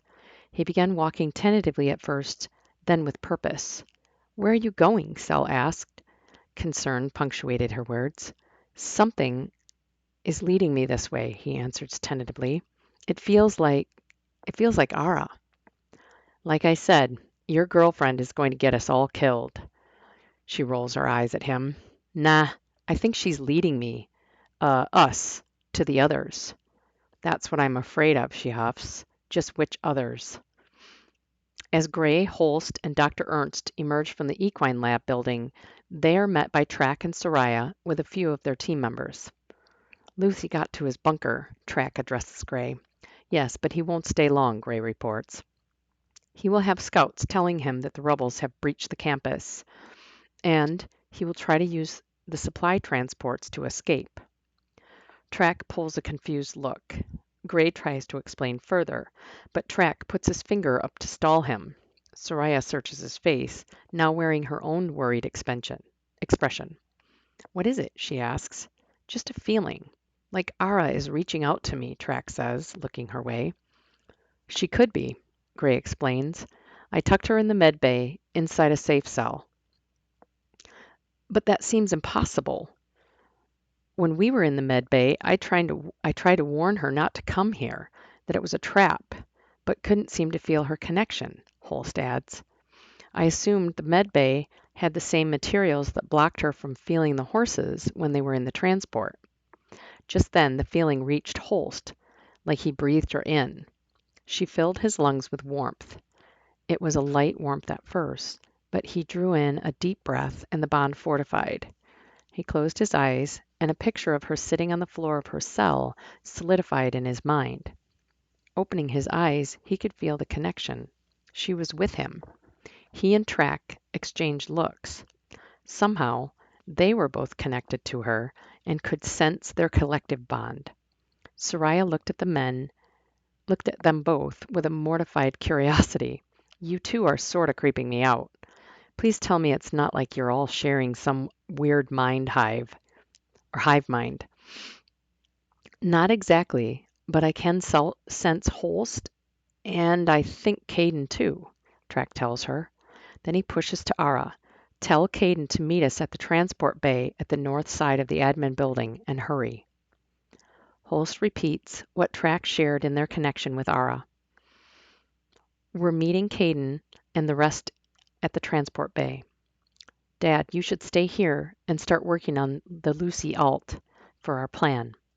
The quicker we can get our Lucy built, the better for controlling this madness. Holst, selfishly, is hoping to keep his father safe by holding him back from the battlefront. Fine, son. But it would be easier if you stayed with me to help. I'll be back as soon as I can. You should have everything you need in the lab. Graydon assigns a couple rebel guards to protect Dr. Ernst. Together, they turn him back from where they came. The rest of the team heads off at a brisk pace through the campus toward the admin building. Along the way, Gray asks Track about Cece. Hey, any idea where Cece is? No, man, I'm sorry. We split up once we exited the tunnels. She was headed to the gates to make sure Caden and Cell could get in. Let's hope if you can sense Caden, that means she succeeded, Gray said grimly. I'm sure she's all right, Track says with empathy. He knows how Gray feels about Cece. It's the same way he feels about Soraya. Holst breaks in. Let's get a move on. If we're lucky, we can get in place before Lucy decides to bail. Gray gives the few remaining team members some instructions on where to try to position themselves as they jog to the admin building. Arriving on the north end, Gray signals for everyone to stop. He knows where every vid feed is located, so he stops them just outside the range of Lucy's scrying. The transport bay doors remain closed. The doors aren't even apparent to an outsider, seamlessly matching the outer shell of the building. How do we get in? Soraya asks. My proxban will allow me to open the bays, but we don't want them to know we're here just yet. That would certainly tip them off. Gray lays out his thoughts. I'm hoping to meet up with the others, get our people in position. Then we can use the smaller maintenance doors to enter. Gray points to the side of the building where a smaller hatch is slightly more visible. Inspecting it more closely, Gray narrows his eyes. The hatch is slightly ajar. The corners of his mouth turn down in concentration. Soraya follows his stare. What is it? She asks. The hatch is slightly ajar.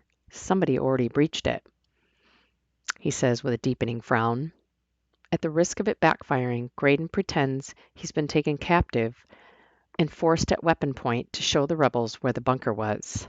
Gray pulled down his uniform's hat to somewhat obfuscate his facial features, hoping that it might buy them the opportunity to get inside without Lucy being any the wiser. Not knowing whether Gray was or had been the mole may still prove useful. The others pushed him along aggressively and forced him to the door that hung slightly ajar. It was dark and eerily quiet inside the transport dock. Track pushed the thought to his sister. Tell Caden to meet on the south side of the admin building. We're inside the transport bay. He felt a slight tinge of understanding and hoped that meant Ara was able to get him the message. Caden wanted nothing more than to find Ara, but her thoughts coming to him were fuzzy. It seemed as if they were blocked. He could see a shadowy vision of her sitting in a meditative pose somewhere, but couldn't place the location. He felt a slight pull followed by a breeze that seemed to push him toward the south end of the main admin building. Ara breathed out, trying to push him with her breath in the right direction. With each breath, she became more aware of each of the three men and their current situation. Her trance-like state deepened. Each breath pulled consciousness to and fro, almost like pushing their connection on a swing. Each push gained inertia, and the energy flowed between them until it reached a peak, allowing her to enter a vision-like state so that she could see through their eyes and experience what they experienced, much like she would in her dreams or unconscious. With the energy at an all-time high, she was able to show each of the boys what the others were seeing. Track and Holst were shrouded in shadows, only the faintest light from the crack of the small door illuminating their outlines. Caden was approaching the door with Sel slightly in front of him. Weapons drawn, they were at the ready for whatever they might meet. A familiar voice shouted out in the darkness. It seemed to be ahead of the group that just entered. "Come out, Lucy. You are surrounded by our rebel forces." Cece's small voice rang true and bold, echoing in the dark space. With no fanfare, bright lights flooded the bay, blinding everyone in it. Everyone except the elves. It even struck Ara through her trance-like state, nearly breaking her concentration and the connections she had. It was overwhelming. And then, terrifying. The light revealed a small army of artificial life forms, staggered with amped-up mutant human guards ready for battle. Ara could feel each beat of every heart. She struggled to maintain her own heart rate, feeling it pulsing in her temples. She wrestled with it, the rising anxiety swirling within her. She tried to calm herself and the men she was connected to. It was no use. The battle erupted like a volcano. Through their eyes, she witnesses the carnage. Holst is picked up by one of the elves. She can feel the vice lock on his neck as it squeezes. She can feel the edges of his vision blurring. He is about to pass out. Caden is closest to what's going on with Holst. Using speed and strength, he struggles to make the elf let go of Holst. Instead of just simply letting go, the elf throws Holst's body like a limp rag doll or a piece of trash. He lies in a heap, unconscious, severely injured, nearly dead. There's an audible "No!" in all of their minds coming from Ara.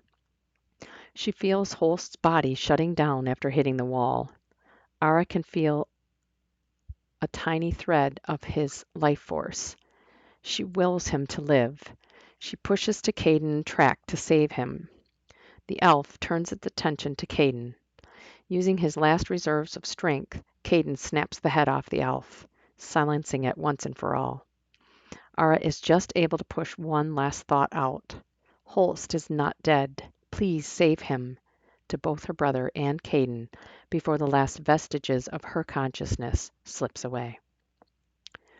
Cece recognizes the face standing before her. It's her cousin. She stares at his familiar face, but can't shake the emptiness of his eyes. It's as if his life has gone dark. His eyes have no color. She's frozen in his stare. In the middle of all the chaos, one of the vehicles springs to life and begins barreling through the fighting. The grill smashes through fighters on both sides, mowing them down. Hearing the vehicle grinding over bodies, Gray glances at its trajectory. It's headed straight for Cece. He manages to push the guard he's wrestling away and dives for her. Gray's body seems to hang in mid-air. The shouts and everything around them slows. Then, with a sickening crunch, his body collides with the vehicle and is thrown up and over the hood. He lands with a loud thud and slides along the ground until his body is stopped by the wall. Pushing her out of the way put him directly in front of the oncoming transport. She scrambles over to his rumpled form, not even registering that her cousin was still advancing toward her. She feels a burn in her shoulder. Cece's cousin falls to her right. A rebel bullet has taken him down. It grazes her shoulder before landing in the wall, causing concrete splinters to rain down over her and Gray's motionless body. Sel is by her side moments later. Cece looks up at her with pleading eyes. She has no idea what to do. He can't be dead. Sel checks his neck for a pulse. Cece holds her breath. He's alive. Sel frowns. What aren't you telling me? That was a nasty hit. We've got to get him out of here and get some help. The vehicle containing Lucy and his last remaining loyal guards barrels through, running over guards, mutants, elves, and rebels alike. Caden, Track, and Soraya dart out of the way. They can do nothing but let Lucy make his escape. Realization dawns on Soraya. With Lucy gone, she sees her opportunity. In Lucy's voice, she commands all mutants remaining and the elves to stop the mayhem. A tense moment passes. The fighting stops. The rebels, who were not in on the ruse, look around in disbelief. Lucy's forces, who are still standing, stand completely still as if at attention, waiting for instruction. Soraya whispers to Track in her own voice. What do I tell them now? Track curls his lips and shoots her a look. Shrugging his shoulders, he says, Tell them to return to their quarters. His voice rising at the end. Following his instruction, using her Lucy voice again, she instructs, Return to your bases and quarters immediately. Again, much to their surprise, they do as she commands. Track, thinking quickly, orders a few of their team members to follow them so they know where they will be going. What are we going to do with them? Soraya asks again, using her own voice. I have no idea. That's a matter for another time and way above our pay grade, Track says with a grin.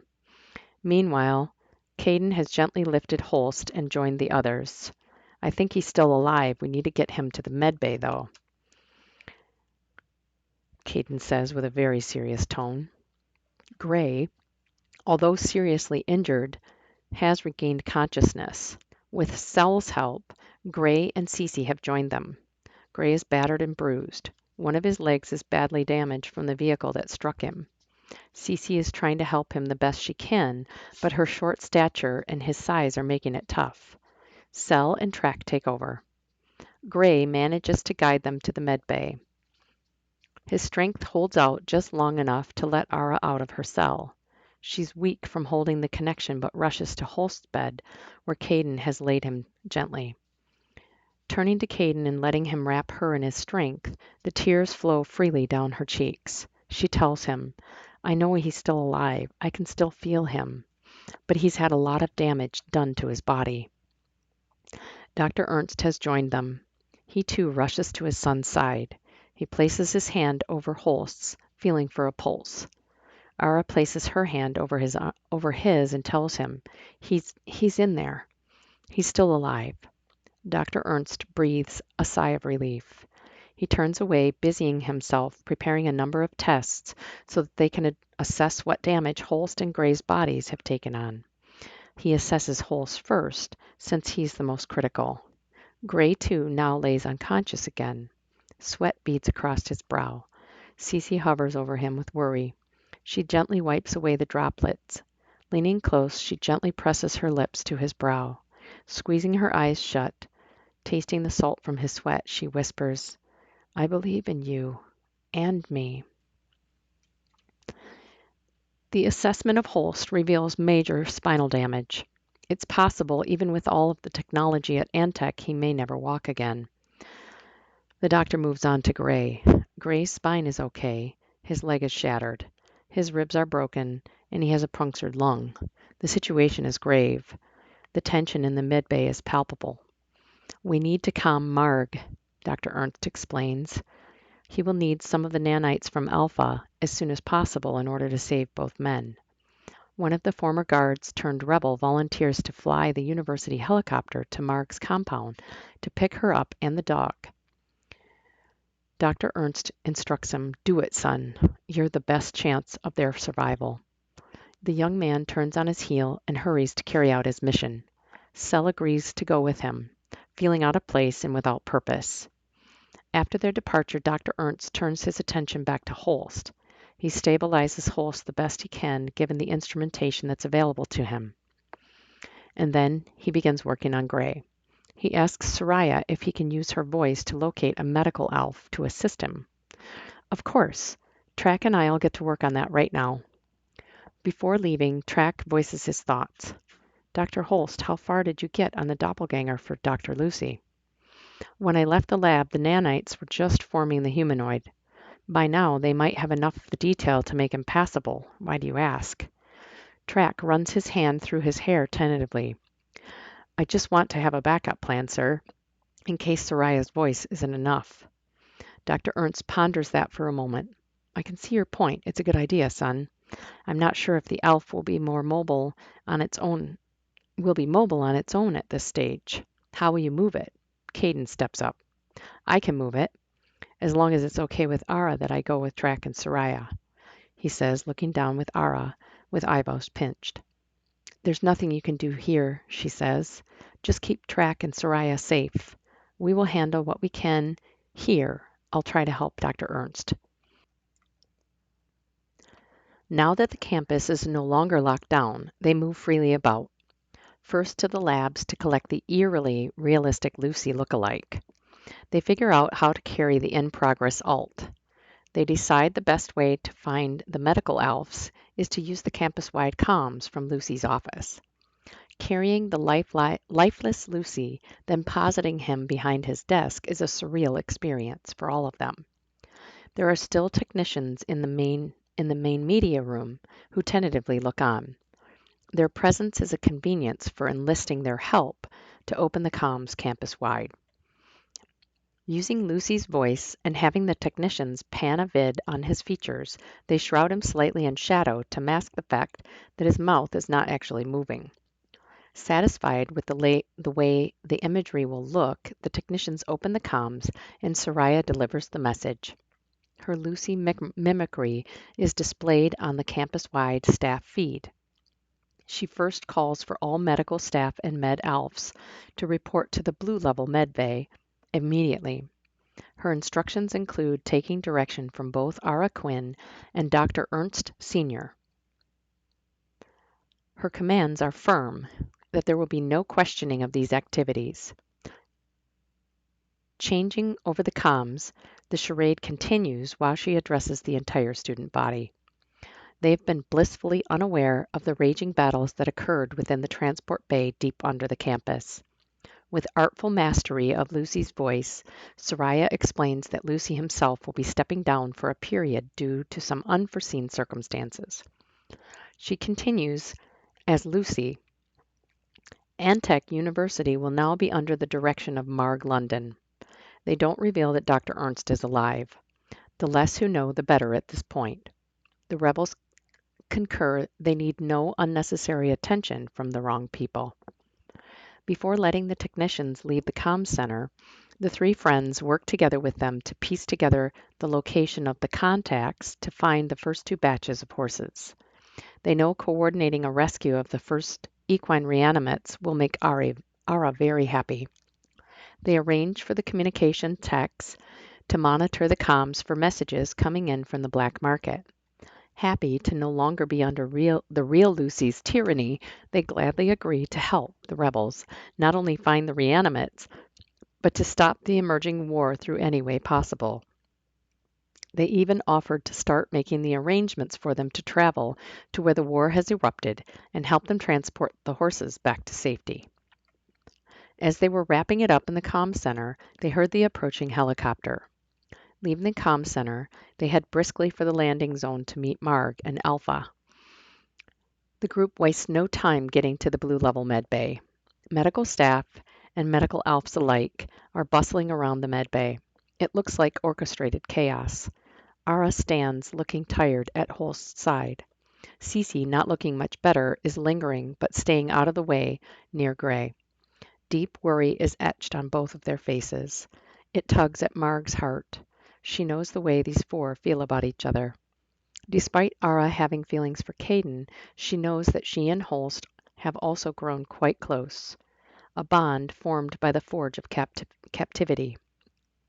Dr. Ernst worked quickly with Alpha to extract a few nanites. His specialized nanites were different than the ones used to create the alt.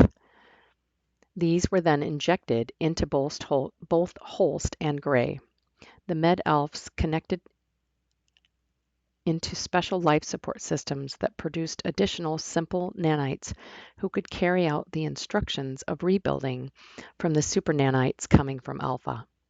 Together, these would quickly rebuild the tissues that were damaged. The more advanced nanites took longer and were required to imprint the complex instructions on the new tissues.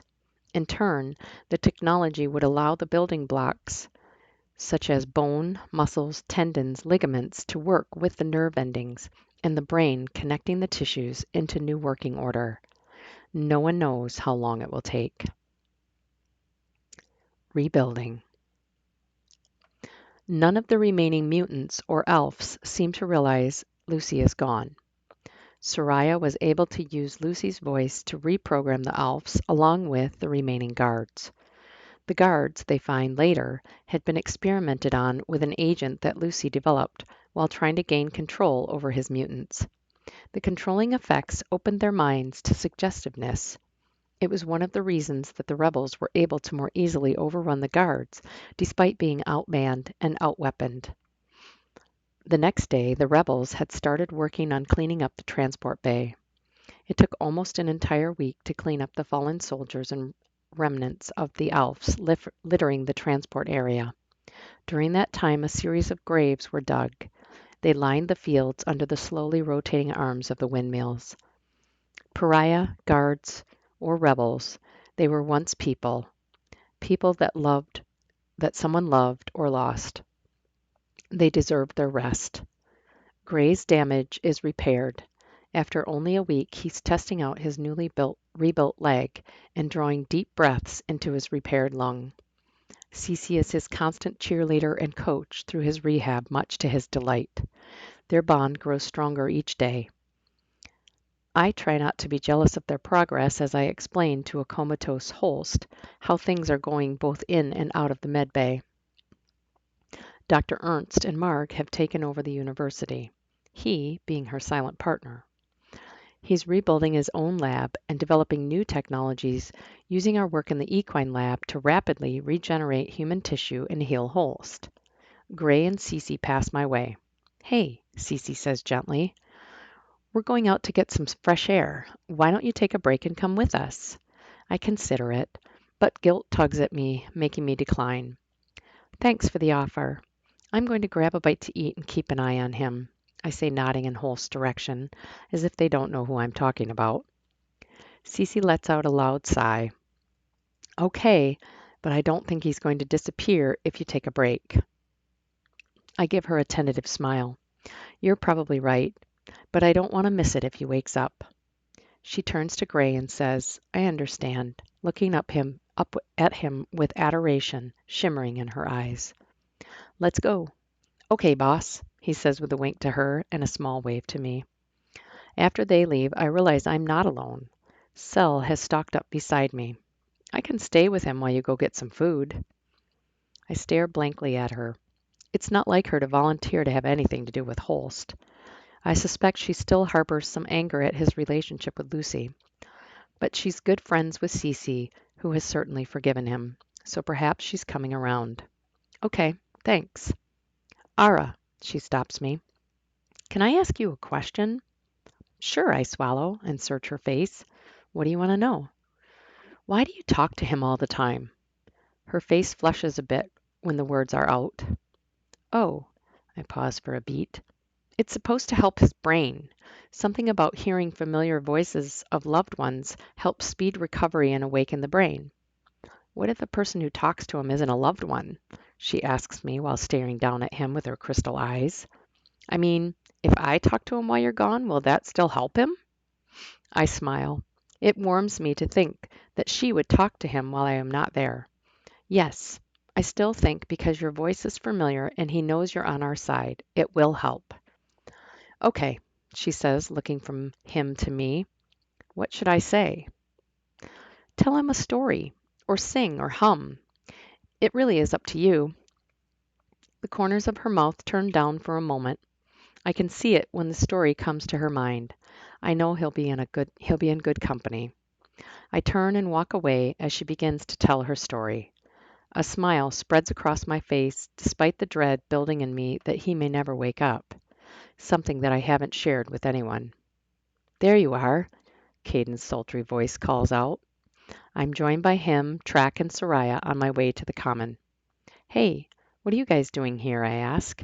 They should all be in class.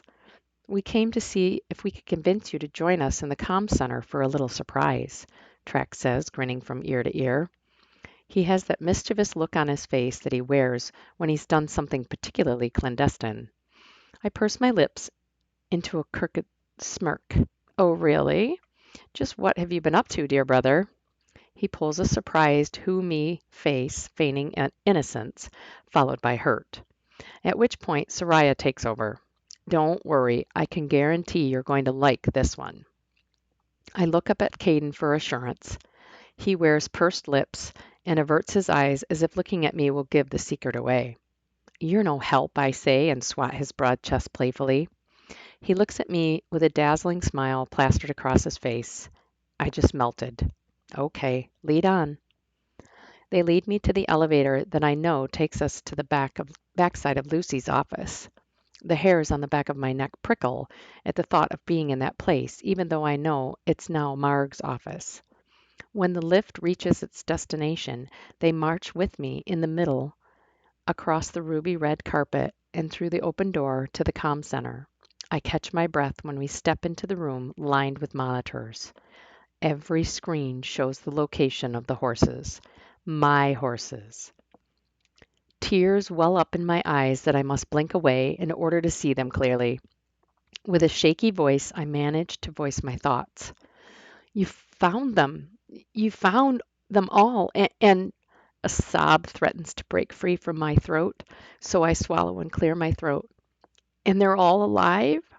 I bring my hands to my face, fingers steepled, saying a silent prayer. God, thank you for keeping them safe. Caden wraps his arm around my waist, whispering in my hair. It's all arranged. We can go get them whenever you are ready. I instinctively lean into him for his strength. My knees feel like they're about to buckle beneath me. Emotions flutter inside my body. I pull in a deep breath to settle them down. How? We've been working with the techs since day one to track everything down and make arrangements, Caden explains. He's escorted me to a chair and now kneels before me with my hands cupped in his. Soraya is on my left and Track to my right. They're looking at me expectantly. I realize everyone's waiting for me to agree to go. My stomach twists uncomfortably. I'm conflicted. I can't leave Holst, can I? Surely he would want to rescue the horses as much as I do. And Sel is here. She'll talk to him and help him recover, right? Ara, Caden says gently, breaking through my anguished thoughts. He would want you to rescue them. Is he reading my thoughts now? I look into those deep turquoise blue eyes and nod. He's right. I know it. Yes! Trek exclaims, pumping his fist in the air with victory. Let's get packing. We've got a plane to catch. He slaps Caden on the back, plants a kiss on Soraya's cheek. Soraya just rolls her eyes, giving me a withered look. I always knew Trek wanted to do more and see more of the world. He can be intense when he wants something. I can only imagine what he's been putting her through with his anticipation. I'm genuinely happy for him. They depart. Caden holds out his hand to me and I take it. He leads me out of the office. On the other side of campus, Gray and Cece have arrived at the windmill field. It's a peaceful day. Blue sky is accented by wispy white and gray mare's tail clouds. A gentle breeze blows the lazy arms slowly. They're almost hypnotic. The couple stroll silently, enjoying the fresh air and each other's company. Gray reaches out tentatively and wraps Cece's tiny hand in his. She smiles, feeling the warmth creep from his hand to hers and then up her cheeks. This feels amazing, she comments, looking up at him. Are you sure? I didn't know if it would be okay with you. Looking first at their entwined hands, then to her face with worried eyebrows pinched high in the middle of his forehead. His hair has grown out over the past several weeks, and Cece likes how it has a slight wave to it. A few locks fall across his right eyebrow. She stops, raising to her tiptoes to brush it gently off his face, so she can see both of his steely gray eyes. He closes his eyes for a moment, savoring her touch. Opening them, he looks peaceful for a moment. Then the corners of his eyes and mouth turn down simultaneously. What? Did I do something wrong? Cece asks, pulling her hand away.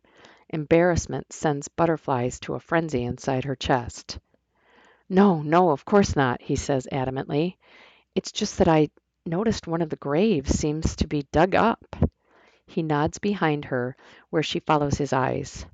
Sure enough, the dirt has been disturbed, and the grave. No, several graves lay open.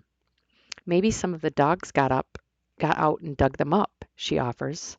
A puzzled look comes over his face. Maybe. They walk to the edge of the closest one and observe the disturbed dirt. Peering down, it's obvious that whatever had been buried was no longer there. Gray's face turned stony, like when he was Lucy's commanding guard. It made Cece nervous and her heart hammer against her ribs. Whatever did this was strong. There are no drag marks, which means the bodies were carried away, he observes, pointing to the turf. Could it be more mutants or an elf gone wrong? She asks, around the lump of fear in her throat. Possibly. He shakes his head. He shakes his head, though, as he observes the damaged graves. We better head back just in case. Okay. Cece is disappointed that their alone time has ended so abruptly, but also relieved to put some distance between them and the grisly scene at the grave sites. Their discovery leaves her feeling unsettled. She wishes Gray would take her hand again, only this time instead of desire she wants to feel safe. As if reading her mind, he reaches for it, gripping firmly as they rush to the main building. When we reach the airstrip, there is a whirlwind of emotion churning inside me. Despite being conflicted about Holst, I find myself slightly elated to be leaving after hearing the news of the disheveled graves. Although I'm curious what would have done that, it's hard not to be excited about finding the horses. On top of the possibility of being reunited with them, the 4 purebreds are traveling with us to provide ground transportation. I can't deny the giddiness I'm feeling at the prospect of riding them across the unknown lands we're headed for.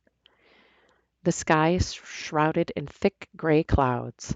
The wind has picked up, causing the higher clouds to swirl. New emotions bubble to the surface. Regret for leaving Holst, uncertainty about the journey, fear for my friends.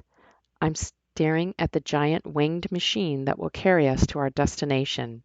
Its sheer hulk astounds me. How does a monstrosity like this rise into the air? Over the enormity of the plane looming in front of me, a rainbow breaks the dull background of cloud. Perhaps it's a sign from the heavens telling me to look for the brighter things ahead. That thought is fleeting as a clap of thunder breaks the quiet. Nerves now threaten to send me running back to the university. I check myself on that thought. It's no safer there. Will we ever be safe? Anywhere? Caden has noticed my sullen demeanor. He doesn't leave my side, but he also is giving me space. I haven't connected my thoughts to him. I don't want to burden him. I'm sure he has his own doubts and fears. Even Track and Soraya seem a bit lost in their own thoughts. Maybe it's the reality of standing face to face with our future. We climb the temporary stairs set up for us to reach the entrance of the plane. Inside it looks nothing like I had imagined. Rows of curved seats run almost the entire span of the interior. Dark brown carpeted aisles between them lead back to a wall. A door leading through the wall opens and a weathered old man steps through. His eyes crinkle at the edges as his face erupts in a warm smile. "Hello," he greets us as if we are long-lost friends. "Welcome aboard. Please feel free to look around and get comfortable. I'm the captain. Name's Hanover Dole."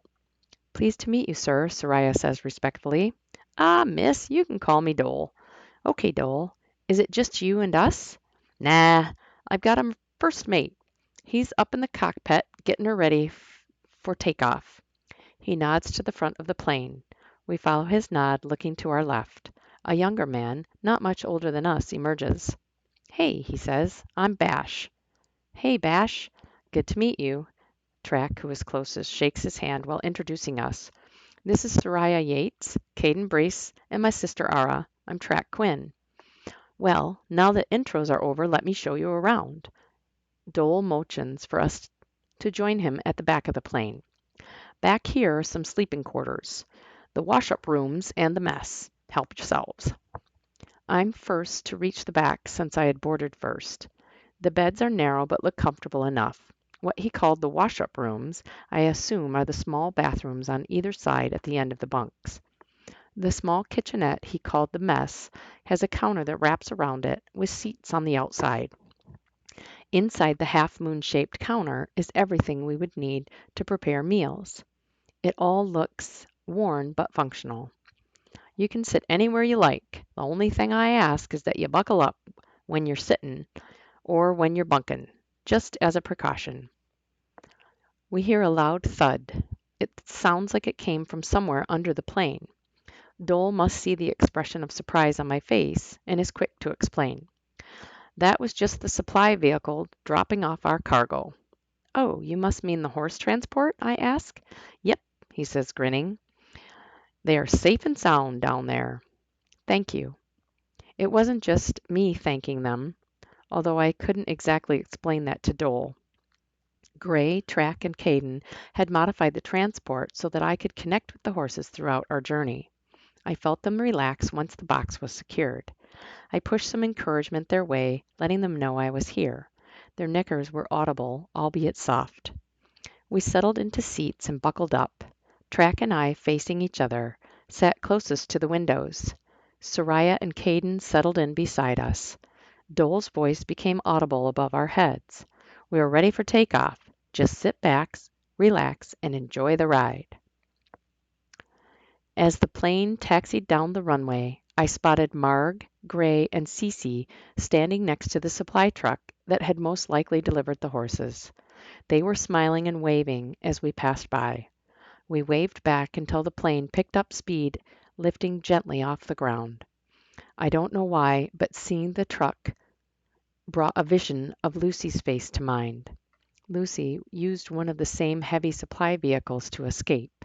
He didn't get away with much, only a handful of his guards and even fewer elves.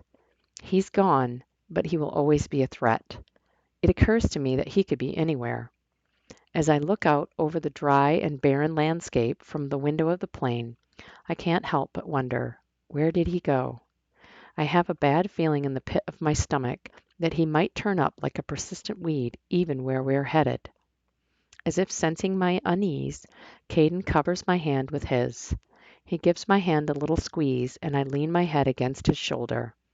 I must have dozed off because we've already landed when he gently nudges me. Hey, sleepyhead, we're here. The end. To be continued.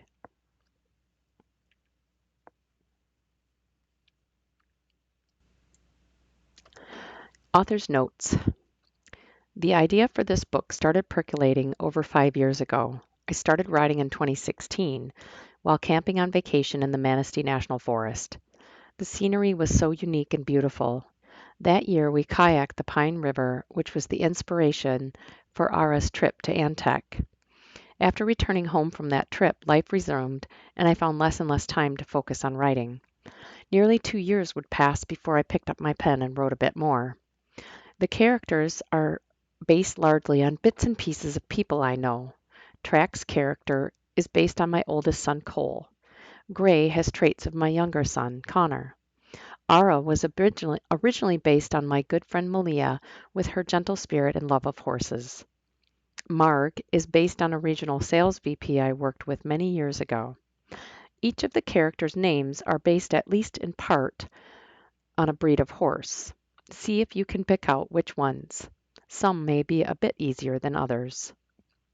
For human synthetics, I sometimes used alt, ALT capitalized for alternate, but you will also see ALF, which describes any being that is in an artificial life form. The difference being that an alt is made in the image of a particular person, where ALFs are generic. Lucy's doppelganger is an alt, whereas Elf A was an elf, artificial life form, alpha. Alpha or Elf A is a partially genetically altered organic dog with specialized nanotechnologies that help regulate and control the natural development to ensure the acceleration doesn't continue once the organic has reached its desired maturity state. ALF B, artificial life form beta, is mostly inorganic, but has genetic organic materials from ALF A to emulate an effective clone. Beta does not need as much food or water as his predecessor, but does require more power from external sources, which he naturally gets from sun, but primarily kinesthetics. The movement of the planet and his own movement create natural energies that his life form can use for replenishment. He is an ultimate energy-efficient semi-sentient being. He's also designed to self-destruct if his nanites are used to eliminate organic life forms. When that happens, the nanites instruct the body to deconstruct the fail-safes for acceleration of growth, and the life form essentially decomposes, accelerated gaining, within a short period of time, to a pool of its own organic materials. The nanites also deconstruct once the organic materials dies. You can see also endnotes. I have 2 additional books planned for this series, although they may intertwine into a single second book. Next in the series, Reanima Homo sapiens, Book 2. Ara and her friends are halfway across the world rescuing the reanimated horses, while the rest of the rebels have a new problem on their hands. In the wake of Dr. Lucy's experimentation, reanimated humans emerge from their graves. Einstein regains consciousness but faces a long and challenging rehabilitation. Sel, the former chief of the Reeds, promises to take Ara's place as his nurse and therapist.